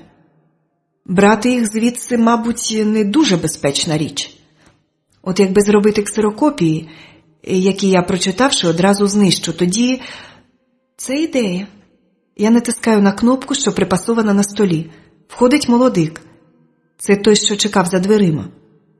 У вас тут десь є ксерокс? Зараз принесу. Він виходить. Я просто задоволена. Мені сьогодні таланить. Він швидко повертається, несучи невеликий апарат. Саме те, що треба. Тільки хай мені пояснить, як ним користуватися. Чи я вміла це робити? Господи, скільки складнощів. Я під'єднав, отож можете користуватися. Вам допомогти? Якось можливо зробити копії меншого формату? Ось так буде краще. Він нічого не запідозрить, хоча, звичайно, щось підозрювати не його робота. Звичайно, я зараз покажу. Ну, то якщо ви вже тут, то зробіть мені копії оцих паперів. Справді, чого я марудитимусь? На жаль, правила цього не дозволяють. Я не маю права торкатися будь-чого з вашого сейфу. Розумно. Вибачте мені. Ніяких проблем. Дивіться, ось так. Я залишаю банк лише за годину. Клятий ксерокс я таки освоїла, і це добре. Люблю нові власні враження. І навички, які я знаю, звідки взялись. Папери зручненько вмостились в кишенці моєї сумки. Тепер треба їхати додому. Але ні, треба додому. Мені зараз не потрібні проблеми. Я маю бути непомітною, як міль. Управляючий вже викликав таксі. Дякую вам, Вікторе Васильовичу. Вибачте за клопіт. Що ви, Юлія Павлівно? Який там клопіт? Зачекай, хлопця. Це до таксиста. Номер твого таксі вже знято на відеокамеру, як і тебе самого. Отож, довези клієнтку як слід. А як же ще? Сам знаєш. Отож, май на увазі, щось станеться, з-під землі дістану. А якщо? Не якщо. Проведеш до дверей квартири, зрозумів? Ой, не хотіла б я стати на дорозі цьому привітному Віктору Васильовичу. Хлопець теж не хоче, навіть не сперечається. Машина рушає. Так, Світланка не перебільшувала, коли говорила, що від злочинців нема де ногою стати. Якщо вже й на таксі небезпечно їздити, то я вже не знаю. Вибачте, а що мав на увазі управляючий, коли говорив вам... Хлопець трохи повертає до мене обличчя, досить симпатичний. І, здається, нічим від нього не тхне. Ви, мабуть, іноземка? З чого ви взяли? Дивний висновок. Мабуть, моє питання недоречне? Акцент. Ні, не дуже помітний. Ви добре говорите, але, звичайно, той великий начальник знав, що говорив. Знаєте, в нас таке частенько трапляється. викликають таксі по телефону, а до лінії під'єднались спритні хлопці, прослідкують звідки дзвінок і посилають своє таксі. Іноді навіть вбивства траплялись. Але мені він даремно це казав. Я не з тих. Правда, на лобі в мене це ще не написано, отож я не в претензії. Добре мені діло. Треба десь дістати машину, бо отак колись уб'ють ні за цапову душу. Вірніше, спробують убити. Але мені неприємності все одно ні до чого. Я, мабуть, проведу вас до дверей, якщо дозволите. Совість моя буде чиста. З тими хлопцями з банку краще не заводитись. Хлопчина тямковитий, але я не хочу, аби він... А втім, нехай. Ви можете просто постояти на першому поверсі, я вам гукну, що все в порядку. Чого вам дертися аж нагору? Ми йдемо до дверей під'їзду. Він відчиняє переді мною важкі двері, але я не хочу, аби він заходив за мною, тому випускаю з рук сумку, наче ненароком. Він заходить, а я заходжу за ним. В мене від розмов про злочинців просто параноя. Та береженого, як відомо, я піднімаюсь сходами, він залишається внизу. Швидше б зайти в квартиру, взяти на руки Макса і полежати трохи. Просто полежати, бо я чомусь страшенно втомлена. До звичайного запаху, що його вже я знаю, запаху чужих квартир, вологих килимків перед дверима, якихось страв, що їх варять люди, які живуть тут, до всього цього затишного і вже знайомого букету десь на рівні 3-го поверху долучається якийсь сморід. Господи, що це ще за гидота? З усього видно десь на моєму поверсі? Стоп. Це не просто так. Там хтось стоїть, чекаючи мене. Хто? Невже в мене є, вірніше, був знайомий, який би так смердів? Не може цього бути. Я б такого типа на гарматний постріл до себе не підпустила. Отже, думаючи про це, я не уповільнюю крок. Хай той скунс на горі думає, що я нічого не помітила.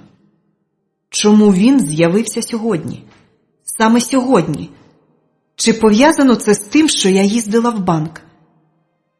Чи це результат моєї вчорашньої ескапади? Яка різниця? Це нічого не міняє. Я повільно починаю підійматись на останній поверх. Біля вікна стоїть, відвернувшись, якийсь чоловік. Стоїть і смердить неймовірно. Чому від чоловіків буває такий запах? Невже їм все одно? І все одно жінкам, які з ними сплять? Я ніколи цього не збагну. А в мою шию впивається гарота. Знаєте, що таке гарота? Отож, річ малоприємна, от тільки нею треба вміти користуватися. Цей тип не професіонал. Я знала це ще там, на 3-му поверсі. Професіонал ніколи не видасть себе запахом. А тут був не просто запах. Тому я, пригнувшись, перекидаю напасника через себе. Я бачу зблідле обличчя хлопчини-таксиста, що мчав по сходах нагору, а мій смердючий друг летить униз між перил. Аж униз. Добра штука, оці старі будинки. Він чомусь мовчить. І це добре. Звук удару співпав з моїм вдихом. Клята гарота нічого доброго мені не зробила.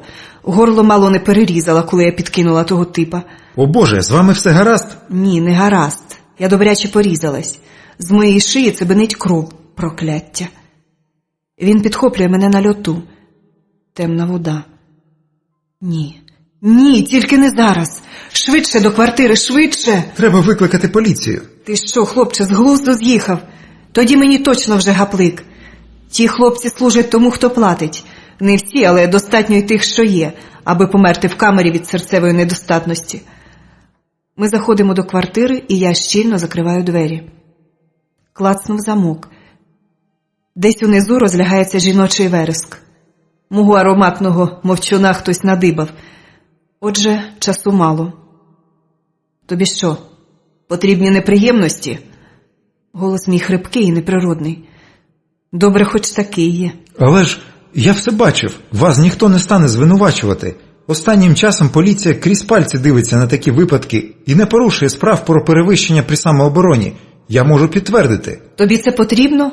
Слухай мене, я не хочу тебе в це вплутувати. Тому, коли прибуде поліція, ми скажемо таке. Ти довіз мене додому, провів до дверей, я запросила тебе на каву, адже це природно, ти дуже привабливий. Ну от і все. Ти нічого не бачив і не чув. І я також. А тепер швидко в ванну. Навіщо? Хлопче, ти не знаєш, навіщо існують ванни? Я в тобі помилялась. Невже ти думаєш, що я пущу тебе в своє ліжко немитого? Мене смішить його ошелешений вигляд, але мені ніколи розважатися. Я швидко йду до спальні і роздягаюсь. Кров здорово зіпсувала мою одяганку, тож я складаю все в пакет і ховаю подалі. Добре, що в мене є схожий одяг, який я розкидаю досить недбало. Тепер шия. Десь тут має бути перекис. Рідина сходить по моїй шиї жахливими бульбашками. Тепер шия. Десь тут має бути перекис. Рідина сходить по моїй шиї жахливими бульбашками і шипить, як кислота. Щеплення від правцю зроблю пізніше. Тепер ліжко. Я швидко розстилаю його і зсуваю простирадло. Нічого, зійде й так. Якщо, звичайно, не докопуватись. Ну, де там мій удаваний коханець? Стоп. Якщо дійде до освідчення, то відсутність очевидних слідів – прокол. Але ж я не можу так.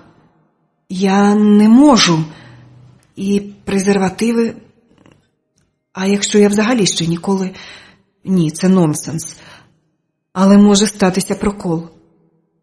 Я чіпляю на шию поверх пов'язки мережево і одягаю пенюар на голе тіло. Ну де оте втілення цноти? Позмивав з себе мікроби моїм протексом? Швидше йди сюди. Ви впевнені, що це гарна ідея? Іншої все одно нема, тому ворушись. Він виходить з ванної, і мої очі лізуть на лоба. Я, звичайно, розумію, що сексуальна революція, але це перший роздягнутий чоловік, якого я бачу. В нього очі стають зовсім круглі, а ось там я йому точно подобаюсь. Наскільки я розуміюсь на фізіології, цей барометр ніколи не бреше. Фантастика. Тільки й виривається у нього, але я чую, як вищить сирена. Мабуть, у всьому світі поліцейська сирена звучить однаково, тому я тягну його до спальні. В нас так мало часу. Ти впевнена, що... О, ми вже на «ти». Ну, звичайно, смішно говорити «ви жінці», яка чорт зна в чому одягнута, тягне тебе в ліжко. В тебе є інші пропозиції? Виклади їх. Ні, але... Ніяких «але». Лягай у ліжко, Господи, що я роблю? Але від нього принаймні досить приємно пахне. Але якщо ми тут просто лежатимемо, то... Так, хлопче, я й сама це розумію, тільки тут я пас. Ну так роби, будь ласка, що-небудь. Ну, те, що роблять в подібних ситуаціях, бо я тут... Ти не займана? Він так дивується, наче питає, чи я не з Марсу. Мабуть, що так, я не знаю, потім поясню. Швидше роби щось, навіть якщо я не займана, хай це тебе не тривожить. Нам треба уникнути поліції, бо... Я замовкаю на півслові, бо його рука обережно обіймає мене. Я не розумію, що зі мною коїться. Але моє тіло вже мені чомусь не підкоряється. Я наче пливу кудись на гарячих хвилях. І мені вже все одно, де та поліція, хто там що бачив. Мені тільки хочеться, щоб оце ніколи не скінчувалось. Його поцілунки мені приємні. І те, що він робить... І я не можу стриматись. Гарячий шепіт вплітається в музику моїх відчуттів. Не стримуйся, хлопче, навіщо? Потім ми якийсь час просто лежимо поряд. Я не знаю, що це було, але... Ти просто чудова. Ось тільки в тебе давно не було чоловіка. Принаймні 4 роки. О, Боже. Чомусь жахається він. Як же ти? Звичайно. Мені цього було не треба. Не може бути. Ти просто створена для кохання. Хлопчику, це не кохання, просто інстинкт. Але тепер я принаймні знаю, що колись теж мала стосунки з чоловіком. Або чоловіками. Але те було досить давно і, видно, за досить неприємних обставин, раз мені не хотілося цього більше. Як тебе звати? Ну, не вершина падіння. Переспати з чоловіком, імені якого навіть не знаєш. Мене звати Ігор. Потоцький Ігор. До ваших послуг, шановна пані. А мене Юля. Чи якось інакше, не знаю. І тобі це знати не треба. Що тепер робити, Юлю? О, та в тебе знову кров. Справді, з-під мережева показався струмочок. Швидше треба якось з цим упоратись, бо будуть неприємності. Я розмотую мережево і бинт. Так і є. Все просякло кров'ю. Ігор швидко знову обробляє рану антисептиком. Тільки тепер я розумію, як болить у мене поранена шия. Мабуть, через шок я одразу не відчула. Видно, спілкування з лікарем не уникнути. Але про це я подбаю потім. А зараз він швидко бинтує мені шию. Десь у мене має бути боа. Може, у мене екстравагантний смак, поліцію це не стосується. У двері нарешті хтось дзвонить. Звичайно, хтось – це перебільшення. Навіть по тому, як звучить дзвінок, я вже знаю, що нікого іншого, окрім представника влади, я там не побачу. Швидше в ліжко, командую своєму мимовільному коханцеві, і запам'ятай одне – нічого не бачив, не чув. В нас кохання з першого погляду, все зрозумів. А чоловік стояв на 4-му поверсі біля вікна, ми його бачили зі спини. Я зрозумів. Я йду до дверей. По тому, як вирячився на мене чоловік в м'ятій сорочці, я розумію, що справила належне враження. Тепер у нього думки трохи зіб'ються зі службового курсу. Отже, в мене є невеличка фора, аби зрозуміти, як з ним розмовляти. Чоловіки такі передбачувані істоти, окрім гомиків та інших збочинців. Але цей точно не гомик і не збочинець. Що ви хотіли? Мій голос ще трохи хрипкий, але це непогано. Я прошу вибачення, лейтенант Войтенко, карний розшук. Він нарешті оговтується настільки, що вже здатен продемонструвати мені свою книжечку і бляшанку. І кого ж ви тут карно розшукуєте, лейтенанте? Маю надію, не мене? Бо я зараз трохи зайнята. Я посміхаюсь йому чарівно. У всякому разі, маю надію, що це саме так і виглядає. Але йому на мою посмішку точно начхати. Мій пенюар зовсім прозорий. Мені можна зайти? Я хотів би поставити вам кілька питань. Будь ласка, якщо вас це якось втішить. А що сталося? Дозвольте, я замкну двері. Бо, знаєте, не хочу вас образити, але злочинність, ви розумієте. Я зачиняю двері, мимоволі, начебто притиснувшись до нього боком. Він відскакує, наче я його вкусила. Бідний. Прошу вас, лейтенанте, заходьте до вітальні. Ви не могли б щось одягти? Він вмощується на дивані. Це трохи незвичний для мене одяг. Я ходжу в себе вдома так, як вважаю за потрібне. Але якщо вам приємніше стане, то зачекайте, я одягну костюм-візитку. Якого кольору бажаєте? Вибачте, я зовсім не хотів вас образити. І, чесно кажучи, моя б воля то... Але мені ще працювати сьогодні. Прошу вас. Добре, тільки для вас. Любий, принеси мені халат, у шафі висить. Я починаю гру і розкриваю першу карту. Хай знає, що я тут не сама. Ігор розумник, дам йому цукерку. До речі, про цукерки. А де Макс? Чому він ніяк не зреагував на появу в квартирі чоловіка? Оце вже мене починає по-справжньому непокоїти. Добрий день. Загорнутий у простирадло, він нагадує зараз античну статую. Я тільки тепер помічаю бездоганний торс. Попала просто в яблучко. Гарний екземпляр. Добрий день. Бідолаха лейтенант, як він потерпає. Ви теж залиштесь, будь ласка. Лейтенанте, поясніть нарешті, що сталося? Звичайно, звичайно. Хоч я вже накинула на себе халат, йому все одно мулько. Щойно в вашому під'їзді вбито чоловіка. Я хотів би вас запитати, чи ви не помітили, чи не чули чогось.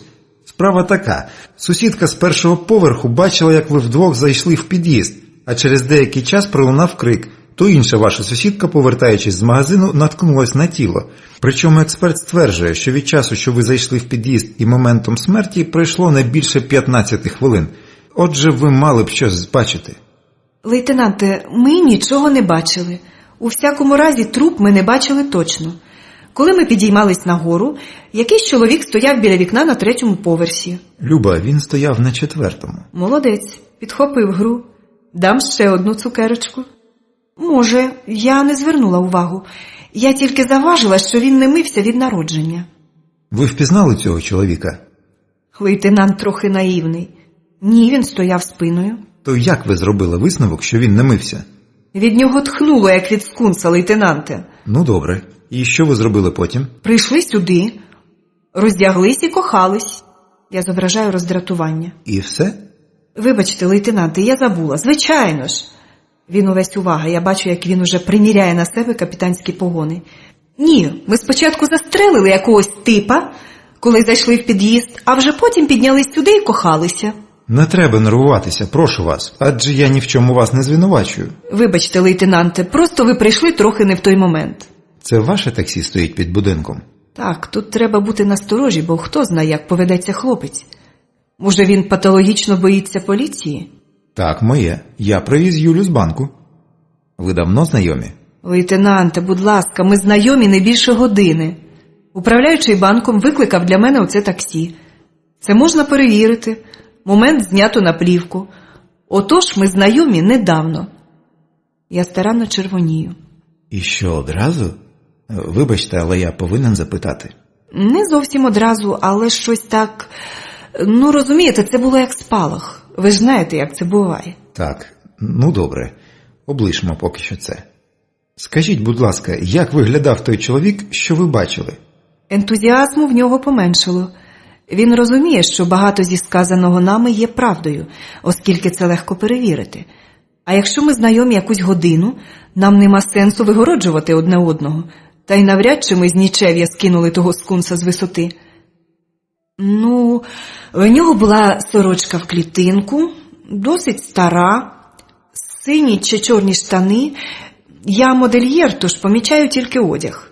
А ви щось помітили? Це вже до Ігоря. Ну, одяг я не пам'ятаю. Так, наче якась світла сорочка, може і в клітинку, не скажу. Я до нього не придивлявся, самі розумієте. Волосся ніби чорне, у всякому разі темне якесь. Ну, звичайно ж, Юля має рацію щодо запаху. Я ще побоювався, що в нас зникне, настрій, розумієте? Ви думаєте, то був убивця? Шкода, що ми не можемо вам допомогти. Ні, то не був вбивця. То був убитий. І ви, вочевидь, останній, хто бачив його живим. А мені здається, що останнім бачив його той, хто вбив, зарізав чи застрелив. Звичайно, ми бачили його останній, але він сам цього хотів. До речі, що з ним сталося? Обережно, Любчику. Це тонкий лід. Його скинули у проліт між сходами, принаймні з 3-го поверху. Лейтенанте, це неможливо. Коли людина летить униз з висоти, вона страшенно кричить. У всякому разі, я б кричала. А ми ж були тут і нічогісінько не чули. А та сусідка, що заважила нас, чула? Ні. Він важко зітхає. Ця справа вже здається йому безнадійною. То чому ж ви гадаєте, що його вбито? Якщо він не кричав, то, може, сам стрибнув? Самогубство? Я тобі подаю ідею, хапайся за неї. Можливо, але, скажем, деякі деталі. Може, йому спочатку зламали шию, а вже потім, бо в нього зламана шия. Якщо перекидати людину через плече, таке може статися, а втім, подивимось. Якщо будуть потрібні ваші свідчення, я передзвоню. Продиктуйте мені, будь ласка, свої дані. Це вже не складно. Він старанно все записує, а я хочу дещо запитати. Ой, треба обережно. Лейтенанте, у вас така цікава робота? Романтична? Він має на це впійматися. Ні, Юленько. Я для нього вже Юленька. Бачили ви таке? Ніякої романтики. Навпаки. Іноді хочеться на край світу бігти від оцього бруду. Бо приходжу додому і, вірите, боюсь до дітей підходити. Так і здається, що забрудню їх. О, то у вас є діти? Ви щаслива людина. Так, близнюки. Звичайно, це щастя. Але ми вдвох з дружиною ледве-ледве можемо їх утримувати. Що ж поробиш, якщо близнюки? На вулицю ж одного не виженеш. А романтика? Яка там романтика? Порізались п'яні, або наркомани, або що. Оцей сьогодні думаєте, хто такий? Бандит, грабівник і вбивця, на прізвисько Кулак. При ньому знайшли гароту. Я впевнений, що він причетний до ряду вбивств. Гароту віддали на експертизу, подивимось. І якщо хтось поклав край його кар'єрі, то я плакати не стану. Але марную свій час на розслідування, хоча тому, хто його пришив, я б ордена дав. А треба розслідувати. Ну, та видно буде. Вже йтиму, приємно було познайомитись. До речі, це так, для проформи. Якщо тільки ви дозволите, я можу оглянути спальню? Звичайно. Хоча я не розумію, але якщо це вас якось потішить, будь ласка. Мій голос звучить доволі знічено. Він іде до спальні. Зім'яті простирадла, розкиданий одяг і презерватив на підлозі. Використаний. коли він його надів. Слава Богу, тепер не думатиму, що та як. Красива кімната. Дякую, що з розумінням поставились до мене. До побачення. Я зачиняю двері і знову йду до спальні. Мені треба трохи відпочити. В мене болить шия, і я почуваюся жахливо. Почала боліти голова, нестерпно. Може, ти дещо мені поясниш? Що я маю вчинити з цим хлопцем? Найкраще буде просто його вбити. Але з багатьох причин це невдала ідея. То що? Чого ти мовчиш? Ти уявляєш, як мені зараз? Ти в мене на очах скинула того негідника вниз, потім і ми обдурили поліцію. Я маю право на деякі пояснення. Ти скажеш мені, що це все означає? Ні. Ні? Ні? Ти не хочеш пояснити, чому за тобою полюють бандити? Чому ти не хочеш? Я можу тобі допомогти. Не лізь у це. Але... Ніяких але. Не лізь у це. В тебе немає шансу вціліти. Всі, хто торкався цього, вже мертві. Принаймні одна точно. Я не хочу, аби на моїй совісті була ще одна смерть. Не розумію, чому він не йде. Інший вже тікав би, куди очі бачать. Юлю, прошу тебе, не треба зі мною так. О, в тебе знову кров. Треба до лікаря, негайно збирайся. Він не розуміє, що мені не можна зараз до лікарні, бо там зобов'язані про подібні поранення сповіщати куди слід. Дай мою сумку. Десь тут має бути візитка Віталія. Аби тільки Світланка нічого не дізналася. Ось, знайшла. Подзвони цьому чоловікові. Це твій приятель? О, вже сцени ревнощів? Ні, це приятель моєї подруги. Порадь йому захопити інструменти, але не вдавайся в подробиці. Тільки зараз, швидше. Він хапає телефон і накручує диск. Будь ласка, Віталія Петровича. Добрий день. Чи він такий вже добрий? Треба тут прибрати, бо темна вода змикається над моєю головою. Брудна темна вода. Господи, а де ж Макс? Я лечу в прірву. Глава 7. Не дуже правдоподібне пояснення. Це голос Віталія. Мене розбудили голоси і наполегливе лоскотання. То Макс нагадував мені, що я не маю ніякого морального права померти зараз. Ніякого іншого немає. Вона опритомніє і сама все розкаже, якщо, звичайно, захоче. Цей голос. О Боже, він ще тут? Як я йому в очі дивитимусь? Я поводилась, як остання шльондра. Що ж тепер робити? Макс, іди геть.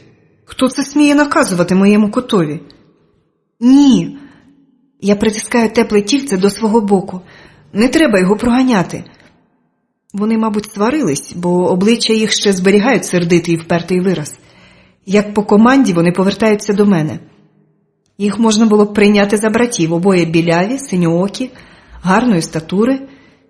Тільки Ігор щонайменш на 5-6 років молодший. І не такий випищений. Мені таланить на гарних чоловіків. От тільки як тепер їх спекатись? Я ще маю сьогодні дещо зробити. Тільки де моя сумка? Моя сумка! Мене страшенно паморочиться в голові, але то пусте.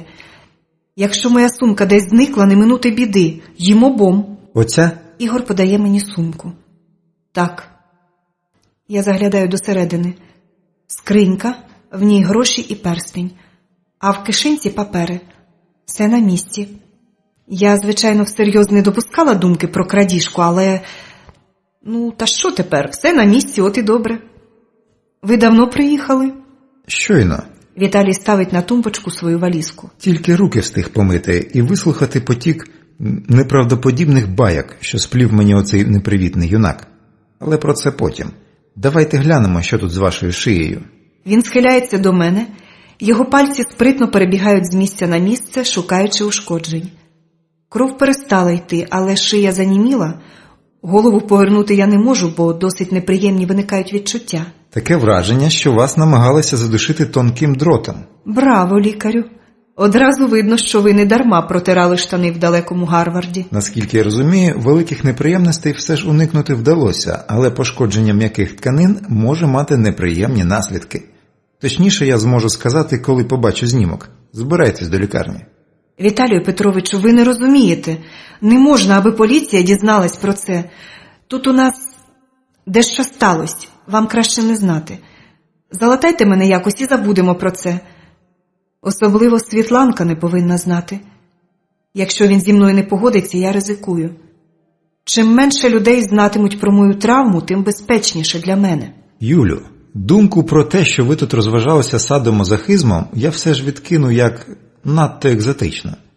З вами трапилось щось дуже погане, і ви не хочете зрозуміти, що після такої важкої травми, яку ви пережили, ледве пережили, я наголошую на цьому. Так от, після такої травми вам слід уникати ситуацій, наслідки яких, одним словом, вам не можна вести такий спосіб життя, як ви це собі уявили. І ще довго буде не можна, а у вас учора не було вдома допізна, я це точно знаю. Хай це буде на вашій совісті, але я не можу дозволити вам. Збирайтесь до лікарні, негайно, і без розмов. Ніхто ні про що не довідається, не турбуйтесь. Та потрібно більш детальне обстеження, інакше це може погано скінчитись, навіть фатально. Він не розуміє. Я не можу гаяти час на це. Мені треба розібратися з паперами, відновити деякі знайомства. Мені не можна розслаблятися, бо сьогодні по мою душу вже хтось посилав смердючку з гаротою. Можливо, цей хтось знав, що та колишня Юля не зможе дати від коша. Можливо, мені колишній вистачило б і того дрібного злочинця, але тепер вже ні. І якщо в того містера Ікс щось є в голові, він одразу ж зробить поправку на вітер. Люба, він має рацію. Оце номер. Я вже для тебе Люба? Оце номер. Я вже для тебе Люба? Та хто ти такий? Нічого, вбити тебе я завжди встигну. В лікарні я не залишусь. Щоб там не було, викличте мені таксі. Май на увазі, Любчику, ти мені більше не потрібен. А якщо розпустиш язика, то не щуєшся, як сам опинишся у камері. А тож. Нащо викликати? У вас же є персональне таксі прямо з водієм. Він бере мене на висміхи, цей недовчений Авіценна. Якби в мене так не боліло горло, я б теж посміялась.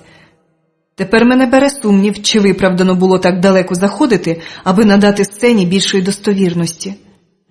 Нічого, в мене є секретна зброя, аби віднадити мого Ромео. Ось зараз, хлопчику, я змию з обличчя фарбу, зніму перуку. Ну як тобі? Подобається?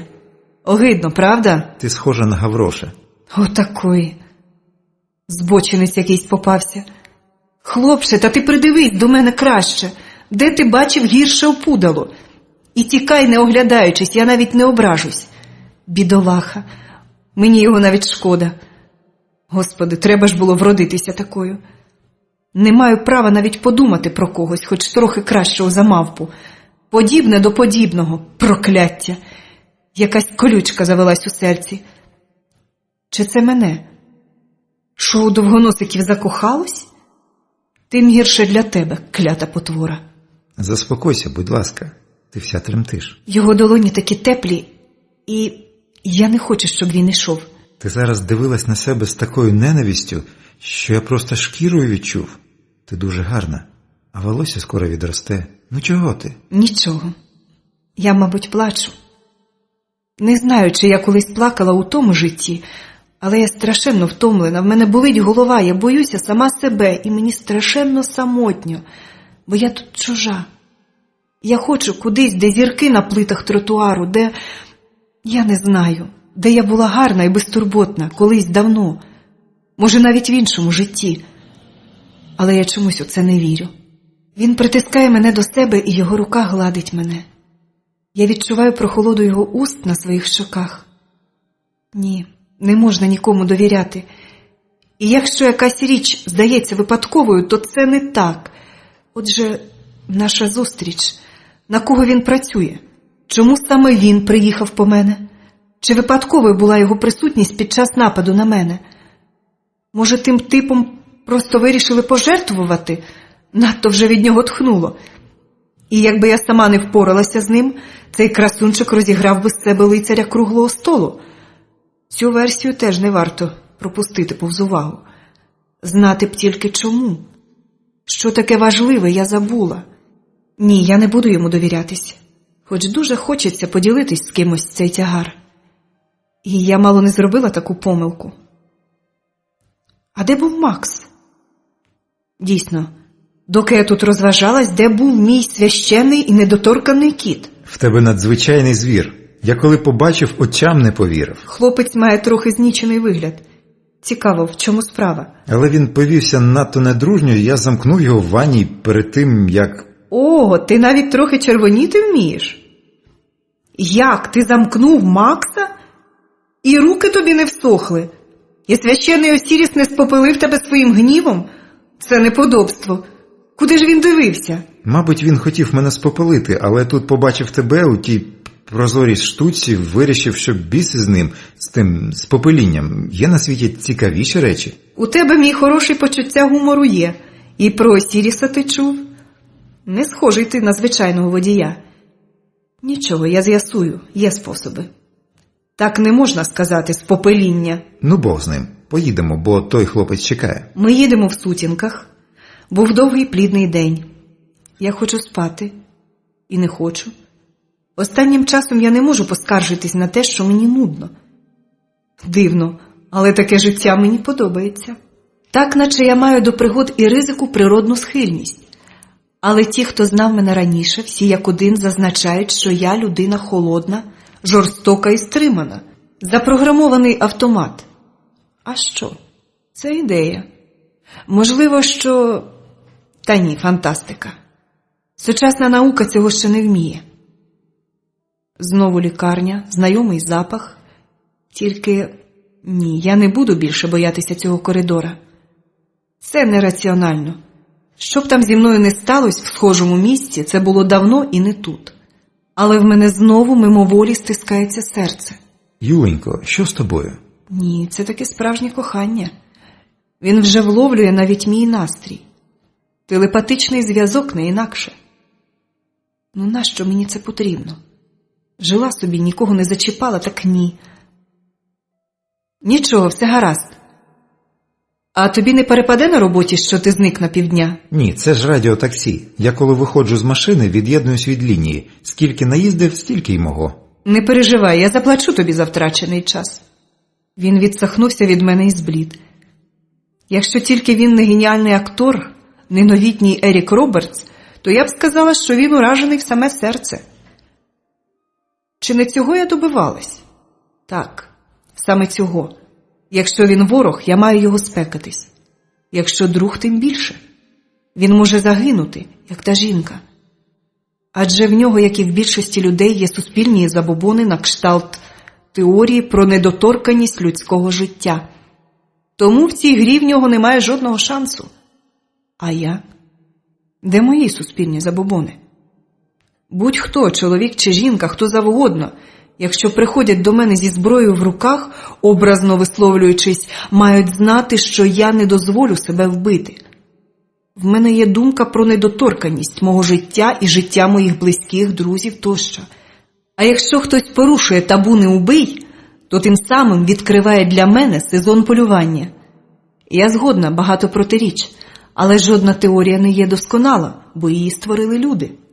Я розумію. Ти навмисно ображаєш мене, щоб я пішов. Але я не піду. Я не можу залишити тебе саму з цим, хоч ти й упоралась з цим покидьком. Я таки попала. І так невчасно. Я не можу дозволити йому. Це мене нервуватиме, і я не можу йому пояснити. Але чому не можу?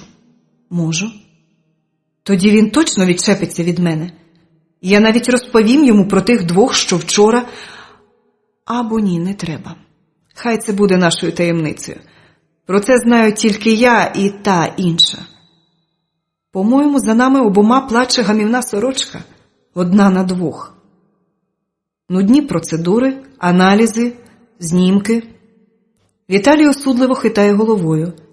Так, я погано себе вела, лікарю, але не обіцяю виправитись.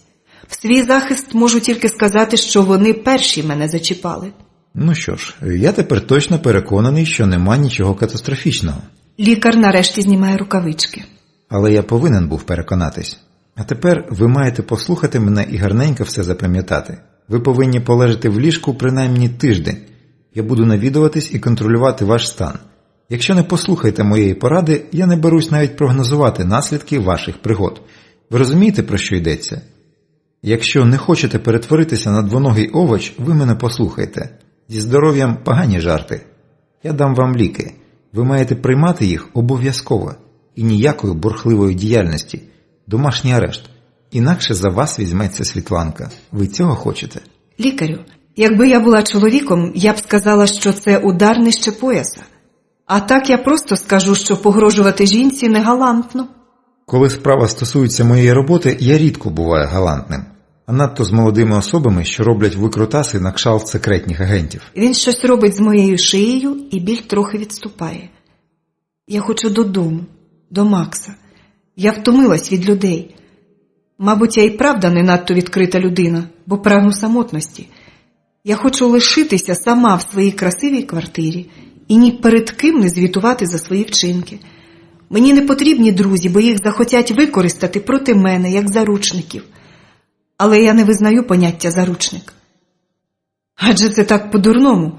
Зловмисник приставляє зброю до голови близької мені людини і вимагає, щоб я кинула зброю або виконала те, що він скаже.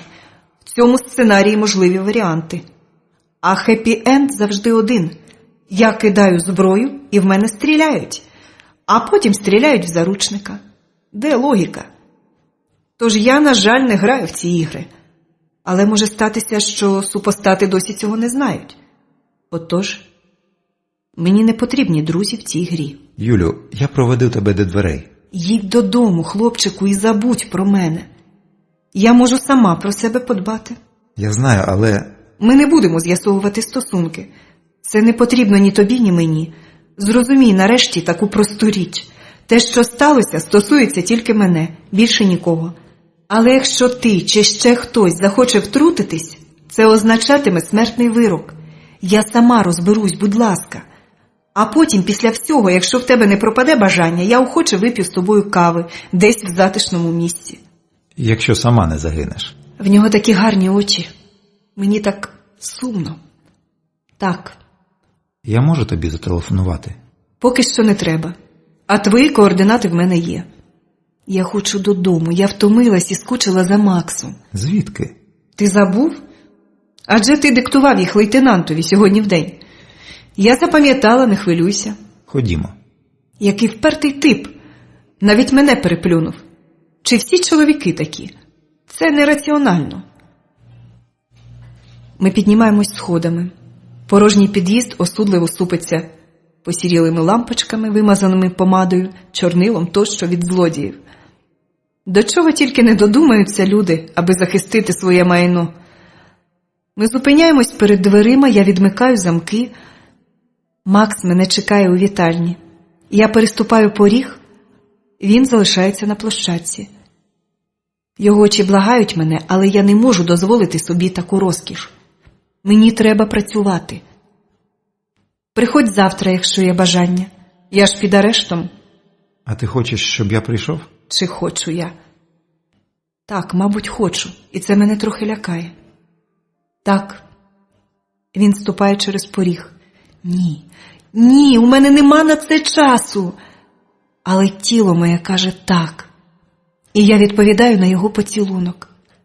А тепер досить. До завтра, милий.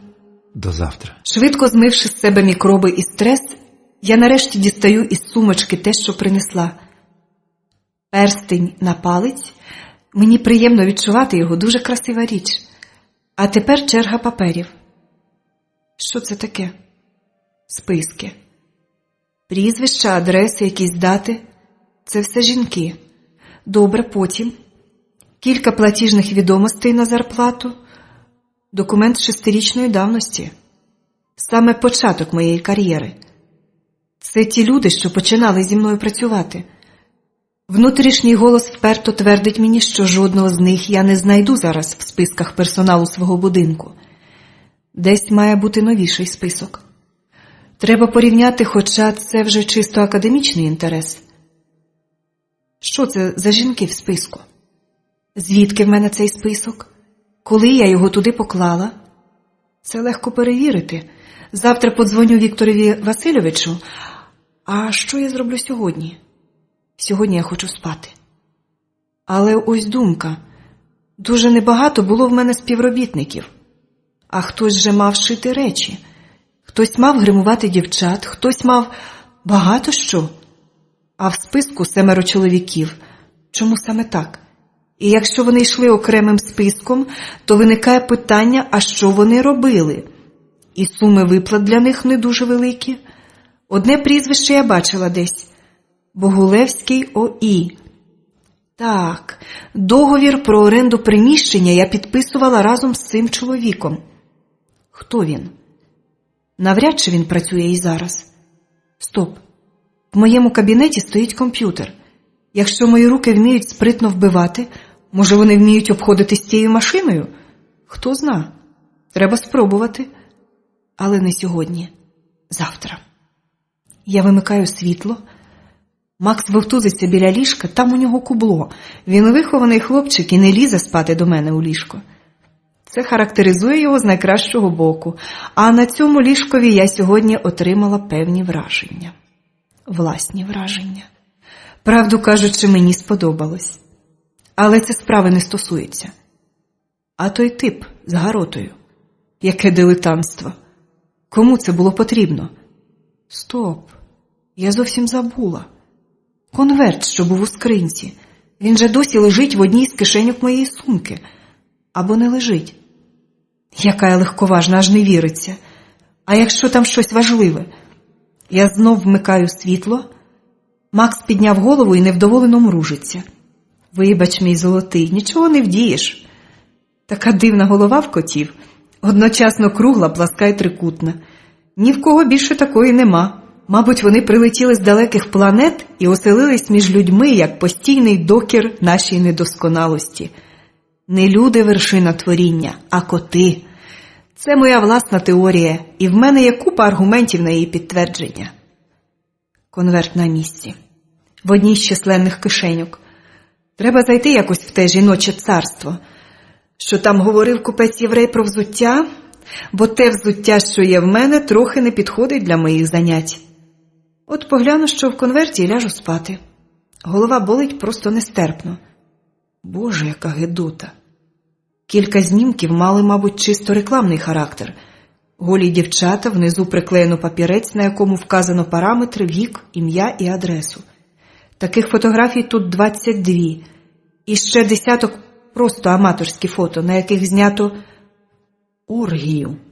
Інакше не скажеш. Обличчя чоловіків мені незнайомі. Стривайте. Ось це. Цей паскудний писок я точно десь бачила. Чи не той це діяч, якого я вчора примусила востаннє повечеряти власною блювотою? Ну, так і є. Та сама гидотна посмішка. Я, здається, навіть чую сморід. Значить, вчора не просто випадковий напад. За мною стежили. Тоді слід припустити, що Семенівна... Ні, не може бути. Навіщо? А ще цілком ясно, що я маю загинути через нещасний випадок. Інакше вже давно можна було б найняти снайпера. Звідки в мене ці фотографії?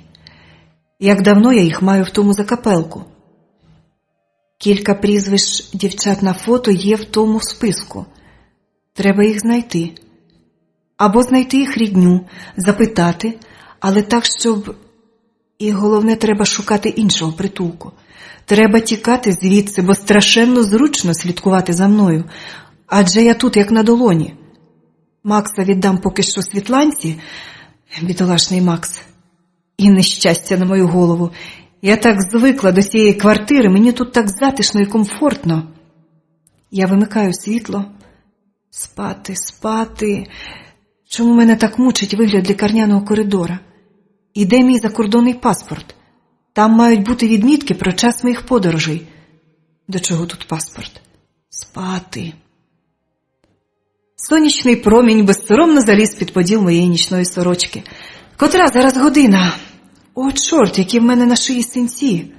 І синювата смужка переходить в скипілу кров'ю подряпину. 100 чортів йому печінки.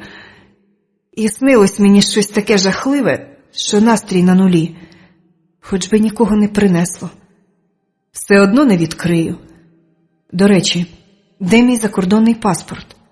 Пластикова картка тут, ось лежить, а синенька книжечка. Якби хоч згадати, де в мене тут що лежить, я вже більшого не прошу. В столі кабінету має бути порядок, але... А, так, вчора тут Світланка поралась. Ось тека, так. Це мій паспорт. Як зблиснула на руці обручка. Гарна річ. Та ось відмітка про перебування у Франції. З 17 березня 2003 року по 19 травня цього ж року. Ого! Нічого собі, тиждень високої моди. Що ж я робила в країні любителів жаб і устриць так довго? Маю надію, хоч слимаків я там не наїлась. А може там жабами отруїли? Господи, мені аж млосно від огиди. Ні, ніколи в цьому житті я не могла їсти ту гидоту. То що ж сталося? Нема жодного папірця, що підтверджував би моє перебування на лікуванні. Світланка казала, що я їй нічого не розповіла. Значить, ніяких паперів теж не давала? Чи все ж щось було? Бо вона казала, що в мене був невроз. Дуже зручний діагноз, як і гостра серцева недостатність. Я вдивляюсь у фото. Це не я, точно. Дуже схоже, але ні. То хто ж я така? Я не знаю. Якщо це паспорт Юлії Ясінської, то я точно хтось інший. А де ж справжня? Дзвінок з передпокою. Я нікого не хочу бачити. Ідіть усі геть. Я зараз сяду і спробую оживити комп'ютер у себе в кабінеті. Там мають бути цікаві речі. А якщо комусь я дуже потрібна, у мене зрештою є телефон. Я торкаюсь клавіш. Ні, не можу. Я не знаю, як ним користуватися. Якась дивна в мене амнезія. Як вбивати різний непотріб, так тут я перша. А як зробити щось розумне, так ні. А ще хіба тут можна зосередитись, якщо мені весь час заважають? Невже не зрозуміло, що я хочу побути на самоті? Я втомилась від лікарів, коханців, щирих подруг і вбивць. Я втомилась від усіх. Я думав, ти вже кудись чкурнула. Не встигла. Ну що йому потрібно? Ти прийшов надто рано. Синець має жахливий вигляд. Я теж. Ні, ти гарна. Впустиш мене? А ти розбираєшся в комп'ютерах? Так. Тоді заходь. Він старанно витирає взуття, потім, наче згадавши щось, знімає черевики і залишає їх біля дверей. Гарний хлопчик, запам'ятав урок. Моя величність не любить бруду. Гарна сорочка. Ти в ній страшенно еротично виглядаєш. Ти збочинець. Любиш різні каліцтва? Синці скоро зникнуть, волосся відросте, все інше мене влаштовує. Нахаба. А ти маєш прикрий характер. Нащо тобі комп'ютер найновішої модифікації, якщо ти не вмієш ним користуватися? В мене амнезія. Так не буває. Це вигадали мексиканці для своїх серіалів. Я раніше теж так гадала. Мені подобається оця розмова. Мені подобається, що він тут. Я майже щаслива. Ось тільки наскільки щаслива? Хтось почистив тобі файли. В тебе нема дискет? Може, там нічого і не було? Ні, хтось розумний зламав пароль і почистив файли. Хто б це міг бути? Не знаю. Мене не було вдома досить довгий час. Хто завгодно міг. Але як? Адже ключ був тільки у Світланки, але навіщо їй це? Поясни мені, як ним користуватися. Вдягнись спочатку, ти збиваєш мене з думки. А про що ти намагаєшся думати? А ти як гадаєш? Про погоду. Давай поснідаємо. Ти вмієш готувати? Я не хочу їсти. Хочеш снідати, готуй собі сам. Але не раніше, ніж навчиш мене користуватися цим монстром. Якщо ти будеш така вперта, я передумаю з тобою одружуватись. Не потішай мене. За годину я вже більш-менш зрозуміла призначення всіх кнопок. Нехитра штука, але сама б я розбиралася значно довше. Дуже корисна річ, бо я надумала дещо утнути. Якщо в мене вийде, не доведеться бігати по всіх усюдах. Ти любиш відео? Чому ти питаєш? Я бачив у тебе багато касет. Там нема нічого цікавого. Самі мелодрами, не розумію, як я могла їх дивитись. Ти мене ні про що не питаєш. Все, що треба, розкажеш мені сам. Як ні, то ні. Ти дивна жінка. Я ніколи таких не зустрічав. Звідки в тебе цей акцент? В мене амнезія. Я себе пам'ятаю трохи менше, ніж місяць. Якщо я зварю сніданок, ти їстимеш? Якщо тільки ти не насмажеш мені жаб. Чому я маю це робити? Хіба в тебе є жаби? Ні. А, зрозумів. То я піду на кухню. Хто не сховався, я не винен. Не нароби мені там шарварку, бо я... Знаю, ти викинеш мене з балкону. Ти все правильно зрозумів. Як чесна людина, я з тобою одружусь. Не забувай, мені не можна нервуватися. Останнє слово все одно залишається за мною. Ти мене не спіймаєш. Бачили таке? Він зі мною одружується. Макс не потерпить такої наруги. Я знов повертаюсь до екрану. Ось зараз увійду в систему і знайду потрібні дані. Будинок моди Еріка.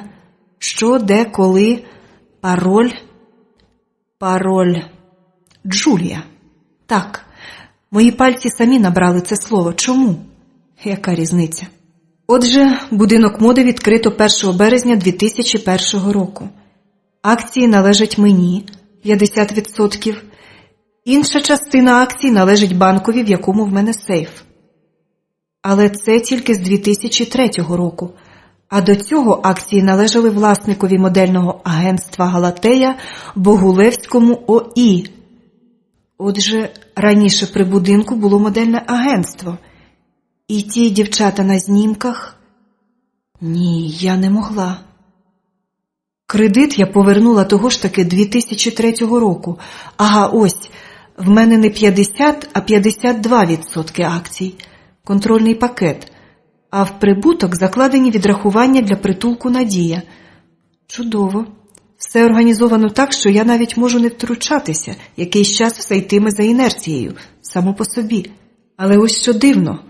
Модельне агентство «Галатея» припинило своє існування знову ж таки у березні 2003 року. З того ж часу десь зник пан Богулевський. Контракти всіх працівників теж датуються тим самим часом. Отож, приїхавши з Парижа, я застала великі зміни. Але хто ті зміни провів у життя, якщо мене не було в країні? Хто найняв нових людей і куди подівся той інший персонал? Далі нема нічого цікавого. Тепер подивимось особисті справи працівників. Про себе я вже читала цю інформацію. Далі швачки, закрійниці, 2 модельєри. Нічого цікавого. Ага, ось. Всіх їх весь теперішній персонал приймав через співбесіду пан Вишневецький. Але приймав саме тоді, коли, згідно відміткам в моєму паспорті, я була в Парижі. Чи ще десь у Франції? Як таке могло статися? І невже я раніше не помічала купу дивних збігів і розбіжностей? Чи я не знала, що маю помічати? А потім, можливо, випадково звернула увагу, а потім автопригода і повна і надійна амнезія. Цікаво. Особиста справа Олега Вишневецького нічим не вражає, хіба що... звичайно ж, як я одразу не помітила. Свою кар'єру він починав колись у СБ, але працював там мало. Видно, платня не влаштувала. Може, це не має ніякого значення, а може, треба з'ясувати. Його контракт підписував Богулевський О.І., отже, Олег знав того типа. А може статися, знається з ним і зараз. Тоді можна висунути кілька версій, але кожна з них закінчуватиметься одним питанням. Чому я ще й досі жива? О, та ти хуліганиш? Що за манера заглядати через плече? Схаменись, це інформація про мій власний будинок моди. Чи ти не чув про такий? Чому ж? Звичайно чув. Ходімо снідати, тільки перевдягнись. Мені ліньки. І шия болить. Це точно шия болить, наче тупим ножем хтось ріже. А ти пила ліки, що дав тобі лікар? Поки в мене не буде лабораторного аналізу тих ліків, я до них навіть не доторкнусь. Але ж лікар сказав, ти що думаєш, він тебе отруїть? Але ж він твій знайомий. Господи, чому в мене немає жодної ілюзії щодо цього світу? Ну то й що? Отрута однакова. Хіба можна комусь довіряти? Мало що, знайомий. Знайомий віднедавна, хто зна, може в нього матеріальні проблеми, може... А може то дійсно ліки, я не знаю. Як же ти живеш на світі? Хіба можна отак нікому не довіряти? Може ти думаєш, що і я тебе отрую? Сніданком? Теоретично таке теж може бути. А практично? Хоча, якщо випити антидот, не будемо про це. Добре, як скажеш. Але нам все одно доведеться повернутися до цієї розмови. Хочеш ти цього чи ні? В мене нема часу на суперечки. Або ти приймаєш життя таким, яким воно є, або тішишся ілюзіями. Ходімо поїмо, в мене багато справ. Цей хлопець вміє куховарити не гірше від Світланки. І на кухні порядок. Ну що ж, милий, подивимось на твою поведінку. Дуже смачно. Ти Макса погодував? Так, цей хвостатий монстр облив мене презирством. Не смій називати його монстром. Ти просто заздриш його досконалості. Він просто зарозумілий нахаба. Він має на це право. Він сама довершеність. Не стану суперечити, звір дійсно вражає. Але ти надто розпестила його. Не лізь в наші стосунки. Ну звісно, тепер я розумію, чому в тебе не було чоловіка. Чому? Тому що твій характер може витримати тільки твій кіт. Ви з ним два чоботи пара, я займусь вашим вихованням. Це стане твоєю фатальною помилкою. Можливо, останньою в житті. Можливо, але варто ризикнути. Ти надто коштовний приз. Облиш надію всяк, хто сюди входить. Я люблю пекло. Ти його навіть ще не бачив. Але я тобі обіцяю екскурсію туди. Він дивиться на мене з якоюсь щемливою ніжністю. Наш обмін шпильками нічого не змінює в його погляді. Можливо, я пошкодую потім, але хай він стане моєю останньою ілюзією. Мені треба дещо знайти, не виходячи з дому. Доїси сніданок, перевдягнешся, потім спробуємо. Я тим часом помию посуд. Згодна. Не побий тарілок. І я вже встигла привести себе в людиноподібний вигляд, коли він скінчив нарешті з кухнею. Світланка поралась швидше, але, можливо, я прискіпуюсь. Що ти хотіла б знайти? Інформацію на Богулевського ОІ, колись власника модельного агентства «Галатея». Так, поглянемо. Зараз, чекай. Ось, самогубство відомого філантропа. Застрелився прямо в своїй квартирі, де проживав сам. 30 березня, 4 роки тому. Агентство перестало існувати. Ось іще чутки про торгівлю дівчатами. Почалося розслідування, яке припинилось після смерті головного підозрюваного того ж Богулевського ОІ. Ось ще кілька прізвищ. Перевір. Всі вони колись працювали на мене. У всякому разі, я підозрюю це. Зараз, почекай трохи. Ось тут. Волошин Ян Сергійович відбував покарання. Судився, розбій, крадіжка, підозра на вбивство. Чудесний чоловік. Минулого року потрапив під колеса вантажівки, перебуваючи у стані наркотичного сп'яніння. Далі Терновий Всеволод судився тричі за розбій. Десь в той же час помер від передозування. Думаю, іншим так само поталанило.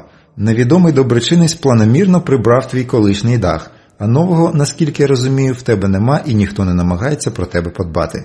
Це неймовірно, але факт. Знайди кого-небудь з цього списку. Це колишні мої швачки, тощо. Повинен же бути хтось, хто пам'ятає мене раніше, ніж 4 роки тому. Давай список.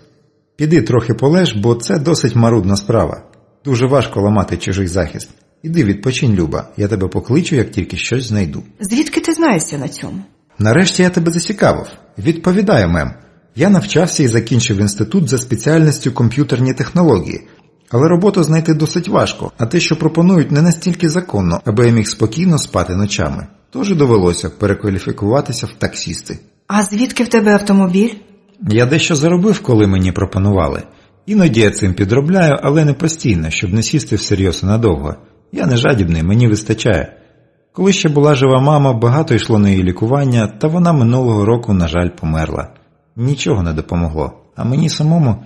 Але це не цікаво. Іди відпочивай, як наказав тобі лікар. Я йду до спальні і спиняюсь біля книжкової полиці. Багато книжок. Невже я всі їх прочитала? Тепер доведеться знову перечитувати. Не можна ж так. Щоб таке взяти? Ага, ось. Якісь п'єси. Ні, не хочу. Краще я ще роздивлюсь оті фотографії. З показу в Парижі. Що в них такого незвичайного? Чому вони мене так збентежили? Фотографії, що на них увічнили публіку на показі. Чи є тут знайомі обличчя? Ні. Я нікого не знаю. А ось це фото. Як воно сюди потрапило? Це теж якийсь показ мод, але не в тому залі. Ось дата унизу. 16 червня 2001 року. Звідки це фото? Як воно до мене потрапило? Чому я... Он та пара в 3-му ряду. Немолодий чорнявий чоловік у смокінгу і білява дівчина в вечірньому вбранні. Її обличчя чомусь здається мені знайомим. Великі сірувато-сині очі, невеличкий носик, невеличкий примхливий ротик, трохи посміхається, рука в темній рукавиці до ліктя злетіла в якомусь жесті. Вона щось говорить своєму супутникові. Чому мене огорнув такий смуток? Я знала цю дівчину. Звідки? Можу дати голову на відсіч, що це фотографували не тут, а десь за кордоном. Я чомусь впевнена в цьому. Вірніше, впевнена та, інша. Ну так вилазь на світло, що ти там шепочеш? Ні? Ну, як знаєш. Цікаво, як все-таки це фото опинилось між моїми фотографіями. Адже цілком очевидно, що це не може бути випадковістю. І сфотографували не просто публіку в залі. Фотографували саме цих двох. Чоловіка я теж десь бачила. Де? Неймовірно. І хтось поклав цей знімок між купи подібних знімків саме для того, аби я звернула увагу. Тільки я одна. Адже він не виділяється ні тематикою, ні форматом. Трохи інша кольорова гама, але це можна помітити лише тоді, коли можеш помітити. Цей знімок хтось адресував мені.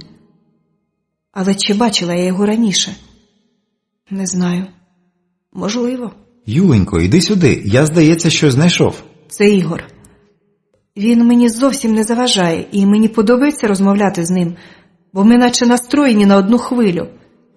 Невже знайшов когось? Так, ось, поглянь. Скорик Олена Вадимівна, швачка. Вона живе зараз у невеличкому містечку Нікополь, це Дніпропетровська область. І ще одна жінка, Тесленка Ніна Миколаївна, швачка і вишивальниця. Мешкає у Верхньодніпровську, тієї ж Дніпропетровської області. Що цікаво, за даними комп'ютера, жодна з них ніколи не мала в Києві прописки. Значить, вони обидві приїжджі. А ось тих, хто мешкав в Києві, відшукати не вдається. Протягом березня-квітня 3-го року всі вони виїхали з країни хто куди, з різних причин. Юлю, я не розумію, що діється навколо тебе. Я теж. Тому й кручусь, як муха в окропі. Але ти 4 роки жила спокійно з цим. Може, треба і далі так? Мало що там могло бути колись, тепер все по-іншому. Ні, по-іншому було якраз у ті 4 роки. Я не знаю, що там сталося, але я впевнена, не могла я свідомо жити з цим. Або то була не я, або... Не треба про це. Ти допоміг мені, я вдячна. Далі я вже сама. Що ти сама? Поїдеш шукати тих двох? Як ти собі це уявляєш? Він хвилюється, і його очі стають зовсім сині. Боже, ну про що я думаю? Пробачила, я не буду ставити це на голосування. У мене є план. Прекрасно. Раніше була дівчина з веслом, а тепер інші часи. Дівчина з планом. Їй мало голову не відрізали, і ось, милуйтесь, леді та джентльмени, у неї знову є план. Але ти забула про те, що від учора в мене щодо тебе теж з'явився план. А тому куди б тебе не понесло, ти вже не відкараскаєшся від мене, ясно? Ти нахаба і дурень. Сам не знаєш, у що лізеш. А ти леді-ганстер, і характер у тебе жахливий. То чого ж ти до мене прилип? Я закохався, і тепер не можу адекватно оцінювати обстановку. Аут. Я більше не можу сперечатись. Це не принесе реальних результатів. Добре. Сам втече, тільки но запахне смаленим. Якщо він не той, за кого себе видає, треба мати його на оці. Якщо він просто новітній Дон Кіхот, хай нарікає на себе. В мене не буде часу опікуватись його безпекою. Я можу подбати про себе, не хвилюйся. Ну так і є, треба міняти хвилю. Отже, що ми робитимем? Який у нас план? Командуйте, мем. Треба зв'язатись з родичами тих, що виїхали. Треба дізнатись, що сталося тоді. Може, не доведеться нікуди їхати. Все дізнаємось тут? В мене є кілька адрес, але ти не поїдеш. Поїду я сам. А ти будеш виконувати вимоги лікаря. Я поговорю з родичами. Ні, не так. Всю розмову ти запишеш на диктофон. Гроші на його придбання зараз видам. А також на те, щоб заплатити за свідчення. І не сперечайся, тут не ти вирішуєш. Якщо дійсно хочеш допомогти, роби, що кажу, і забудь на деякий час міф про те, що чоловік має бути головним. Це дуже небезпечна ілюзія. Треба віддати йому належне, він проковтнув усе без нарікань. Шкода, якщо доведеться довідатись про нього щось несумісне з подальшим його існуванням. А я трохи полежу, подумаю. А може засну і мені присниться бульвар з рожевими зірками? Макс стрибнув до мене на ліжко, трохи пововтузився, потім його лапа, наче перевіряючи мене на міцність, невпевнено ступила на мене. Потім заліз увесь і вмостився в мене на грудях, ліг на шию. Досить важкенький, але мені подобається. Якщо виникне потреба в пересувному способі життя, його доведеться доручити Світлані. Він не створений для подорожей, і в мене буде менше мороки. Я можу і не поїсти, а його хоч не хоч, а треба буде годувати, доглядати, пестити. Отож, бачиш, мій лев, як воно виходить у житті. Але я знаю, що ти мені не пробачиш, якщо я дозволю себе вбити. І Осіріс не прийме мою Ка. Я буду вічною вигнанницею, тому ми з тобою ще зустрінемось. А ти мене чекатимеш, і це додасть мені сил. Люди можуть зрадити, але ти ніколи не зрадиш мене. І тобі начхати на те, що я декого вбиваю, що в мене прикрий характер, що я панічно ненавиджу бруд і безлад. Ти – це я сама теж. Просто, мабуть, випадково ми народились так. Ти котом, я жінкою. Щось переплуталось на божественній кухні. До речі, я все менше опираюсь тій іншій. Мене вже не дивують мої думки і вчинки. Мене зовсім не шокує моя яскраво виражена соціопатія. Я відчуваю, що маю право бути поза законами, бо колись хтось поставив мене у безвихідь. У мене є тепер тільки такий вибір – або дійти до кінця і виграти партію, або… Оте друге «або» мене не влаштовує. Ожив телефон. «Юлько, це я. Ну, як ти почуваєшся?» «Мила, люба Світланка, може, ти знаєш, хто упорався з моїм комп'ютером?» «Привіт. Непогано. А як у тебе справи з твоїм лікарем?» «Лікар він якраз твій. А сьогодні ми йдемо до театру». «Ти мала рацію. Я сама собі напридумувала казна чого. Тобі щось привезти?» Не вистачало ще, аби вона приїхала, побачила мою шию, почала ставити запитання, на які в мене нема для неї правдоподібної брехні. «Ні, дякую, в мене все є, і я зовсім не нудьгую». Це таки правда, нудьгувати не доводиться. «Будь ласка, розважайся і не думай про мене, потім подзвониш, розповіси». «Ну, добре, тоді я не буду заїжджати, в мене і справді сьогодні обмаль часу. Весна, всі сказилися». «До речі, все хотіла в тебе запитати. Ти казала, що в мене був невроз після поїздки у Францію. Я привозила звідти якісь папери. Ну, щось, по чому можна було б...» «Я зрозуміла. Так, була виписка з історії хвороби, вона у мене в сейфі. А що?» «А те, любонько, що це вже прогрес. Якщо я тебе попрошу надіслати мені ті папери, ти зможеш це зробити?» «Надіслати? Та я можу сама привезти тобі. Чи це так терміново?» «Ні, терміновості ніякої нема, але мені хочеться, аби якомога швидше збирались всі фрагменти тієї мозаїки, бо мені вже починає здаватись, що я товчу воду в ступі. Так, будь ласка, я пришлю за паперами одного хлопця. Білявий, очі сині, тон шкіри трохи смаглявий, на зріст десь 6 футів 3 дюйми. Цебто майже 1,90 м? Я вже трохи звикаю до твоїх дивацтв. Так, якщо не вийде сьогодні, то завтра я все завезу сама». «Ну, до завтра ще треба дожити. Багато що може статися до завтра, я це знаю з власного досвіду. Наприклад, сьогодні ще ніхто не приходив, аби влаштувати мені нещасний випадок. Тьфу, ще наврочу. Так, тоді привезеш, як буде час». Я знов і знов перебираю в пам'яті все, що в мене є. Ні, не сходиться. Нічого не сходиться. Навпаки, з кожним кроком все більше виникає плутанини і різних питань. Але зараз я зроблю дещо корисне.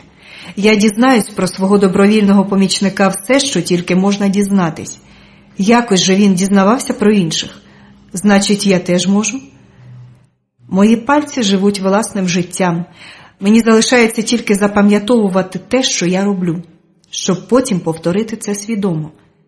А на пам'ять я поскаржитись не можу, якщо не брати до уваги те, що, нема чого повторювати очевидні речі.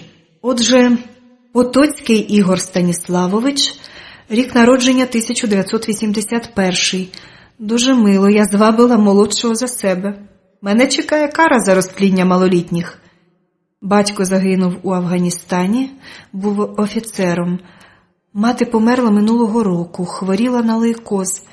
Освіта вища, Київський інститут інформаційних технологій.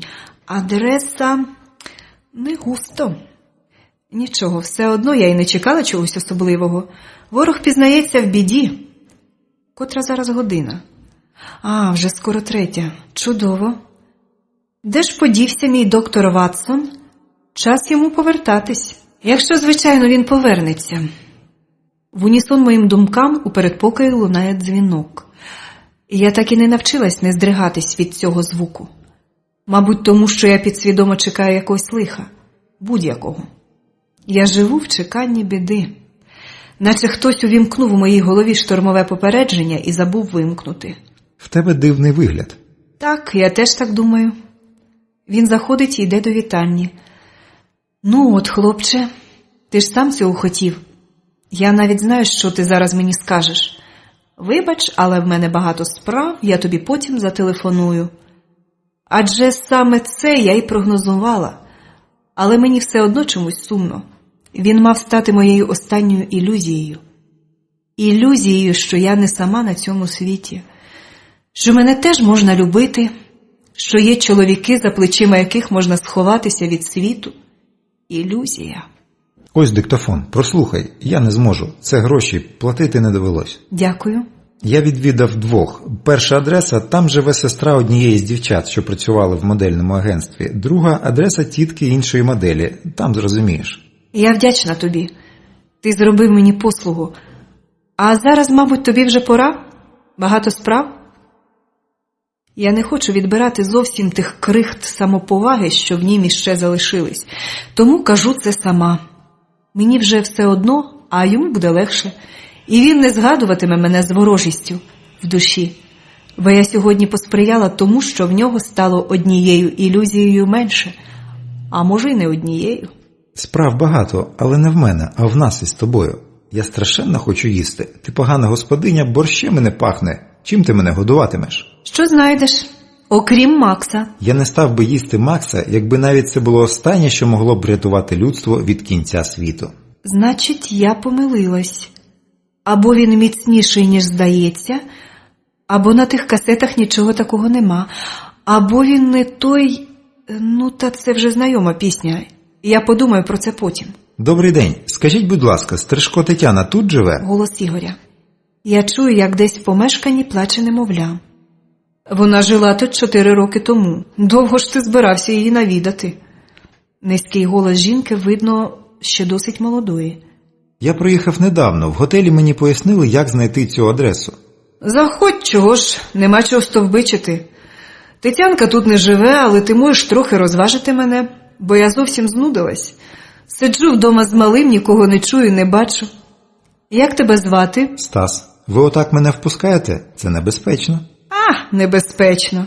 В нас нема чого красти. Я без роботи, чоловік теж. Десь щось знаходить, приносить то грошей трохи, то продукти. Так що злодії до таких, як ми, не навідуються. Хіба наркоман який, але цих я вже по польоту впізнаю. Ти не з них. А на що тобі, Тетянка? Так, просто був в Києві, вирішив навідати. Давно не бачились, ще з того часу, як вона в Галатеї працювала. Он що. Так, тоді вона добре заробляла. Але, знаєш, агентство ж закрилось. Ні, я не знав. Але це не дивно. Податки зараз такі, що чесно працювати можна тільки на банкрутство. Так ти нічого не знаєш? А це була страшенно гучна історія. Жінка, мабуть, таки добряче занудилась, бо торохтить, захлинаючись. Мабуть, любить розпускати плітки. Мені буде цікаво послухати, я багатьох там знав. Справді? Я теж, бо часто заходила до Тані на роботу. Мене завжди манив той модний бізнес, але я по їх міркам була вже застара. Їм були потрібні зовсім молоденькі дівчатка. А я приходила, бо мала дурну надію, помітить мене якийсь продюсер або що. Та все марно. Аби я була тоді хоча б 20-літня, а мені ж було тоді аж 24. Я почувалась невдахою і... Та про що тут говорити, сам розумієш. Ти, мабуть, теж там працював. Бачиш, я одразу зрозуміла, ти їм підходив. Від чоловіків там молодості не вимагали. А з ким ти була знайома? Ну, особисто я знала тільки дівчат-моделей, але бачила Ясінську. Вона тепер така фігура, не підійдеш і козою не під'їдеш. А тоді вона була, сам знаєш, сіра миша. От хто вхопив свій шанс. Правда, одяг, що вона придумувала, користувався популярністю. Вона ж тоді впіймала нашу місцеву кон'юнктуру. Навіть речі високої моди можна було носити. Тобто вони були для вжитку, а не для споглядання. Але витяг її Богулевський. Його я зовсім не знав. Бачив тільки кілька разів. То був справжній красень і такий, знаєш, небезпечний тип. Тетянка розповідала, що кожного разу, обираючи нову дівчину, він, нема про що. А закрилось агентство через то, що, як виявилось, вони там під виглядом моделей вивозили дівчат на продаж. Жодну з тих, що вивезли, не знайшли. Ти уявляєш, ніхто не знає, де вони зараз. І що характерно, вони вибирали таких, у кого немає родичів. Сиріт, вихованок, інтернатів тощо. Щоб ніхто їх не шукав. Але в однієї з тих дівчат знайшлася родина. Їй, видно, просто порадили сказати, що вона не має родичів, буцімто тоді її приймуть. Прийняли. Вона вдома похвалилась і зникла. Батьки чекали, а потім... А якраз тоді почалась боротьба з цим бізнесом, от і попав під роздачу Богулевський. А скільки йому дали? Яке там дали? Я ж тобі кажу, то був такий чоловік. Дозволив би він їм посадити себе. Кулю в голову і все. Але ж Ясінська була там ні при чому. Мені вона здавалась приємною, навіть доброю жінкою. Бо ти чоловік і не тим думав. А я знала про неї таке. Якби я зараз надумала її пошантажувати, то мала б грубі гроші. То чого ж не пошантажуєш? Бо в мене є син. А там крутяться такі гроші, що краще мовчати. Та тобі розкажу. Я так гадаю, Ясінська все знала. Але то хитре стерво. Будинок моди окремо, Галатея окремо. Коли протягли Богулевського, вона була в Парижі на показові мод. Нарешті її там визнали. А вона зробила здивоване обличчя і сказала поліції: вперше чую про ці неподобства. І їй повірили. Навіть не знаю, що тут можна використати для шантажу. А ти сам подумай.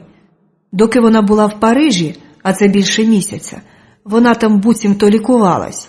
Тут тихою сапою позвільняли весь штат. Всіх, від прибиральниці до останньої швачки. Таня тоді теж втратила роботу.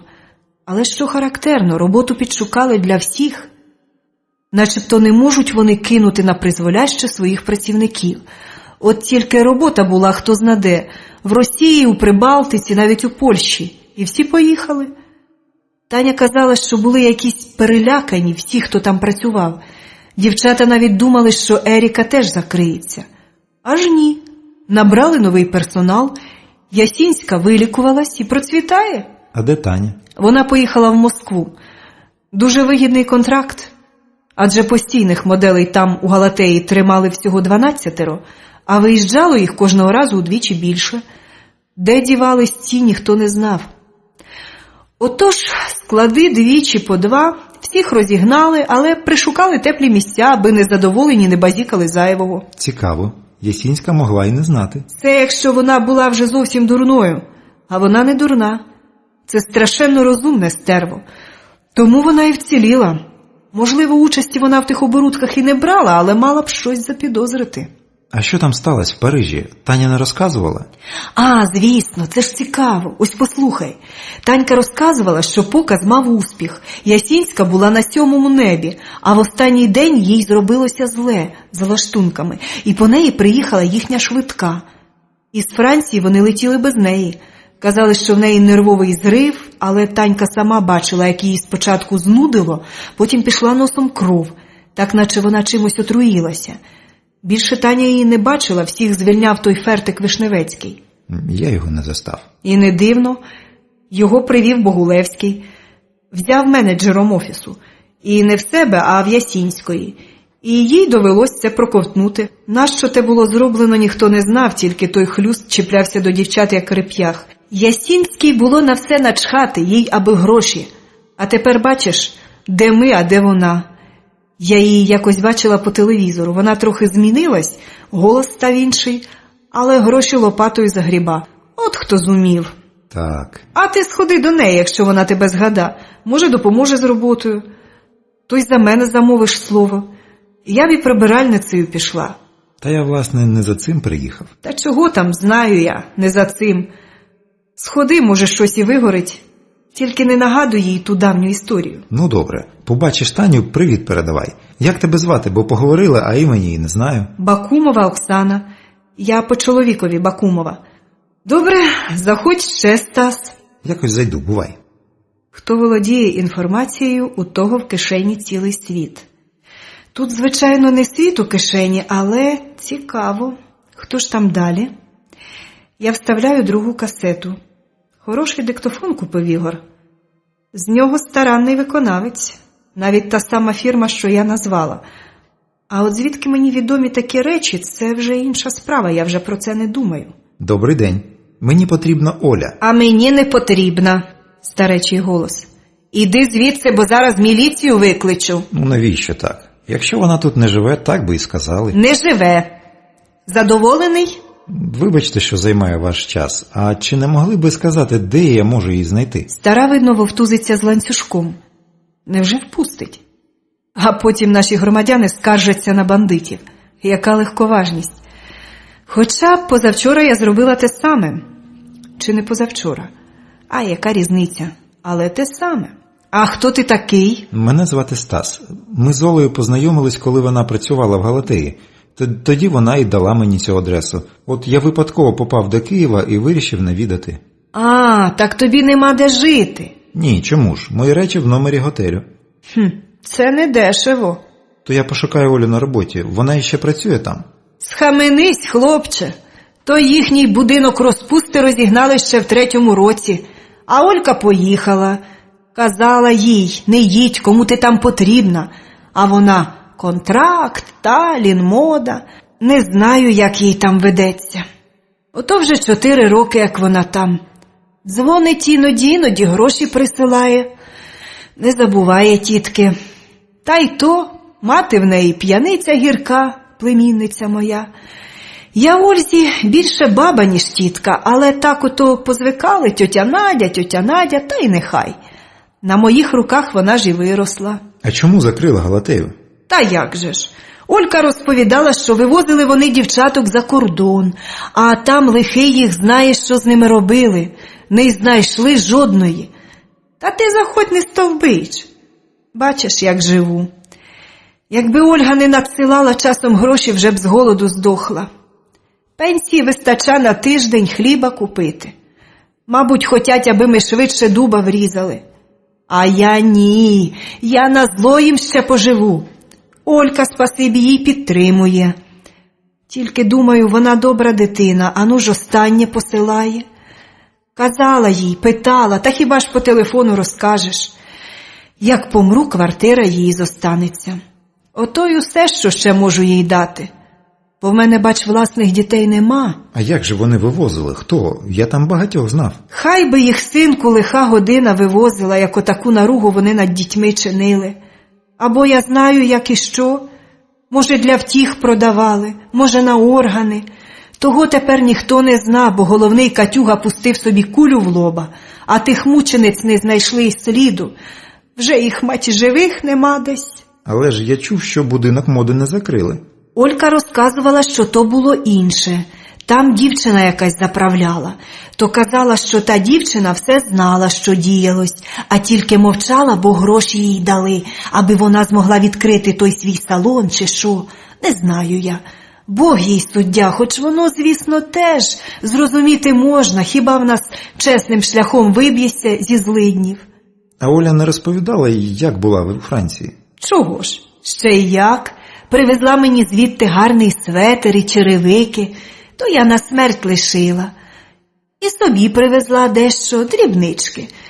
Сюди приїхала, а тут шарварок щинився якраз. Але що добре, так це те, що нікого не викинули на вулицю. Казала Олька, що кожній щось підшукали. Це по-людському, нічого не скажеш. Так, їх та дівчина влаштовувала, Ясінська. А, так, я все не могла нагадати собі її прізвище, а ти от... Ні, не вона, бо її тоді не було. Оля казала, що вона там захворіла і відвезли її. Прямо з залу лікарі тамтешні забрали. Начебто раптом кров пішла в неї, і вона знепритомніла. Казала, що її вже непритомну забрали. А після того Оля її не бачила? Ні, де там? Вони тільки з літака зійшли, а їм дали папери якісь підписати і одразу відправили. Ото тільки встигла заїхати попрощатись. В той же день поїхала. Я вже бідкалась, та й помру, мабуть, і не побачу її. Бо казала, що ще має бути там 3 роки. Але каже, що задоволена.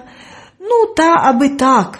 А я вже дочекаюсь її, голубку мою. Звичайно, дочекаєтесь. Чому ні? Ось, візьміть, в мене є трохи грошей. Дякую, синку, на доброму слові. І від грошей не буду відмовлятись. Ти заходь, як буде час. А то можеш і пожити трохи, бо готелі ж дорогі. Може, якось іще буду тут, то навідаюсь. Бувайте здорові. А чи не знаєте, подруг у Олі не було в тому будинку моди? Ні, не знаю. Начебто не було. Ну що ж, не густо, але відомо одне. Всі, хто працював зі мною в той час, здебільшого невідомо де. Дівчат-моделей влаштували так, аби вони не відчували себе ошуканими. Навпаки, всі вони отримали хороші контракти, якщо вірити словам родичів. Але їм не дали навіть часу на роздуми. І нема причин думати, що їм заподіяли щось лихе, бо вони швидше за все нічого не знали ні про які злочини. А от чи знала я, що робиться у мене за спиною?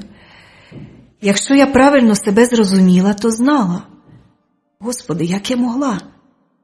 З іншого боку, в мене був тільки такий вибір – або залишитись жебрачкою і поховати всі свої надії і здібності, або не помічати деяких речей.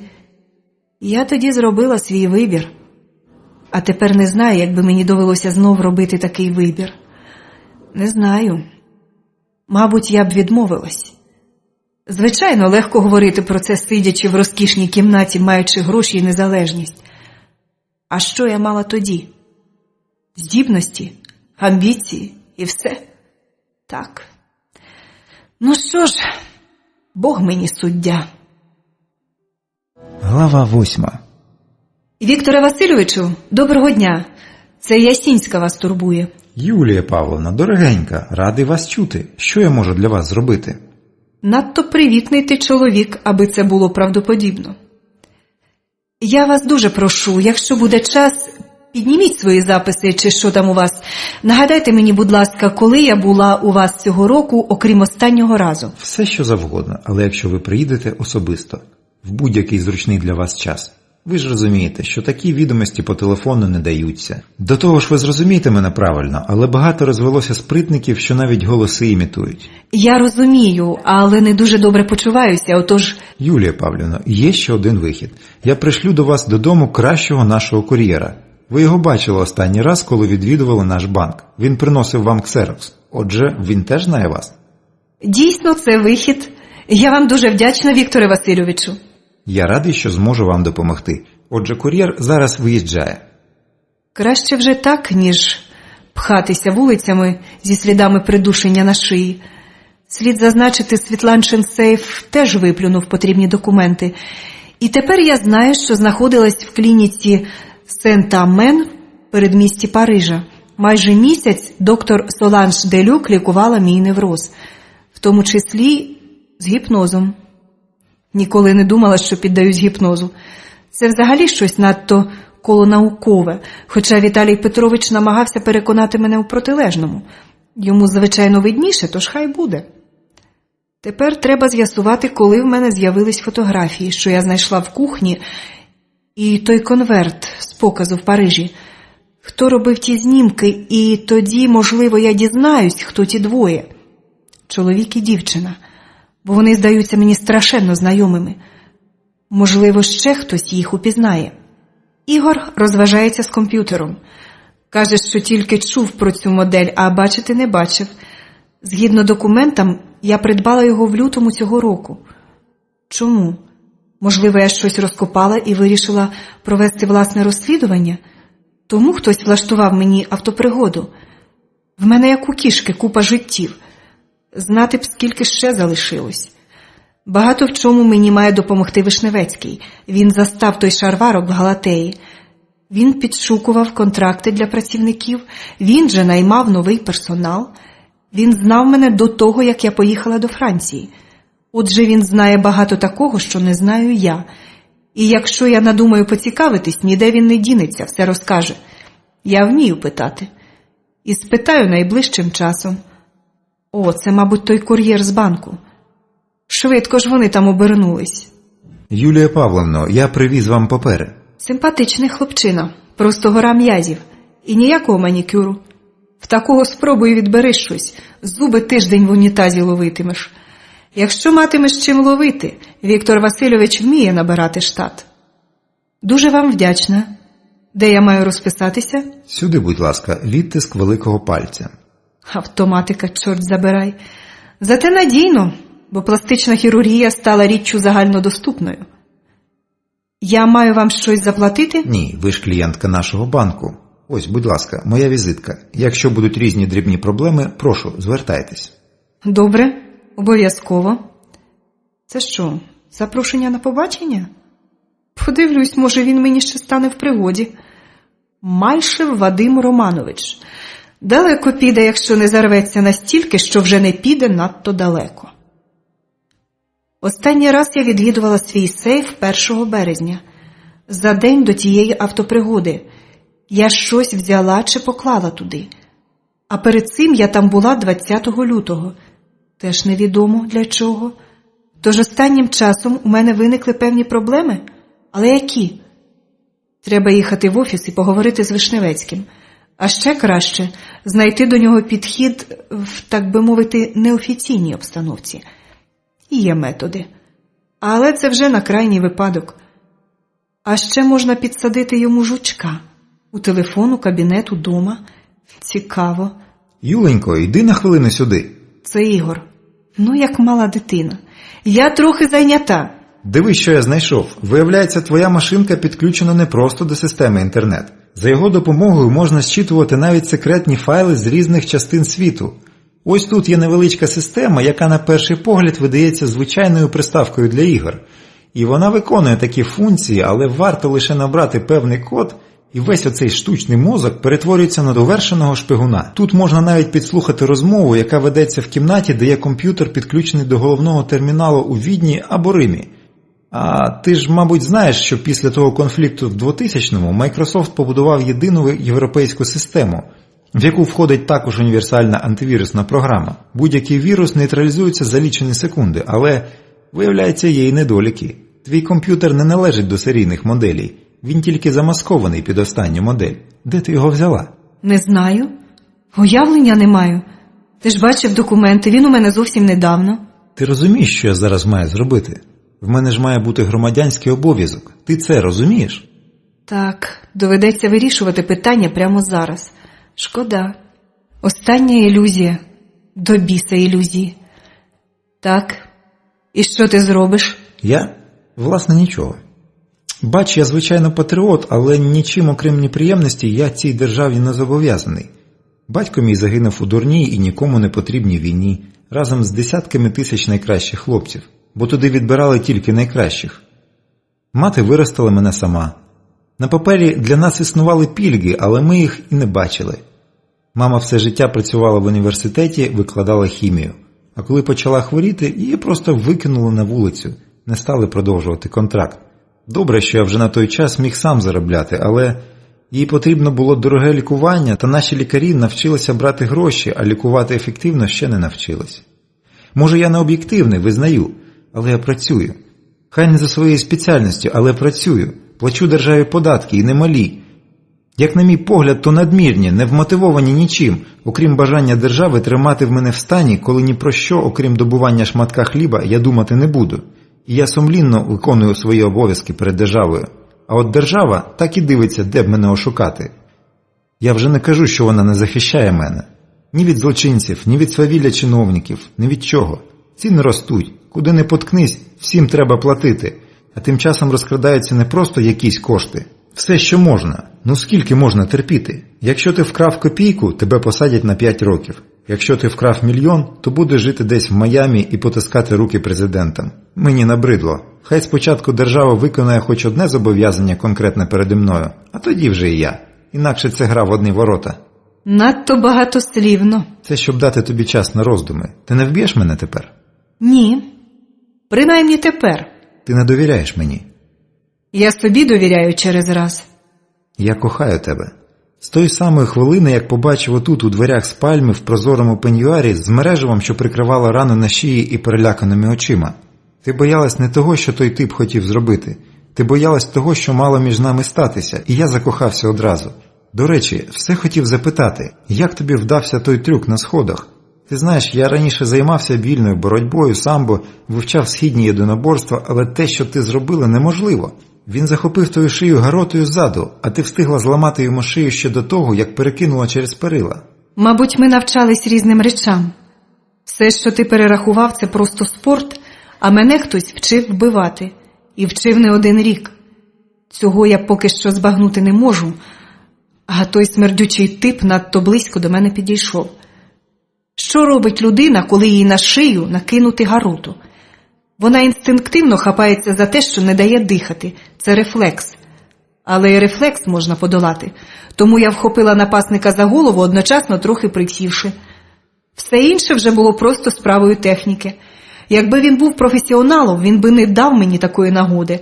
Але він був просто дрібним злочинцем. Але коли ти піднімалася нагору, ти цього ще не знала. Я зрозуміла, що він дилетант, як тільки завважила отой сморід. Ну скажи, чому від чоловіків так нестерпно тхне? І чому ви сякаєтесь на підлогу? Я ж цього не роблю. Звідки мені знати? Але я не зрозумів, до чого тут. Професіонального вбивцю я б не так швидко помітила. І він би не дав мені такого шансу. Ясно. Тоді до роботи. Клініка Сент-Амен в Парижі. Доктор Соланж Делюк. Я там перебувала згідно документам з 27 березня по 19 травня 2003 року. Знайди все, що тільки можливо. Треба шукати код доступу. Це може тривати кілька днів. Займись цим. Я поїду в офіс. Час починати ворушити осине гніздо. Я багато про що хочу запитати. Ти поїдеш сама? Я подбаю про себе. Я знаю. Працюй. Чому ти не почекаєш, доки одужаєш? Бо до того часу, як доведеться тікати звідси і переходити на положення нелегала, я маю зібрати якомога більше інформації. Але... Буде час, поясню. Зараз треба працювати. Можливо, якби я була сама, мені було б легше. Хоча він багато в чому допомагає. Але що я маю з ним робити далі? Не тягати ж його за собою. А лишити тут? Ним одразу заопікуються ті, кому захочеться поцікавитись. А такої людини, що не зламалась би при вмілому допиті, не існує. Виключення становлять деякі психопати, але Ігор не з їх рахунку. Треба дістати машину, бо їздити на таксі не дуже зручно. Поки що згодиться, але потім потрібна буде власна колісниця. Будинок Еріка дуже гарний і розташований затишно. Великі вікна, манекени, особливий запах.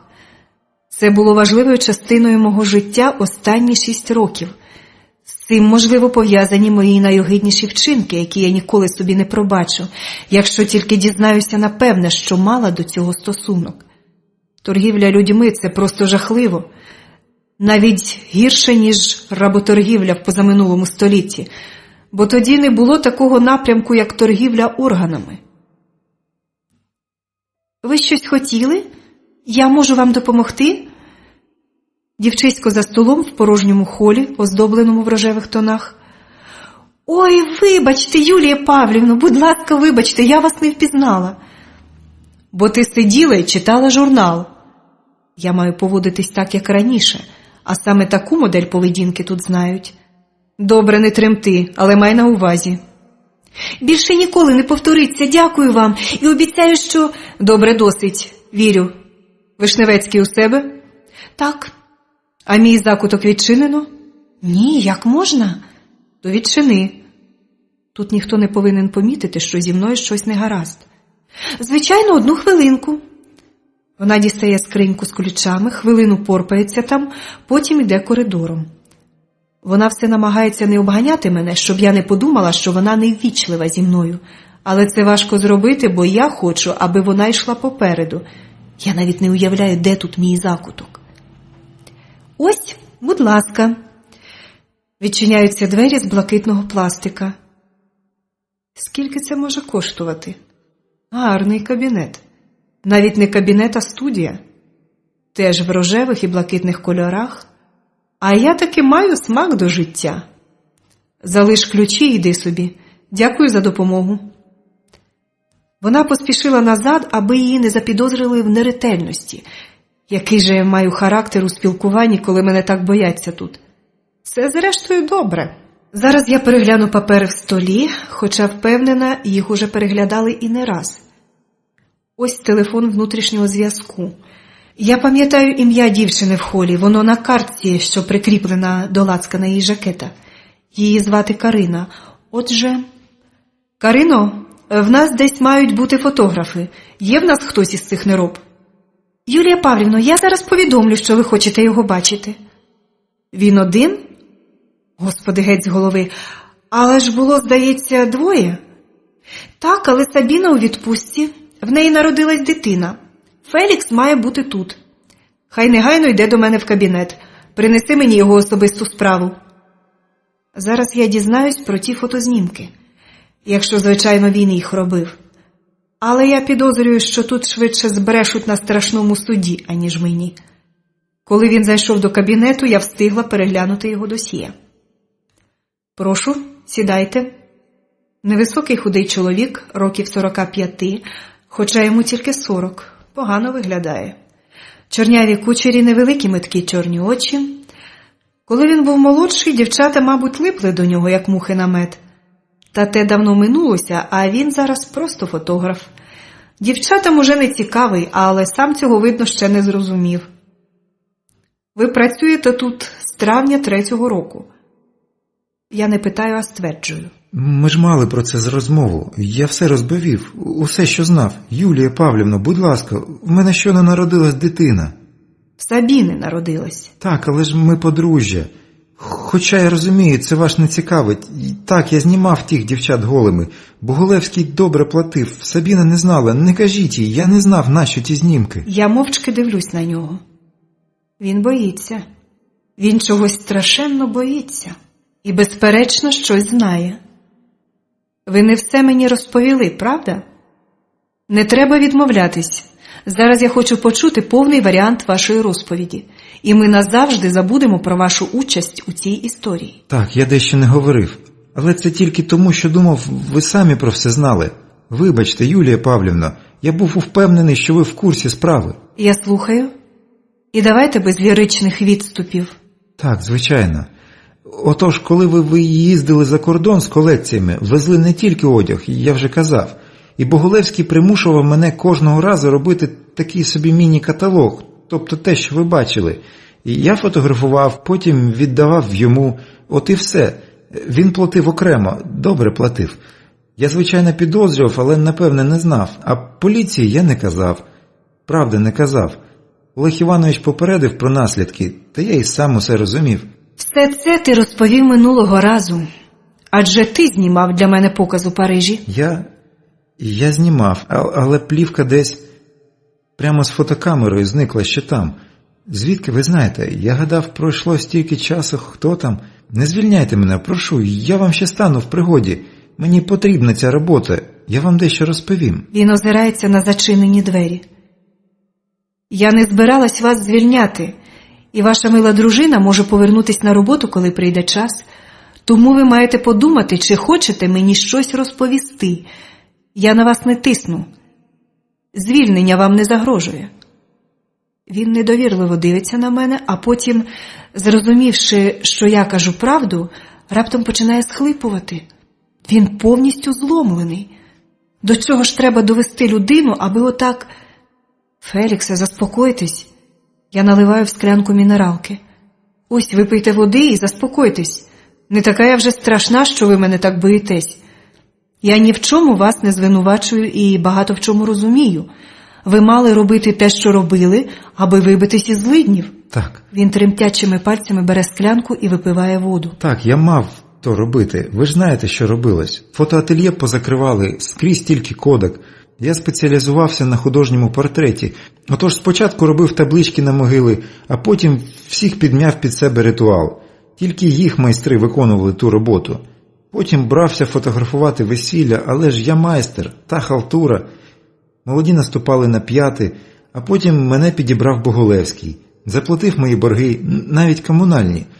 А повертатись до злиднів я вже боявся, бо тоді ледве руки на себе не наклав. Я не міг так, тому не запитував зайвого. Я вас розумію, Феліксе. Ідіть, працюйте. Я не дорікаю вам, зрозумійте. Я просто хочу знати. Але я більше не буду мучити вас. Я знаю, у вас родина, вам це потрібно. Дякую, що розповіли мені. Можете йти. Заждіть, я маю вам дещо розповісти. Я вирішив. Ви так людяно до мене поставились. Я навіть не знав, що ви насправді така. Бачите, як воно буває. Я вирішив і розкажу. Може, це не має значення, та мені так не здалось. Отож, ви маєте знати, тиждень тому я затримався в лабораторії, бо Сабіна нафотографувала, а сама... Отож, я друкував ті знімки, коли почув, як у коридорі Олег Іванович по мобільному з кимось розмовляв. Розмова йшла про вас, я впевнений. З якимось чоловіком. Він наче виправдовувався перед ним і розповідав, що ви лікуєте, що вас оперували. Ну, все описував. А ще чомусь наголошував, в неї нічого немає, вона ніколи навіть не поцікавилась і словом не згадала. Ото й усе, що я почув. Та ви маєте знати, ви знаєте, він кохає вас і ненавидить. Вперше чую. Я роблю здивований вигляд, це не важко. З чого ви взяли? Ми стільки років працюємо разом, але я не заважала такого. Ви тоді, вибачте мені моє нахабство, дуже неосвічена жінка. Він закоханий у вас з першого дня. З того самого дня, як Боголевський поставив його стежити за вами. Не кажіть, що ви і цього не знали. І він чесно хотів стежити, але так закохався, що... А ви ж знали і не могли пробачити, що він погодився на таку мерзенну роль. Адже ви самі це йому казали, ми чули. Перед показом в Парижі він же вам освідчився. Думав, що перед усіма ви будете поблажнішою до нього. Невже забули? Я просто думала, що це в нього минулося. Ви дійсно надто недосвідчена жінка. Вірите? Кажу вам це, а сам тремчу. Ніколи навіть уявити не міг, що розмовлятиму з вами про таке. Але якщо ви дійсно не знаєте, а всі тут в курсі, та звичайно вам не до того, ви себе загнали на роботі. Вибачте, якщо не так сказав, бо якщо вже зайшла мова, то, мабуть, варто вам розказати все. Нічого в нього не минулося. Коли ви повернулися з Парижа, він хотів знову налагодити стосунки, а ви так дивно повелися. Він же тоді ще не був таким зарозумілим. Ми з ним трохи дружили, інколи випивали разом. Отож я був в курсі справ. Не розумію, що дивного було в моїй поведінці. Я трохи прихворіла, але то, мабуть, просто від перевтоми, тож тим більше весь персонал був новий. Так, але ви поводились, наче нічого не сталося. І зовсім не хотіли помічати Олега. Раніше хоч про погоду говорили, а тоді все як відрізало. Тільки про роботу. Іноді висловлювали незадоволення, але так, байдуже. Він ненавидить вас за це. І я не здивуюся, якщо він замислив щось лихе. Ні, не для того, аби якось вам надто зашкодити, бо він же любить вас, а так, аби стати вам незамінним. Я трохи не розумію, але все одно вдячна вам, Феліксе, за відвертість. Нікому не кажіть про нашу розмову, навіть дружині. Якщо хтось запитає, на що я вас викликала, скажете... Скажу, що хотіли б переглянути знімки Сталіна. Я скоро їх надрукую і принесу вам. Там, до речі, багато цікавого. Корольов представив цікаву колекцію. Ось побачите. Він квапливо виходить. Звісно, на нього не треба навіть дуже тиснути, як він тут же розколиться. Але нічого особливого я не дізналась. А от пан Вишневецький мене обдурив. Я давно те завважила, отож час нам поспілкуватися. І якщо я правильно зрозуміла, він скоро з'явиться власною персоною. Юлю, доброго дня. Я так і думала. Чому я не чув, як ти заходила? Адже мій кабінет навпроти. Як ти почуваєшся? Що там Корольов представив у Талліні? Чому ти мене не сповістив? Але це дрібниці, я просто вирішив зробити невеличку прем'єру в Талліні, аби... Дівчата звикли до образів, хотів бачити реакцію. Чому ти не питаєш про Варшаву? Їздила Віка замість тебе. Про все домовлено. Принести документи. Я дивуюсь, що ти про це питаєш. Потім пришлеш Віку. Добре, тут ще одне. В Сабіни народилась дитина, ми маємо оплатити їй допомогу, але нам потрібен ще один фотограф. Якщо звільнити Сабіну, то в мене є на прикметі один гарний хлопець.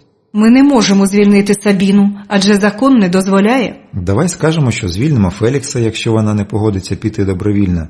Не будемо ж ми платити їй допомогу. Ми не доброчинна організація. Ми не будемо цього робити. Якщо нам потрібен фотограф, візьми когось тимчасово. Повернеться Сабіна, буде працювати. Господи, невже я раніше практикувала такі речі? Але подумай, дитина хворітиме, платити по лікарняному. Ти чув, що я сказала? Юлю, але ж... Ніяких але. Я вже все вирішила. Якщо ти не згоден, можеш звільнятись. Ти мене ненавидиш. Не починай знов цієї безплідної розмови. Нема про що говорити. Але ж був час, коли ти ставилась до мене інакше. Він іде ва-банк. Ану, хлопче, розкажи, що в тебе на думці. Ти сам винен. Але ж я не знав. Чого ти не знав? Сама знаєш, я тобі все сказав ще тоді. Всі чули, і всі чули, що ти відповіла. Ти мене принизила тоді і ненавидиш досі. Але ж ти не знаєш і ніколи не дізнаєшся. Він іде до дверей. Ні, дорогенький, ти якраз в потрібному емоційному стані. Час ставити питання. Чому ти сказав, що працюєш на мене з 3-го року, якщо це не так? Але це так. До цього я працював на Боголевського. Ні, дорогенький, не так просто. Щось ти крутиш. Нащо ти звільнив персонал? Мій персонал? Але ж ти наказала. Не бреши. Ти не гірше за мене знаєш, що я нічого тобі не наказувала. Тому повторюю питання, навіщо? Я просто виконував твій наказ. Він бреше, аж пальці знать. А тепер намагається встати і піти. Сядь. Ти підеш тоді, коли я тобі скажу. Всі контракти наших працівників починаються травнем 3-го року, так? Ти бачила документи. Але дехто працював раніше. Наприклад, та лялька на комутаторі, так? Так, але яке це має значення? Він починає нервуватись. І ти знаєш, що вона розколиться, якщо я стану її запитувати. Вона нічого не знає, тому і працює. Це ти так думаєш. Я знаю напевне. Те, що ти з нею спиш, не дає тобі знання її думок. Тобі краще розповісти мені. Тоді, можливо, я нікому не розповім про 2 п'яних садистів і смердючого типа. Хіба ти думав, що я не знаю? Тепер вже я граю ва-банк. Але граю правильно. Він не вміє тримати себе в руках, весь аж позеленів. Дуже схожий на труп. Я не розумію, про що ти? То чого ж ти так спітнів? Тобі жарко? Геш? А ти, мабуть, холодно зараз у холодильнику. Як гадаєш? Може, й тобі до них варто приєднатися? То це ти? Так. А ти що думав? Ні, дорогенький. Виявляється, мене не так просто вбити. Нащо тобі це було потрібно? Ти не я не... Це не я не хотів цього. Хто прислав мені фотографії з показу в Парижі? Я не знаю, про що ти. Зате я знаю. Ось про цей знімок. Хто прислав мені його? Хто ці двоє? Я не... Якщо ти ще раз скажеш, що ти не, оцей симпатичний ніж стримітиме в якійсь дуже важливій частині твого тіла, а ти навіть кричати не зможеш собі дозволити. Я підходжу до нього. Відповідай, сучий сину, бо я тобі зараз вуха відріжу. Хто ці двоє? Хто надіслав мені це? Я надіслала. А тепер покинь ножа і сядь на місце. Я втратила форму. Або ця сучка зайшла надто тихо. Звідки в неї револьвер? Невеликий калібр, та тут не треба більшого. Але найбільше здивована не я, а мій піддослідний. Карина, нащо ти взяла мій револьвер? Що ти тут робиш? Відійди від нього і поклади ніж на стіл.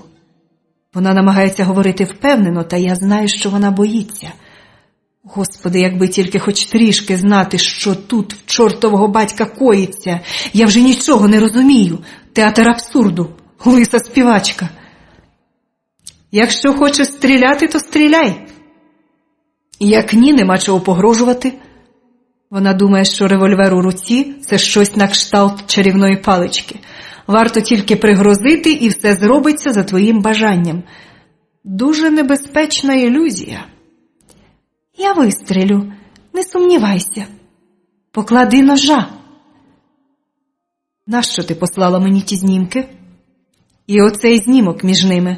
Хто ці люди? Тобі не треба питати. Ти знаєш. Пальці її побіліли, стискаючи револьвер. Вона може натиснути на курок просто випадково. Карина, чому? Це вигук смертельно ображеного самця. У його власності виявились власні почуття і бажання. Як вона посміла не доповісти? Тому що набридло. Всі ви танцювали під її дудку, а потім ти ж вирішив підкорити її. Тобі вона була потрібна? Ні, я все знаю. Я знайшла ту теку, що ти ховаєш удома. Так, ту, що у кришці твого столу. Ти ж пізнав фото, бо сам його робив. Він зривається з місця, вона зводить револьвер на мене, в її очах стільки ненависті, що я розумію. Вона вистрілить і кидаю ніж. Одночасно гримить постріл. Вишневецький падає. Якби він не намагався її дістати, куля б пробила мені груди. А так він впіймав її сам. Шкода. А в дівки ніж стримить у горлі. Мої ножі летять туди, куди я хочу. Керстін. Голос Олега. Він дивиться на мене. Щось хоче сказати? Яка Керстін? Де її знайти? Що ти... Ти, Керстін. Його голова падає з глухим стуком. Я знаю. Він мертвий. Глава 9. То ви стверджуєте, що вони вбили одне одного? Цей не в міру запопадливий лейтенант мені вже страшенно набрид. Іншої версії в нього нема, але він продовжує корчити з себе лейтенанта Коломбо. Ви мене питаєте про це вже принаймні вчетверте. Що вас не влаштовує? Дуже все зручно. Так, хлопче, ти маєш рацію. Я зробила все, аби тобі було зручно.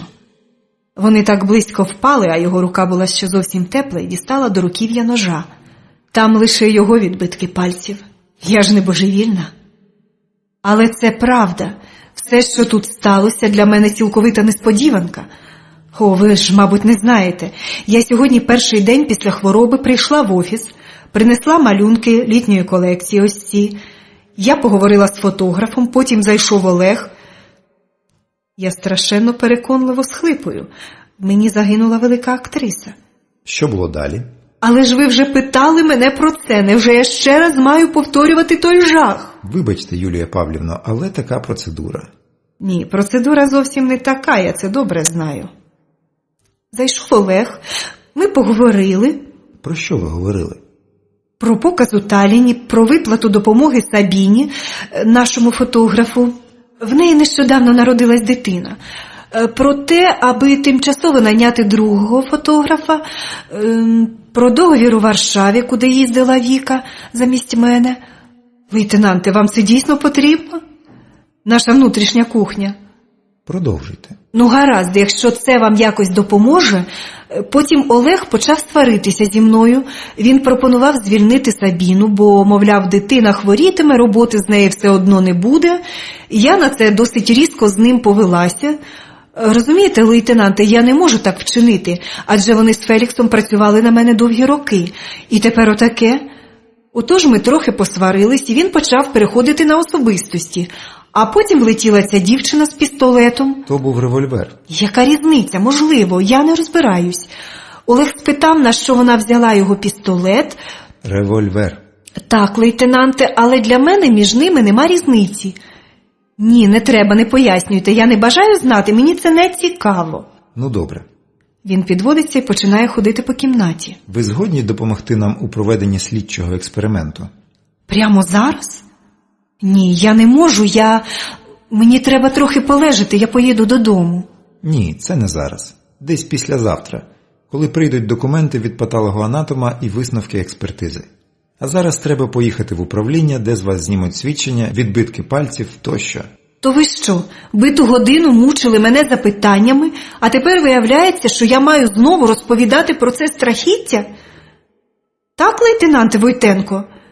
Я починаю кипіти, в мене нема часу на такі дурниці, і я страшенно втомлена і голодна.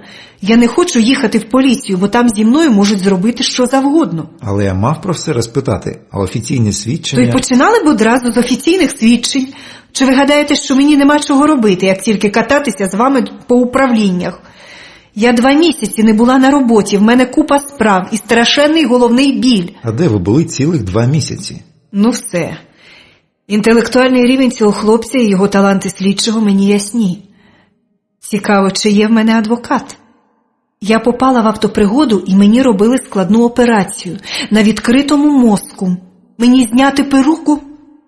Краще не треба, хлопче, для тебе ж краще. Вибачте, це якось можна перевірити? Він, мабуть, зовсім дурний, якщо питає про таке. Все, що я кажу поліції, можна перевірити, принаймні, коли я посилаюсь на інших людей. Все інше перевірити неможливо, і тобі доведеться просто повірити мені на слово. Це ж треба. Я проходила в нього як свідок у справі вбивства того злочинця, а він навіть не поцікавився, хто я і що. Звичайно, ви можете зателефонувати моєму лікареві. Десь тут я маю його візитку. Ба, не треба, ось він і сам. До кімнати заходить Віталій. По його стурбованому обличчю я розумію, що він вже про все довідався. От тільки звідки? Я чую, як Світланка щось комусь доводить. Її запальну промову підтримує невідомий мені чоловічий голос. Кому вона там цвірінчить у вуха? Я хочу додому, я голодна, в мене болить голова. Хтось мені пояснить, що тут за божевільня. Юлю, з вами все гаразд? Його очі стурбовано вдивляються мені в обличчя. Ні, зі мною не все гаразд. Я вбила дівчину, яка могла б бути мені корисною. Ні. Що ви тут робите? Світланка підняла по тривозі мене і вашого адвоката Артура Олеговича. Їй хтось подзвонив на роботу і про все розповів. Якийсь Фелікс. Все ж до людей треба відноситись людяно, тоді можна розраховувати на вірність. Кострувата якась думка. То там мій адвокат? Так, приїхав полковник Саміленко, тутешнє начальство. Адже не кожного разу таке трапляється. Громадяни, прошу не розмовляти іноземною мовою. Це подав голос нещасний лейтенант. Він, звичайно, хороший чоловік, але може влаштувати мені купу неприємностей. Стоп. Що він казав про іноземну мову? Мої очі зустрічаються з очима лікаря. Він все знав. Він навмисне почав розмову так, а мій язик – ворог мій. Я втратила над ним контроль на якусь мить під впливом стресу. Він скористався цим. Що тепер буде? Не вбивати ж мені кожного, кого я підозрюю в подвійній грі. А якщо це гра на моєму боці? До кабінету нарешті входять всі учасники спектаклю. Сивуватий чоловік в коричневому добре пошитому костюмі, це в таку спеку. Світланка, трохи згарячкована після суперечки, і поліцейський у формі. Одразу видно старий служака. Відзнаки отримував ще в міліції. Хто зна, що за птах? Юлько, ти зовсім бліда. Мила Світланчина манера розбила тишу. Мені болить голова, я хочу додому. Дозвольте, ви не можете зараз поїхати додому. Це той полковник. Чому? Я вже все розповіла лейтенантові, мені більше нема чого додати. До речі, хто ви такий? Полковник Саміленко, Анатолій Панасович. І я вважаю, що ви маєте поїхати до управління і скласти свідчення. Така процедура. Дозвольте, полковнику. Це адвокат. Мою клієнтку в чомусь звинувачують? Поки що ні. Але ми отримаємо дані експертизи і тоді можемо судити про причетність вашої клієнтки до злочину. Поки що нам потрібні тільки її свідчення. І, звичайно, підписку про невиїзд. Дозвольте, полковнику. Вам відомо, що пані Ясінська є моєю пацієнткою. Вона перенесла складну операцію і загроза її життю ще не минула. Я можу сказати, що якщо станеться найменше погіршення в її стані, вам не уникнути судового позову. І хоча в нашій країні неможливо виграти такий позов, адже наша поліція свято береже честь мундира, але ми спробуємо створити прецедент. Вам потрібні такі неприємності? Пане Соловйов, тут вам не Америка. І наші закони, на щастя, дозволяють примусити громадянина допомагати слідству. Ви самі сказали, позов вам не виграти. Це не ваша країна, а моя. Таких, як я, ще не скоро спишуть. І тому мені начхати на те, що ваша пацієнтка така персона, що в неї навіть власний адвокат є. Чесній людині адвокати не потрібні. Їй нема чого боятися правосуддя. Отож зараз пані Ясінська поїде з нами в управління, а ви всі залишитесь тут. Це зрозуміло? Проклята країна, де ти маєш нещастя жити, Юлько. Цей полковник ненавидить мене як клас. Вони зроблять зі мною, що їм заманеться, і знають, що ні за що відповідати не доведеться. Смерть від серцевої недостатності. Ось що тебе там чекає. Анатолій Панасович, ви ж прекрасно розумієте, що я не можу вам дозволити допитувати мою клієнтку без моєї присутності. І ви знаєте, що вона має законне право на присутність адвоката. Як би вам не хотілося, але Юлія Ясінська не просто так беззахисна громадянка, як ви вже звикли. Зараз трохи інші часи, і вам доведеться дотримуватись закону. У ваших людей є підозри, що вона причетна до якогось злочину або щось приховує. Лейтенанте? Полковник вже здається, бо розуміє правову хиткість своєї позиції. Просто він не може пробачити таким, як я, що вони знищили його світ. Світ, де він і йому подібні шаліли від необмеженої влади і безкарності. А так, може, він і непогана людина, не знаю. Доповідаю. Я не маю підстав думати, що пані Ясінська щось приховувала. Її свідчення збігаються з картиною того, що сталося. Я переконаний, що експертиза тільки підтвердить її свідчення. Опитування персоналу підтвердило, в них тут давно назрівала неприємна ситуація з любовним трикутником. То чого ж ви здійняли такий шарварок? Він вже заспокоївся. Я думав, що... Я просто дуже стомилась і погано почуваюсь. Тому їхати в управління в мене здоров'я не вистачить. Якщо можна, хай би лейтенант поїхав до мене додому. Я все розповім йому знов, в присутності свідків, підпишу все, що треба. Але мені терміново треба прилягти. І це чиста правда, щось я не в формі. І темна вода підступає до мене все ближче. Ні, не можна, не тепер. Добре, ви дійсно маєте кепський вигляд. Войтенко, поїдете прямо зараз. Всього найкращого, ще побачимось. Ми їдемо в Світланчиній машині. Моя голова гуде, як дзвін. Чи й надалі мене мучитиме головний біль? Я питаю про це лікаря. Ні, не повинно. Завтра ж я заберу вас на обстеження. Щось мені не подобається ваша мігрень. І я вже не пам'ятаю, як залізла на 5-й поверх. Здається, Віталій і лейтенант намагались мене нести. Не знаю. Але коли я опинилась в ліжку, Світланка витурила всіх з кімнати, аби роздягти мене. В голові трохи прояснилось. Я скинула перуку. Звичайно ж, така спека, а в перусі як в шапці. А бути без неї лякати людей своїм виглядом. Що це в тебе на шиї? О, саме цього я хотіла уникнути. Невчасно. Потім, дай мені шарф. Треба це закрити. Де Ігор? Той хлопчина? Юлько, ти просто равлик і негідниця. Чому ти мені не розказала, що зачепила такого красунчика? Ти, я бачу, часу не марнувала. В кабінеті сидів, комп'ютер терзав. Переляк доведеться йому виливати. Вигляд у тебе, як перед смертю. Віталій запакує тебе до лікарні, побачиш. Господи, і що за постійне нещастя на твою голову? Як хто прокляв? Може, якраз прокляли. Може, я мала стосунок до тих справ з дівчатами? Ні, цього не може бути. Добре, зараз прийде Віталій, приведе тебе до тями. Ні, чекай. Як ти дізналась? Невчасно, правда? Ну так от, дзвонить мені на роботу чоловік, називає себе як Фелікс. Каже, що зараз в твоєму кабінеті сталося подвійне вбивство, що потрібен адвокат і що в тебе втомлений вигляд. Все звалив в одну купу, я перелякалась страшенно. Одразу ж зателефонувала Артурові Олеговичу на мобільний. Слава богам, застала. Він приїхав одночасно з нами. Віталій збирався вести мене обідати. Отож, чи є в цьому домі якась їжа? Питання риторичне. У вітальні розташувались чоловіки. Світланка пішла поратись на кухню. Вона розуміє, що наша з нею розмова ще попереду, отож її не цікавить, що я брехатиму поліції.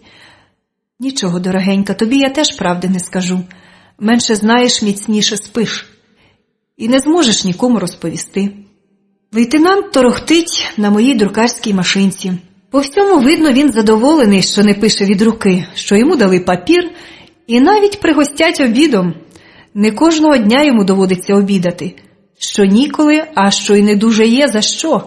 Двоє ж дітей. В наші часи це просто героїзм. Я знову, як папуга, повторюю те, що вже розповідала йому. Я знаю, що він шукає якісь невідповідності, але зі мною цей номер не пройде точно. Штормове попередження в моїй голові аж у вухах видзвонює. Я намагаюсь не зустрічатись очима з Ігорем. Мені приємна його тривога, але ми ж несемо відповідальність за тих, кого приручили. І мене ця відповідальність трохи обтяжує. Він мені, звичайно, подобається, але я точно не закохана. Чомусь мені здається, що в моєму житті вже є кохання. Там далеко, де зірки на сріблястих плитах бульвару, рожеві зірки з золотою облямівкою. Десь там. Ну що ж, лейтенанте, ви задоволені? Це адвокат. Він вже не молодий, але в хорошій формі. І, судячи з його костюма, не бідний. Якщо експертиза підтвердить свідчення моєї клієнтки, вам доведеться закрити справу. Все ясно. Навіть я можу підтвердити, що Олег був багато років безнадійно закоханий в Юлію Павлівну. А Карина була так, для розваг, і це прекрасно розуміла. Всі це розуміли. А знаєте ж, колектив переважно жіночий, тому Карині діставалось досить шпильок. Мабуть, вона побачила Юлю Павлівну і зовсім втратила керування собою. А Олег не міг дозволити вбити жінку, яку кохав. От і все. Це вам не п'яні порізалися.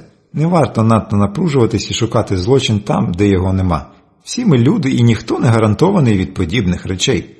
Пристрасть іноді має патологічне забарвлення, як і ревнощі. Попитайте персонал, вам підтвердять мої слова. Він надто багатослівний. Слова його ллються таким собі струмком і заколисують. Цей адвокат знає свою справу. Я не дарма плачу йому. Ні, в мене таки був смак до життя. І без зірок на бульварі. Ходіть обідати. Це Світланка. Як вона вчасно. Я страшенно голодна. Я вже поїду.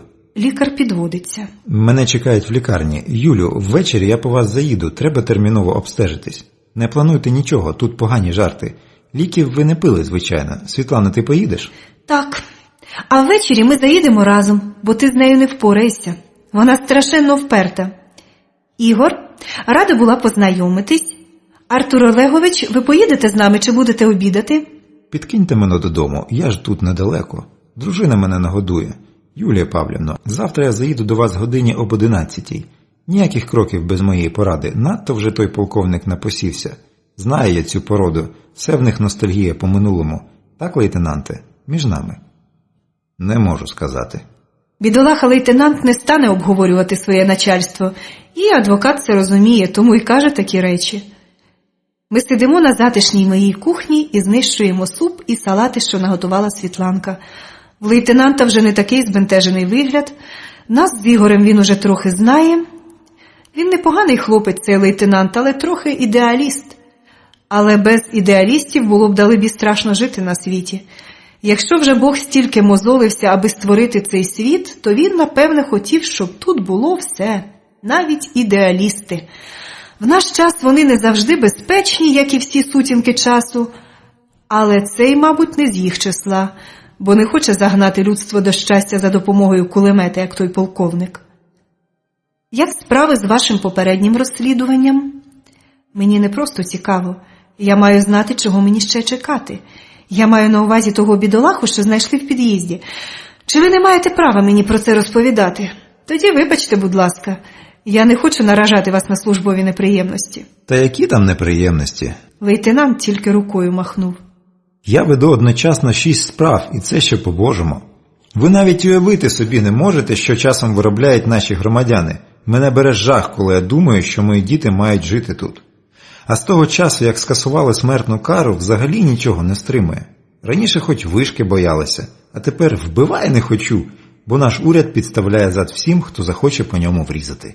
Аби тільки вибити зайвий кредит, який одразу ж і розкрадуть.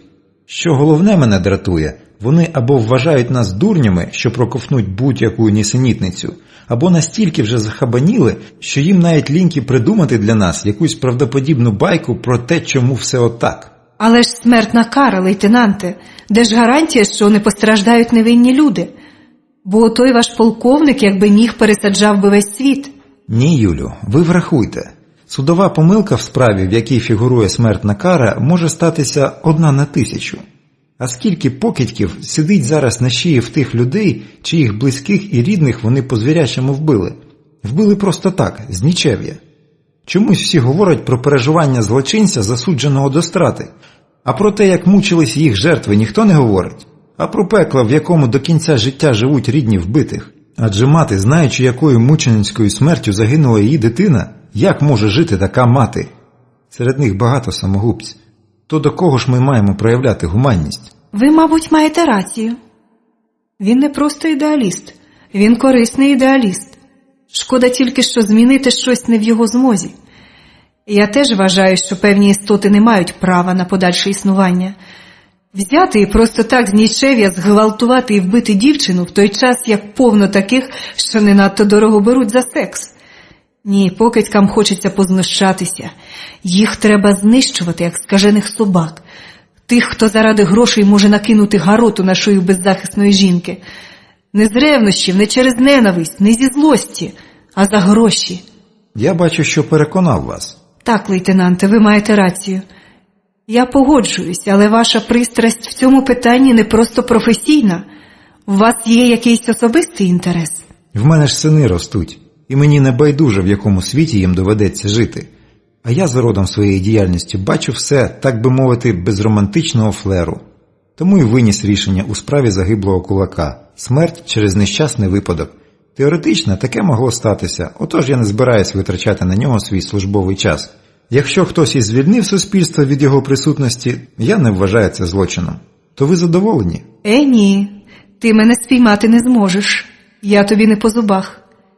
Я спитала просто так, лейтенанте.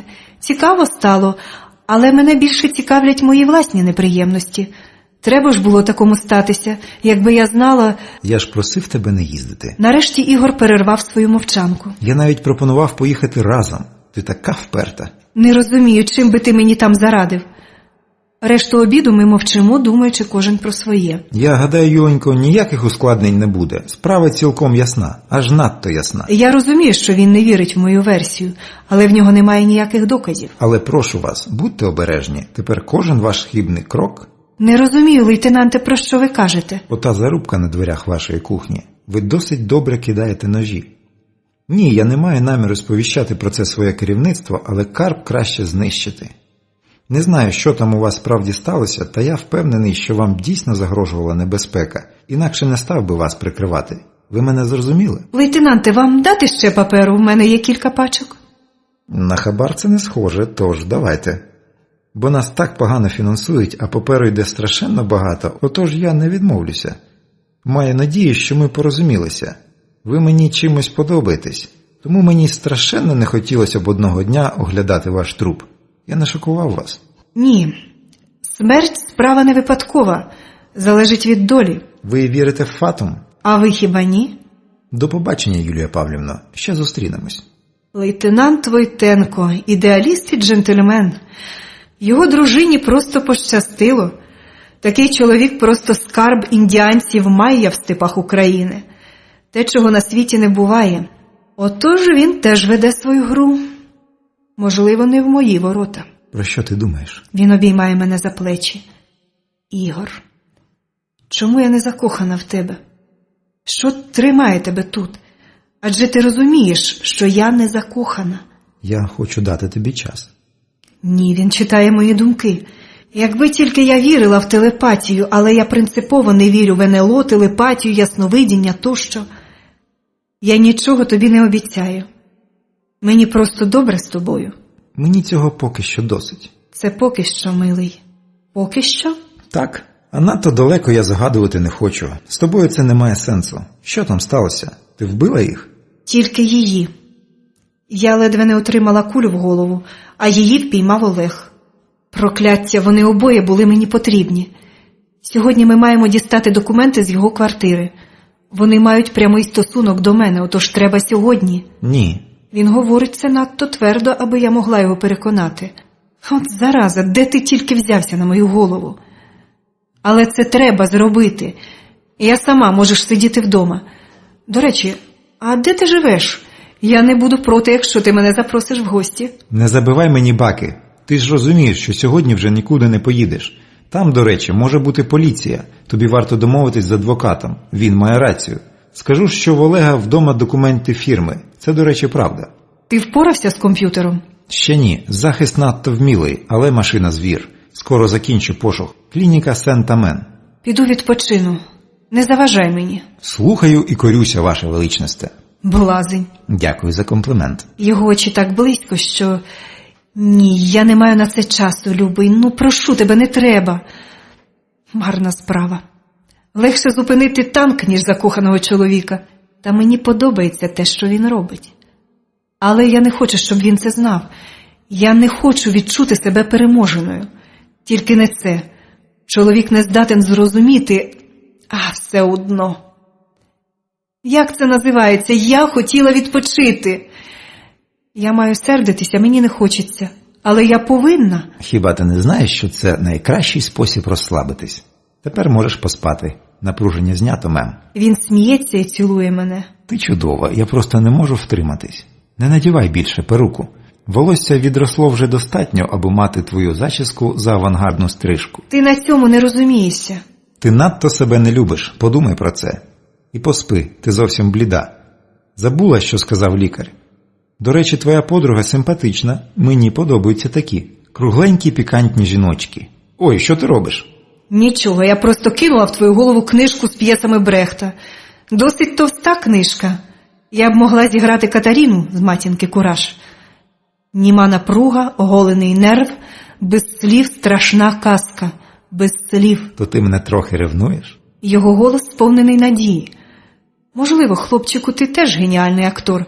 Отож дограємо цю п'єсу. Замість квітів – смерть. Не люблю ділитися здобиччю. Я це навмисно сказав. Я чомусь так і думав, що ти не любиш ділитися. Надто багато ти думаєш. Всі тут надто багато думають, здогадуються, дають поради. Тільки я маю сидіти і чекати з моря погоди. Поки щось станеться, що дасть мені інформацію. Поживу для порожнього мозку. Як він там сказав? Ти Керстін. Це не було маренням вмираючого. Він хотів мені щось сказати, отже, я Керстін. Чомусь це ім'я викликає в моїй душі якісь дивні почуття. Наче щось мені снилося, недавно снилося. А фотографував тих двох сам Олег. Ще тоді, коли працював у СБ. Значить, вже тоді щось затівалось. Але чому я? Чому саме зі мною стаються такі дивні, м'яко кажучи, речі? І я з такою легкістю знищую всіх, хто загрожує мені. Абсолютно механічно. Наче мене хтось вчив цьому довгі роки. Але ж це не так. Цього не може бути. Я вже зовсім заплуталась. І ті двоє на фото, хто вони? Я їх знала. Колись знала, бо я наче чую луну, та не знаю, звідки йде звук. Мабуть, я заснула, бо прокинулась від голосів. У кімнаті вже темно. Макс сопе під боком. Ой, мабуть, Макс сумує. То Світланка зі своїм лікарем приїхали по мене. Але голова вже не болить, і я не хочу нікого бачити. Про що, цікаво, вони там розмовляють? Ти ж розумієш, що вона все одно не скаже правди. Ти маєш рацію, голубонько. Я жодному з вас не скажу всього. В мене є на це причини. Але її витівки скінчаться погано, вона повинна берегтися, а тут стільки всього. Ви ж бачили, в якому вона тоді була стані? Такого не можна. Ми повинні її переконати. Що ти думаєш? Я думаю, що в неї купа неприємностей. І у якому разі вона не зовсім та, що ми думаємо. І як думає вона сама. Я не знаю, як це можна пояснити, але таке враження, що, наче її запрограмовано на певні речі. Не знаю. Та я не дозволю експериментувати з нею. Любий, якщо я щось вирішу, від тебе вже нічого не залежатиме. Хіба зможеш мене переконати? Треба послухати, що вона скаже, але не тиснути. Треба, щоб вона хоч трохи нам довіряла. Тільки тоді вона дозволить нам допомогти собі. Світлана, але тут багато такого, що я не розумію. Пам'ятаєш, ти казала, що вона ніколи не знала англійською, а потім вивчила. Так от, в неї справжній каліфорнійський акцент. Вона розмовляє так, наче це її рідна мова. Немає нальоту слов'янських інтонацій. Оце мене вже не просто дивує. Її, до речі, судячи з реакції, також. Тут щось набагато складніше, ніж просто посттравматична амнезія. Браво, лікарю! Ще кілька зусиль, і я все зрозумію. І згадаю, чому я Керстін. Я піду розбужу її. Любий, я ще сплю. Я втомилась від вас усіх. Дайте мені спокій. Ілюзії. Хай ще трохи побуде в мене оце рожеве почуття, коли весь світ у долонях, що обіймають мене. Чому я не можу просто жити? Але я не можу жити, коли не знаю як. Керстін.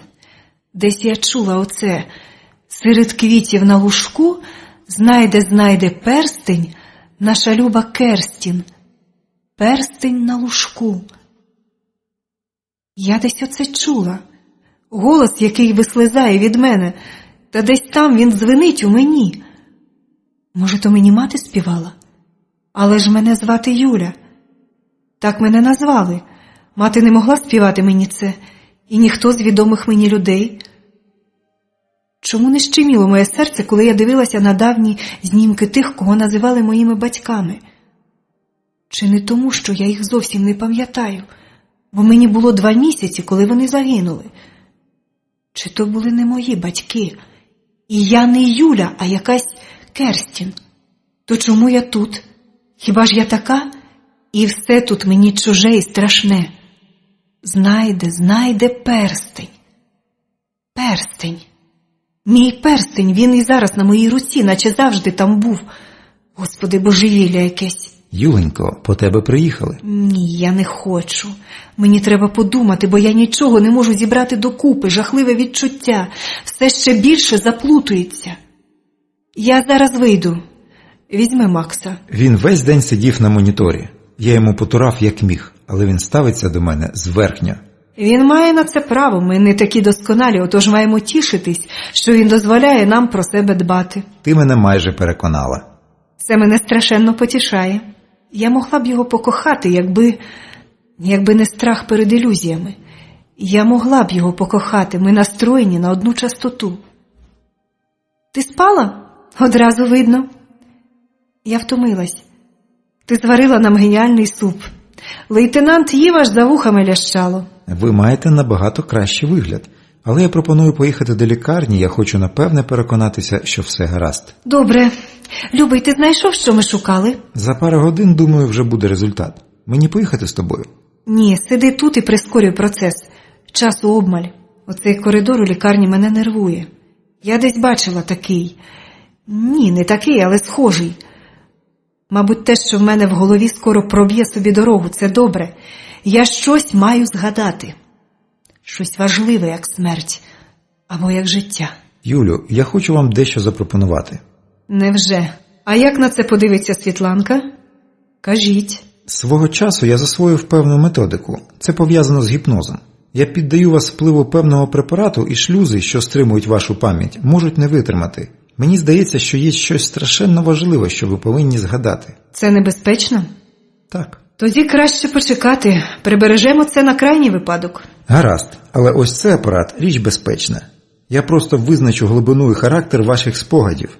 Ви не втрачатиме контролю за собою. Дія цього приладу для вас не матиме наслідків у самопочутті. Це моя власна конструкція, вже трохи випробувана. Аналогів в світі немає, це моя робота. Добре, валяйте. Він починає під'єднувати до мене датчики. Світланка зацікавлено спостерігає за його діями. Я просто шкірою відчуваю, як вона в нього закохана. Хай би їй пощастило. Вона заслуговує на це. Дивне відчуття. Наче м'які хвильки перебігають по тілу. Трохи гуде в голові. Трохи паморочиться. Ні, отой голос. Знайде перстень наша люба Керстін. Ні, не знаю. Чи знаю? Тобі не треба питати, ти знаєш. Голос Карини. Вибач, Любонько, але ти сама цього хотіла, коли направила на мене револьвер. Для мене це сигнал до відкриття сезону полювання. Це неможливо. Голос Віталія глухий і захриплий. Що він там викопав у джунглях мого мозку? Темні глибини? Це неможливо, але я це бачу на власні очі. Ви повинні знати, ви не Юля Ясінська, ви її факсиміле. Розумієте? Віталику, що ти верзеш? Я знаю її 4 роки. Як це вона, не вона? Світлана, тут немає жодної помилки. На плівку її мозку хтось дуже вмілий записав нову особистість. Вона стала Юлею не так давно, десь так років 4. Вона навіть сама не знає, що лише копія. А після аварії в системі стався збій, і запис стерся. Стала проступати її власна особистість. Ось чому вона так змінилася в очах всіх, хто її знав. Ось чому так мало людей, що знають її довше, ніж 4 роки. Ти мені розповідала про Париж. Так от, очевидно, туди поїхала справжня Юлія Ясінська, а повернулася оця. Віталію, ти ж лікар. Ти розумієш, що це неможливо. Твій прилад, вибач, любий, але він ще не пройшов тестування, тому... Я довіряю цьому апаратові. І якби я не знав, що те, що я побачив, неможливо, але... Був один вчений, Карл Хольт. Він проводив досліди саме в цій галузі, працював на ЦРУ, потім зник. Одразу після скандалу в 2-му році. Але ходили чутки, що він добився успіху в своїх вправах по контролю за свідомістю. Тепер я бачу результат його роботи. Ви так говорите, наче мене тут нема. Вони знічено дивляться на мене. Так, приїхали. Звичайно, те, що тут було сказано, неможливо з точки зору нормального здорового глузду. Але все це з самого початку здавалось божевіллям. Тому я схильна повірити, бо нарешті є пояснення, версія, в якій єдиний аргумент проти, її неймовірність. Отже, Керстін. Вибач, Юленько, але я просто не знаю, що й подумати. Світланка допомагає мені встати. Трохи паморочиться в голові. Віталію Петровичу, що ви можете додати? Юлько, ти що? Та це ж нісенітниця. Віталію, я не хочу більше чути цього бридкого наклепу. Ні, я багато думала, він знайшов те, що я відчувала, він правий. То що ж тепер? Наскільки я розумію, ви теж жертва обставин. Але тут є одна складність. Ви ніколи не зможете стати собою і не будете Юлею. Ваша особистість втрачена. Вірніше, вийшов своєрідний синтез, середнє арифметичне. І що? Нічого, спробуйте жити далі. Йому цікаво проводити свої досліди. Йому хочеться вколоти мені дозу скополаміну і покоперсатися в моїх мізках. Але ні, я не дозволю. Я маю знайти сучого сина, що зробив зі мною оце, і примусити його повернути все так, як було. Я хочу пригадати, себе саму пригадати. Віталію, ти просто сучий син. Як я могла цього не зрозуміти? Просто байдужий сучий син. Ходімо, Юлько. Мені байдуже, що там і як. Я люблю тебе такою, як зараз. А він хай проводить досліди над жабами. Господи, де були мої очі? Як я могла в тебе закохатися? Їдь в свою Америку, там тобі місце. Будеш коперсатися в їх мізках і казати, це ваші проблеми. Адже так у них там заведено. Ну, а в нас, якщо ти забув, то нагадаю, друзів у біді не залишають, якщо тільки не хочеш осоромитись на все життя. Ходімо, Юлько. Вона тягне мене до виходу. Він стоїть, наче громом прибитий. Еге, хлопче, то вона тобі не байдужа? З гарної сторони ти себе щойно показав, нічого не скажеш. Падай на коліна, дурню, і проси пробачення в неї, бо такої ти ніде в світі з свічкою не знайдеш. Почекайте, Світланко, чекай. Ти не так мене зрозуміла. Будь ласка, дайте мені сказати. Отак уже краще, лікарю. Оце по-нашому. Глава 10. То що будемо робити? Світланка ще сердиться на свого милого і не дивиться в його бік. Але я не серджусь на нього. Його реакція – це звичайна реакція середньостатистичного громадянина на небезпеку. Відмежуватись, втекти і хоч трохи забути. І я не я, і хата не моя. Це надто звичайно, аби дивуватись чи ображатись. 99 людей на 100 зробили б те саме. Я гадаю, ви маєте триматись від цього осторонь. Все, що могли, ви вже для мене зробили. Мені ще потрібна їх допомога, та яке я маю право наражати їх на небезпеку? Юлько, ти що? Знов тебе чорт осідлав? Світланчині оченята сердито блискотять. Не знаю, як Віталій, я ж не можу тебе покинути в таку хвилину, бо тоді буду почуватися не людиною, а слимаком. Особливо тепер, коли ми знайшли пояснення багатьом речам. Ось тільки знати б ще нащо з тобою зробили таке. Правильно, Люба. Саме це я збираюсь з'ясувати. Хто ти така насправді? Або хто була ота Юля? Тут два варіанти. Або тим людям була потрібна вона, або на її місце запхали тебе. Навіщось. І вони впевнені, що ти ніколи не згадаєш себе справжньо. Не розумію тільки, як це було зроблено. Віталію, ти як думаєш? Лікар сидить мовчки. За весь час він не зронив і слова. Після тієї сцени в його лабораторії він, здається, втратив ілюзії щодо самого себе.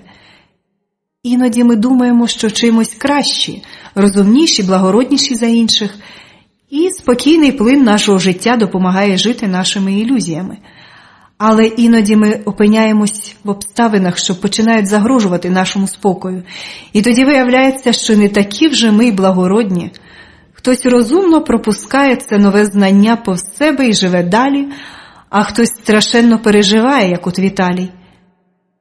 І це вселяє надію, що він ще стане чоловіком.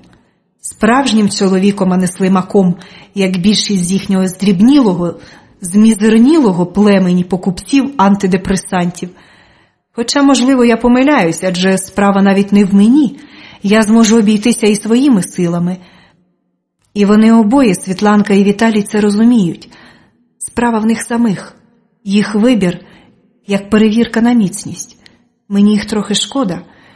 Я давно колись уже зробила свій вибір, а вони тільки на шляху до нього. Це досить болісний процес. Таке можливо. Але це, звичайно, було зроблено не на швидкоруч. Це довгий процес, і двійника підшуковували задовго до того. Тут мало знайти людей, двох жінок з найбільшою тотожністю фізичною. Тут потрібно, щоб психологічно вони мали якнайбільшу схожість темпераментів, уподобань, схильностей тощо. Це для того, аби мозок ваш чинив якмога менший опір, коли йому прищіплюватимуть нову особистість. І для успіху процесу потрібно стерти вашу власну особистість тортурами фізичними, психологічними тощо. Це антилюдські досліди, страшно навіть уявити, що вони робили тоді. Звідти і ваші нічні кошмари. Пам'ятаєш, Люба, ти казала, що мотиви її кошмарів, наче її хтось катував. Це пам'ять проривалась назовні під час сну. Господи, як же це? Як можна таке робити? Бідна Світланка, не плач, голубко, не треба, мені вже не боляче. Тільки страшенна злість на тих гадів, що зробили це. А ще чисто академічна цікавість. Навіщо? Так, в це важко повірити, але технологія процесу саме така. Правда, тут вони і прокололись, не врахувавши, з якою силою особистістю їм довелося зіткнутися. Якщо навіть зараз, після всього, ця жінка – найупертіша істота, яку мені доводилось бачити. Небезпечна, розумна і надзвичайно життєздатна, можете мені повірити. І її хтось довгий час учив багатьом незвичним речам, наприклад, створювати ситуації, в яких людям нічого не залишається, як тільки розкривати свої потаємні мотиви. Я довго думав над цим. Скажіть, адже ви навмисне тоді в магазині створили той конфлікт? Адже так? Так, то й що? А те, що вашим мучителям не вдалося повністю знищити вашу особистість. Навіщо це було потрібно, ми ще дізнаємось. Тепер, напевно, дізнаємось. У мене є певні думки щодо того, ким ви могли бути в тому житті. Я гадаю, ви працювали в одній з багатьох секретних служб уряду, можливо, Інтерполу. Вони можуть собі дозволити мати таких агентів. Тут, до речі, немало роль грали і ваші природні схильності. Шкода, що поки що ми не знаємо більшого. Ігор, ти щось знайшов? Він сидить за комп'ютером вже кілька днів. Аж змарнів, бідолаха. Нащо йому це потрібно? Ні, бо тут треба діяти обережно. Нас не повинні помітити. Я обіцяю, скоро будуть результати, але тут мільйони комбінацій. Добре. Тепер нам треба дістати ті документи, що в Олега, якщо вони ще там. Артур Олегович зараз цим займається. Страшенно цікавий тип. Так, мені він теж подобається, і насамперед його манера м'яко ставити на місце не в міру запопадливих поліцейських. Після прийняття нової редакції Карного кодексу лишилось багато незадоволених серед старої гвардії. Не те, щоб я щось мав проти них. Той же полковник Саміленко. Він, кажуть, починав з простого міліціонера, кілька разів був поранений. Тобто більш-менш чесно виконував свій обов'язок. Як він те розумів? Але настали інші часи, і в нього ностальгія. Думаєте, через те, що він щось втратив матеріально? Не більше, ніж усі ми. Але він втратив суспільні орієнтири. Він може посадити дрібного злодіжку, а великі злодії диктують йому, що робити. От він і шукає ворога там, де його нема. Тобі видніше, ти психолог. В нашій країні не можна жити поза політикою. Хтось має думати, аналізувати. Не всі ж ще спились, скололись, хоча, звичайно, скажімо, дуже велика частина громадян. Це тому, що освіта перестала бути загальнодоступною. Віталій весь час наче й не слухав, але все чув. Раніше хай там як, хай там культ, застій, але діти отримували освіту в школі. Хай не дуже там, були свої недоліки, та це було 100% для всіх. А потім що зробили? Школи почали брати гроші, в хороші школи почали брати дітей заможніх батьків. Талановиті діти часто залишалися поза освітою. А нереалізовані здібності – дуже болісна річ. Я вже не кажу про вищу освіту і середньоспеціальну. Не дуже розженешся вчити дитину, коли немає за що їсти купити. Зараз стало трохи легше, та процес уже пішов. Багато неписьменних, неосвічених молодих людей, що годяться тільки у вантажники. А повністю наслідки цього виявляться лише через десяток років, коли неписьменні батьки вирішать, що і дітям освіта ні до чого. Віталію, ви трохи перебільшуєте. Лікар справді трохи перегнув, але, мабуть, тільки трохи. Колись це повинно припинитися? Ніколи не припиниться. Надто в'їлися в гени людей спогади про масові знищення. Ви знаєте, після 33-го року з цим народом можна було робити що завгодно. І ті, що на горі, це прекрасно знають. Тому і не соромляться.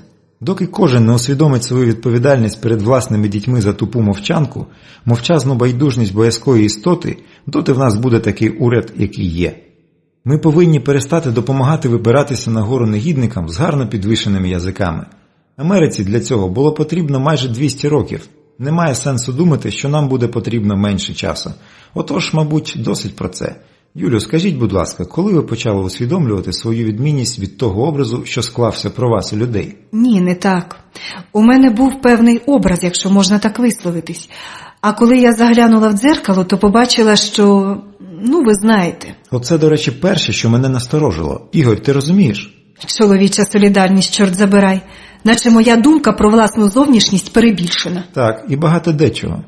Але я гадаю, що це не все. Люба, ти від нас приховуєш дещо, адже так? Прокляття, надто це нереально. Так, але у мене є на це причини. Навіть не тому, що я комусь із вас не довіряю. В таких справах я розбираюсь краще, а тому не будемо випереджати події. Юлько, ти просто збожеволіла.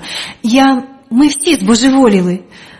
Бідна Світланка, їй страшенно важко повірити у реальність подій. Вона живе в іншому світі. Вона спить і бачить сон про світ, де ніхто не вмирає. Тому вона так розсердилась на Віталія. Я увійшов! Вигук Ігоря порятував мене від довгої безплідної дискусії. Ось, Любонько, ходи сюди. Я вже увійшов, я вже там. Клініка Сент-Амен. Це не просто клініка, це дослідний центр. Доктор Соланж Делюк. Неможливо. Вона померла в березні 3-го року. Ось, 9 березня. Вона не могла лікувати тебе від неврозу, бо на час, коли почалось лікування, була вже мертва. Може, то якась інша Соланж Делюк? Ні, в списках вона одна. Тепер поглянемо сюди. Так, ще трохи. Ось, знайшов. Списки пацієнтів. Я вже знаю, чого чекати. Ні, тебе нема. Нема тут твого прізвища. Ті документи, що ти привезла, липові. Я знала. Я розуміла, що це було б надто просто, але я вже втомилась від усього цього. Хтось дуже розумний спланував найменші деталі операції. Єдиним проколом стало те, що ніхто не передбачив тієї аварії, а тим більше її наслідків. До речі, за що ж мене тут намагалися вбити? І яким боком тут приліпити покійного Вишневецького? Порожньо. Пошукай кого-небудь з іменем Керстін. Я ризикую, страшенно ризикую. Як то кажуть, якщо в тебе параноя, то це ще не ознака того, що вони за тобою не стежать. Кожен з 3 присутніх може виявитись ворогом. Хвилинку. Він навіть не дивується. Шкода, хлопче, я вже починала трохи прихилятися до тебе. Керстін? Чому саме Керстін? Потім поясню. Ти пошукай. На моніторі мелькають рядки літер. Його пальці швидко перебігають по клавішах. Він, звичайно, допоміг мені, якщо допоміг. А якщо я просто гаю час, я не можу сказати напевне, все кінець кінцем з'ясується. В цей період немає. До цього є одна Керстін. Рік тому лікувалась якась Керстін Сміт. Але це не підсолить, бо їй 70 років. Більше нема. Ти не хочеш пояснити? Вже надто пізно. Щось має бути, якась клініка, приватна або секретна лабораторія. Щось має бути, я впевнена. Шукай. Я розумію, що мені час зникнути, в мене є справи, але якщо пропустити через комп'ютер ті знімки з показу із оргією, можливо, я дізнаюсь, хто ці люди, а можливо, й ні. Ось, погляньте. Я хочу, аби ти пропустив це через систему пошуку.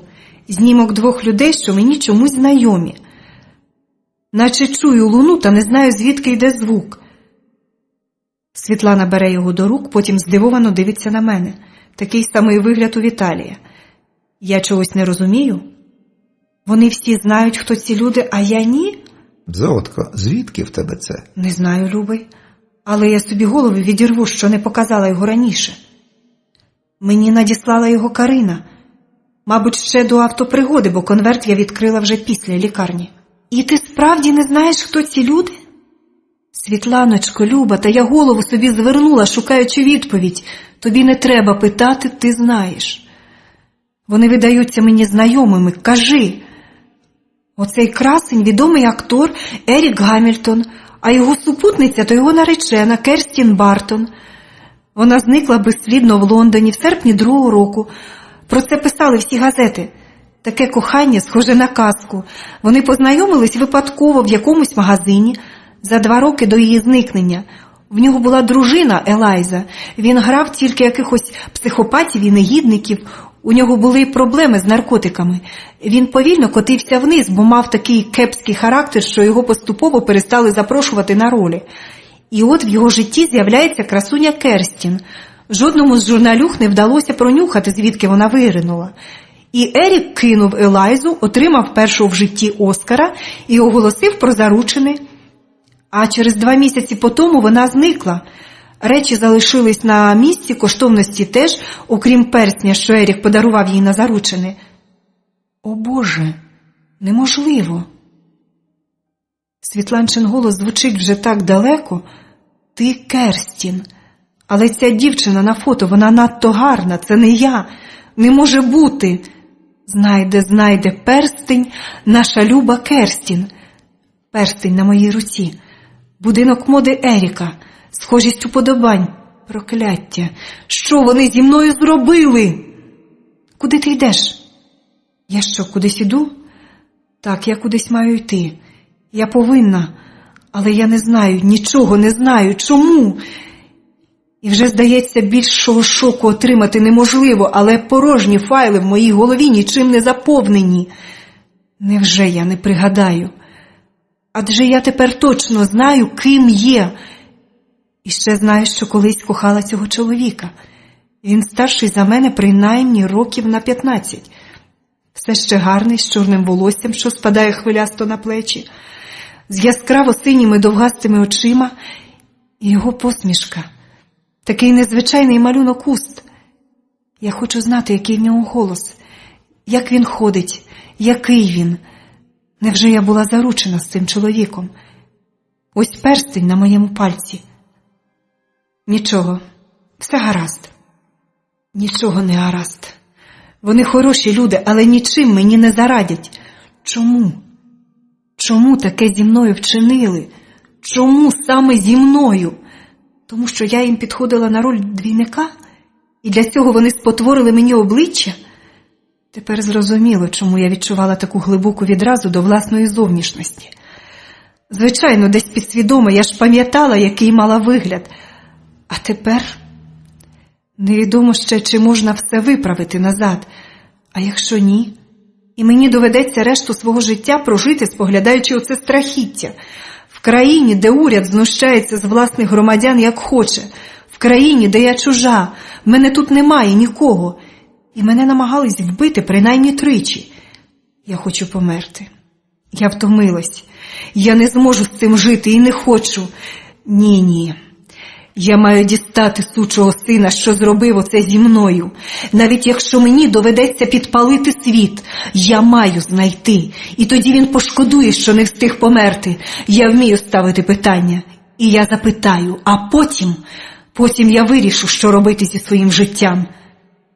А що Ерік? Після зникнення Керстін він наче збожеволів.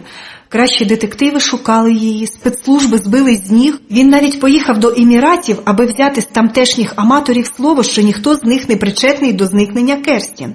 Повернувся звідти, хоч його там мало не вбили, і тепер живе на віллі десь на острові. Ніхто його вже років зо 2 не бачив. Часом ще мляво переглядають цю тему, але ось чому я не терпіла поряд з собою чоловіків. Цікава штука, підсвідомість. Як же тепер бути? Ігор? Але навіщо я тепер Ерікові ось така? Мене більше нема. Керстін хтось стер. Він був достойний мати поряд із собою ту красуню. А я? Ні, ніколи. Я не маю права нагадувати йому про себе. Я більше не Керстін. Я ніхто. Юлько, припини негайно. Я знаю, про що ти думаєш. Припини! Всі знають, про що я думаю, окрім мене. Я можу знайти його, і ти йому зателефонуєш прямо зараз. Любий, ти просто збожеволів. Ні, що я йому скажу? І як я можу показатись йому на очі отака? Ви все перебільшуєте, Юлю. Зміни не надто значні, не настільки значні, як вам здається. Пластична хірургія... Дякую за цукерочку, дуже солодка. Але Керстін нема. Запала тривала мовчанка. Я розумію, що вони приголомшені не менше за мене, але вони не повинні лізти в це. Та якщо не лізти, ні, нема варіантів. І це погано. О, поглянь! Світланка знову бере до рук фотографію. Боже, яка гидота, збочинці! Але ось цього чоловіка я вже бачила. Ось він, поглянь. Так, справді, обличчя видно дуже добре. Воно спотворене нечистивим екстазом, та й якщо десь побачиш цього типа, то навряд чи забудеш. Дуже смаглявий, з великим носом, близько розташованими невеличкими очицями. В усій його постаті, у обличчі є щось неймовірно брудне, так наче навіть його погляд буде важко відмити. Гидота. Оце той чоловік, якого ми тоді бачили в кафе, той, що поїхав синім джипом, той, через якого ти тоді нервувалась. Той, що збив стару вчительку, яка наважилась дати свідчення. Ну, начувайся. Ось тебе я знайду набагато простіше. Юлю, що ти вже надумала? Ігор, що мені тепер робити? Як нам з тобою бути далі? Треба зв'язатися з лейтенантом Войтенком. Я хочу показати йому ці гидотні фото. Може, він когось з них упізнає? Я гадаю, це погана думка. Юлю, він же з поліції. У нього певна ситуативна система цінностей. Ні, лікарю. Може, ви і розбираєтесь у мізках людей, але не розумієтесь на самих людях. Лейтенантові Войтенку вже набридли злочинці, і він зовсім не проти того, аби хтось із них ще потрапив на стіл патолога-анатома. Смерть від нещасного випадку – це ще одне універсальне формулювання, під яке можна підігнати багато чого при бажанні. Лікарю, у мене до вас прохання. Ви спробуйте знайти для мене пластичного хірурга, справжнього, не якогось ветеринара, ви розумієте? Так, але послухайте, про це й мова не йде, принаймні протягом найближчого року. Це я вам кажу як лікар. Вам доведеться почекати. Я його зараз уб'ю. Він забирає в мене не просто ілюзію. Він відбирає в мене надію. Мені нестерпно бути так. Я не можу чекати. Лялечко, я спробую влізти в файли нашої поліції. Можемо обійтись без Войтенка. Він ще й знущається. Лялечко. Спробуй, але обережно. Нас можуть дістати набагато простіше, ніж з тої ж Франції. Слухаюсь, мем. Мені на коліна поважно стрибає Макс. Йому все одно, хто я така. Він спілкується зі мною біострумами, імена для нього не суттєві. Він відрізнить мене від інших, навіть якщо мене перефарбують в зелене. Отож, Макс – це єдина реальність, що в мене є. Бачиш, мій сфінкс, недарма в Єгипті ти був священним. Ті давні єгиптяни були не в тім'я биті, але вимерли до ноги. Тепер у долинах Гізи блукають варвари-мусульмани і не менші варвари-туристи, витріщаючись на піраміди. Якби залишилась хоч одна нерозграбована гробниця, мумія перевернулася в своєму визолоченому саркофазі, споглядаючи таке блюзнірство. Але Осіріс помер. І на цей раз, мабуть, всерйоз. А може, просто вийшов на пенсію і розважається, споглядаючи нашу колотнечу? Не знаю вже, що гірше. Ранок приніс мені сумні думки і Артура Олеговича. Він вплив до моєї спальні, сяючи як ангел, що об'ївся цукерками. Невже є бодай одна хороша новина? Якщо, звичайно, потрібне мені ще на місці. Звичайно, якби те знайшла поліція, вже піднявся б гвалт. А якщо знайшов хтось інший? Не хочу навіть думати про це. Юлія Павлівна, доброго ранку. Вибачайте, що я прямо так, але мій вік мені це вже дозволяє, погодьтесь. Старий лицемір. Та я впевнена, що в тебе такий чорт під ребром, що... Втім, це не суттєво. Артуре Олеговичу, ви страшенно рано встаєте. Я типовий жайворонок. Вже о 9 годині вечора я зовсім сонний, тому встаю рано, це факт. Ну добре, я заскочив до вас, аби передати вам оці ключі. Справу майже закрито, все з'ясувалось. Це ключі від квартири Олега. Та квартира тепер належить вам. Його заповіт прочитали вчора, але я не хотів вас турбувати, вже було трохи запізно. Отже, ось ключі.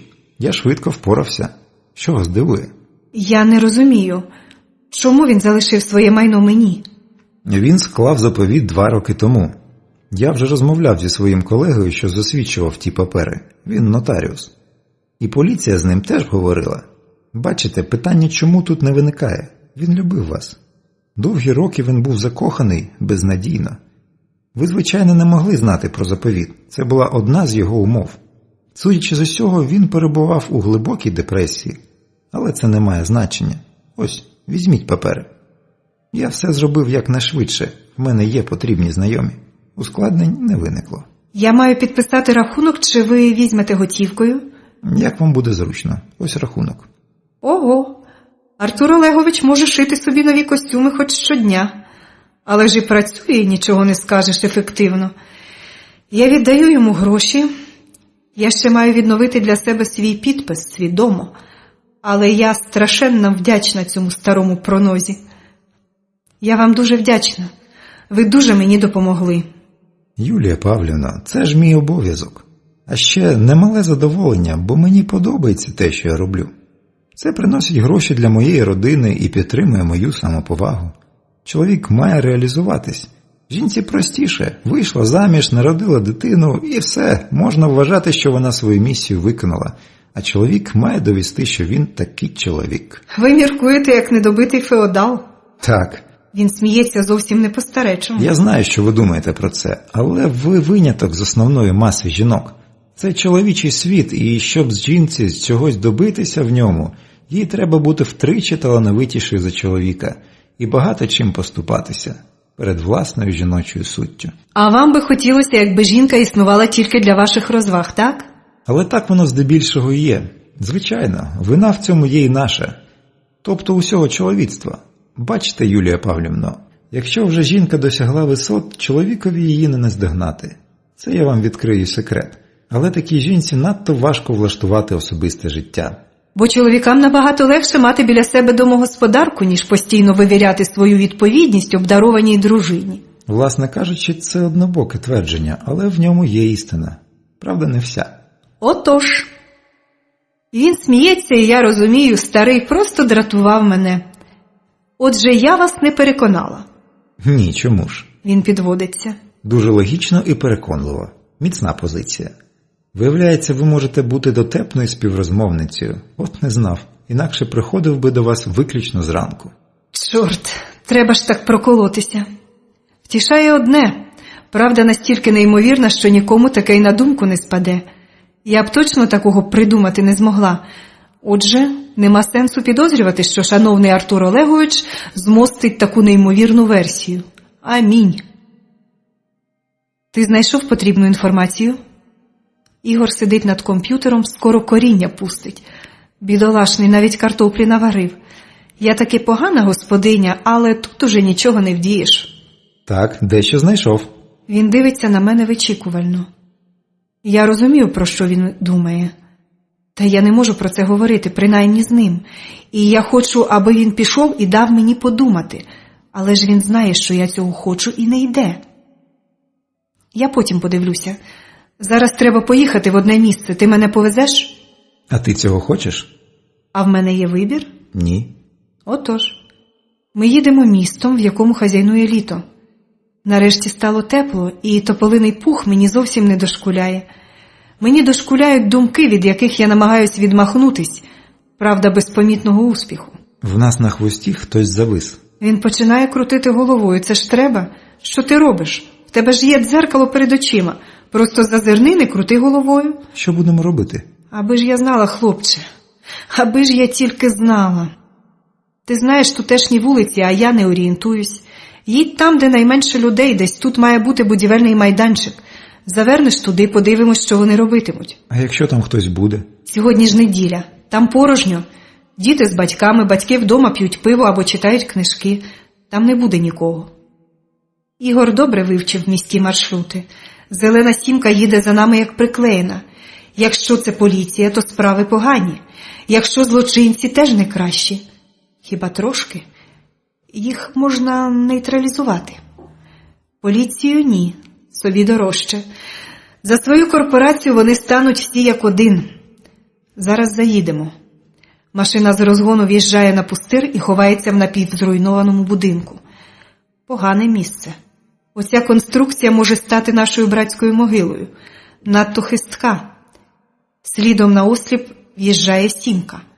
Зупинившись, наче очікує. Ну виходь же, покидьок, виходь, ось дички ми. Ти ж мене шукав, ходи сюди. Наче у відповідь на мої думки з машини виходить чоловік. Йому щось каже зсередини водій. Мабуть, пропонує пошукати слідів. Хлопці, ми так не домовлялись. Виходьте обидва. Ну от, інша справа. Нема чого підставляти напарника, удвох так удвох. Хряскають дверцята машини. Вони йдуть, і я чую, як шурхотять дрібні камінці під їх брудним взуттям. Там у них на ногах смердючі шкарпетки, як у того іншого. Я чую, як від них тхне. Я одного з них знаю. Це той, з ким розважався тип з брудним поглядом і довгим потворним носом. Кляті збочинці. Вони важко передбачувані. Перший впав, як підкошений. Рука в мене заболіла, ребром долоні по шиї, я точно нічого доброго йому не зробила. Але він ще живий. А ось другий. Дякую, любий, та я б сама про нього подбала. Коли я кажу, щоб ти сидів в машині, ти наступного разу так і зробиш. Я бачу, що він розлючений моїми словами. Нічого, дисципліна річ потрібна. Що тепер? Почекаємо, доки хтось із них опритомніє. А потім ти сходиш, розвієшся, а я в них дещо запитаю. Нам треба поспішати, тож я маю з'ясувати. А якщо вони не скажуть? Скажуть. Мені чомусь смішно. Повір мені, скажуть. За годину ми їдемо в передмістя. Ірпінь. Гарне місце. Десь позаду догоріла вже, мабуть, зелена сімка. У всякому разі, я маю на це надію. Чи обов'язково було їх вбивати? М'якотілість, голубе, ще нікого до добра не доводила. А що б ти хотів? Аби я потисла їм руки і відпустила, так? Та зараз нас би вже заганяли, як лисиць. Причому шансів би нам не залишили. Ти це розумієш? Так. Він все одно незадоволений. От йолоп, треба ж було мені зв'язатися з таким. Але я іноді починаю тебе боятися. Скажи тобі, не страшно? Адже ти щойно вбила 2 людей. Скажи ще 2 ні в чому невинних людей. Чого мовчиш? Їх ніхто не запрошував переслідувати нас. Їх я не запрошувала втручатися в мої справи. Якщо полізли, значить, мали усвідомлювати ризик. Якщо не усвідомлювали, значить, свідомо хотіли нашкодити беззахисній жінці. Не зі злості, не через ревнощі, а просто за гроші. Скільки коштує життя, не знаєш? То мовчи краще і не дратуй мене, гуманіст. Я справді роздратована, адже він чув усе до останнього слова. Він чув, що розповідали, захлинаючись власною блювотою ті збочинці. Ні, звичайно, людині властиво жаліти ближнього, але міг би вибрати більш достойний об'єкт. Пробач мене, кохана, я дурень. Я не мав ніякого права докоряти тобі. Просто це так незвично для мене. Краще б на дорогу дивився філософ. Ні, все гаразд. Ти зрозумій, я маю так чинити, інакше загину. Але ти Ти можеш залишити мене, я навіть не дорікну тобі. Це ж так звичайно, я не повинна наражати тебе на небезпеку. Юленько, мені навіть трохи образливо. Я ж все-таки чоловік, і я не в змозі відмовитись від тебе, доки сама не проженеш. Або доки не розлучить нас смерть. Так, або доки не розлучить нас смерть. Олегова квартира вразила мене своїм запиленим станом. Карина могла б тут трохи й прибрати. Хоча, звісно, з якої речі. То мені було б неприємно. Ні, просто нестерпно кохатися в такому бруді. Та люди різні бувають. А щодо Карини і Олега, то це вже не суттєво. А так нічого, квартира непогана. 4 кімнати, трохи недоладно вмебльовані дорогими меблями, порожній холодильник, одяг у шафі. Десь тут має бути стіл з більш-менш товстою кришкою. Ага, ось цей у кабінеті, мабуть, годиться. Допоможи мені. Ігор зсуває стіл на середину. Простукай. Ось. Кришка стола відходить досить м'яко. Не такий вже й сейф. Але добре, що я знала, де саме шукати, бо тут можна ритися кілька днів. Все на місці. Якщо, звичайно, я не помиляюсь. Касети, тека з паперами не дуже багато. Кілька пачок грошей і медальйон. Я беру його в руки. Що там? Потім подивлюся. В моїй голові звучить штормове попередження. Треба тікати звідси. Я швиденько кладу до тайника купу паперів і знімки голих дівчат, аби одразу не здогадались, що тут уже хтось побував. Адже печатку з дверей зняли ще вчора. Машину ми залишили досить таки далеко, отож треба йти. Ігор, де ти? Де можна було подітись? Так невчасно, мабуть, припекло. Я тут. Дивись, що я знайшов. В руках у нього револьвер. Так, приїхали. Поклади на місце, попередньо зітри відбитки пальців. Але чому? Ні, він таки не розуміє. Скільки в вашій країні дають за володіння вогнепальною зброєю? Чорт, я знаю, та у злочинців зброя давно вже є. Чому ж я не можу захистити себе зі зброєю в руках? Державна доктрина чесного громадянина захищає поліція. Поклади револьвер, ми ж не злочинці. А те, що я роблю, просто звичайний самозахист. І для суспільства корисно. Ми виходимо з під'їзду, порожньо, всі на дачах. Це, мабуть, для багатьох сімей єдиний реальний засіб не померти з голоду. Отож городяни спочатку працюють десь на своїх робочих місцях, а вихідні проводять на дачах, полють картоплю, поливають огірки. А потім соціологи дивуються, чому середньостатистичний громадянин так мало живе. Що там таке на тій касеті? Звідки мені знати? Приїдемо додому, подивимось. Його рука торкається моєї. Ерік, сапфірова казка, діамантові сльози. Не знаю, чи зможемо ми бути разом знову. Чи зможу я наважитись. І чи не станеш ти моєю найболючішою ілюзією? У мене поки що нема відповіді. Привіт, Керстін. Якщо ти слухаєш цей запис, значить все гірше, ніж я міг собі уявити. Це значить, що я помер. Можливо, ти ж мене і вбила? Якщо не так, то моя смерть має вигляд добропорядного нещасного випадку. А ти морщиш носа на пил в моїй квартирі. Я вгадав, еге ж? Ти вже також знаєш, ким є. Маю надію, що згадала сама.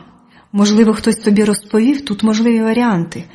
Але якщо ти слухаєш цей запис, ти вже багато знаєш. Ти завжди була страшенно метка. Перед тим, як дещо розповісти, я хочу, аби ти знала. Я з самого початку був проти того, аби використовувати тебе таким чином. Але тепер розумію, що метою була не Юлія, а саме ти. Це для тебе підбирали двійника. Але я був проти. Ти була надто небезпечною і тепер обов'язково доберешся до них. Знай, що я аплодую тобі навстоячки, якщо тільки можна стояти там, де я зараз знаходжусь. Я багато чого не знаю. Мене використали тому, що я був досить вразливий після тієї історії з дівчатами. У Юлії вистачило розуму не лізти в те болото, а я не втримався. Надто великі гроші. Отож я став вразливий для шантажу. Та я не скаржуся, сам винен. Точно я знаю одне. Ти знаходилась в приватному санаторії поблизу Руана. Є там така місцинка Сен-Круа, але то не санаторій, то щось інше. Заправляв там якийсь тип Хольт. Та й він не головний, тому це вже ти сама розбирайся. Я ще не знаю, як поведуся далі, може зітру цей запис і про все забуду.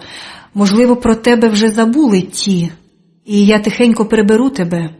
Твій будинок моди приносить прибутки і славу, отож я ще не знаю. Знаєш, у мене чомусь відчуття, що все це погано скінчиться для мене. Моя тобі порада – їдь до Франції, знайди тих сучих синів і припини те, що вони там роблять. Можливо, Юлія ще жива, хоча це маловірогідно. Вона їм більше не потрібна. Я кохав її. І кохав тебе. І ненавидів. Не знаю. Мабуть, більше кохав. Але Юлія мене зневажала. А ти була нечутлива до цих справ. Мабуть, твого актора не змогли вибити з залишків твого мозку. Вибач, що так відверто. Проглянь папери. Якщо ти ще не згадала, то подивись на фото, де група людей. Отой, що другий праворуч, то Хольт. А в центрі той хлопець, що накази йому віддає. Гроші візьми собі, мені вони вже не потрібні. З квартирою роби, як знаєш. А гарно вони штуку вткнули з твоїм красивим личком, правда? То наказав той головний. У нього до тебе якісь власні рахунки. Отож прощавай, люба Керстін, і послухай моєї поради. І вибач мені, якщо можеш. Клятий покидьок. Просто вирішив з мене трохи познущатися. Я закидаю твою могилу гнилими яблуками. Ні словом не обмовитись, чому все оце. А можливо, він і сам не знав. Робив, що наказували, та й по всьому. Та мені нема за що дякувати йому. Хіба що назва Сен-Круа. Але це ще треба перевірити. Невже я сама не здатна щось пригадати? Мабуть, ні. Ти повіриш у це? В мене нема підстав не вірити. Але, звичайно, слід спробувати отримати докази. Мені здається, що тут робити вже нема чого. Треба летіти до Франції. В мене є закордонний паспорт. А в мене нема. Треба швидко замовити. От наївний чоловік. Ти не полетиш. Подивимось, що тепер? Тепер ми навідаємо хлопця на прізвисько Засіб. Правда, характерне прізвисько? Отож я маю нанести йому візит. А потім слід поїхати до Віталія на роботу, і хай він там що хоче, те й робить, але я маю все згадати, інакше справа не зрушиться з місця.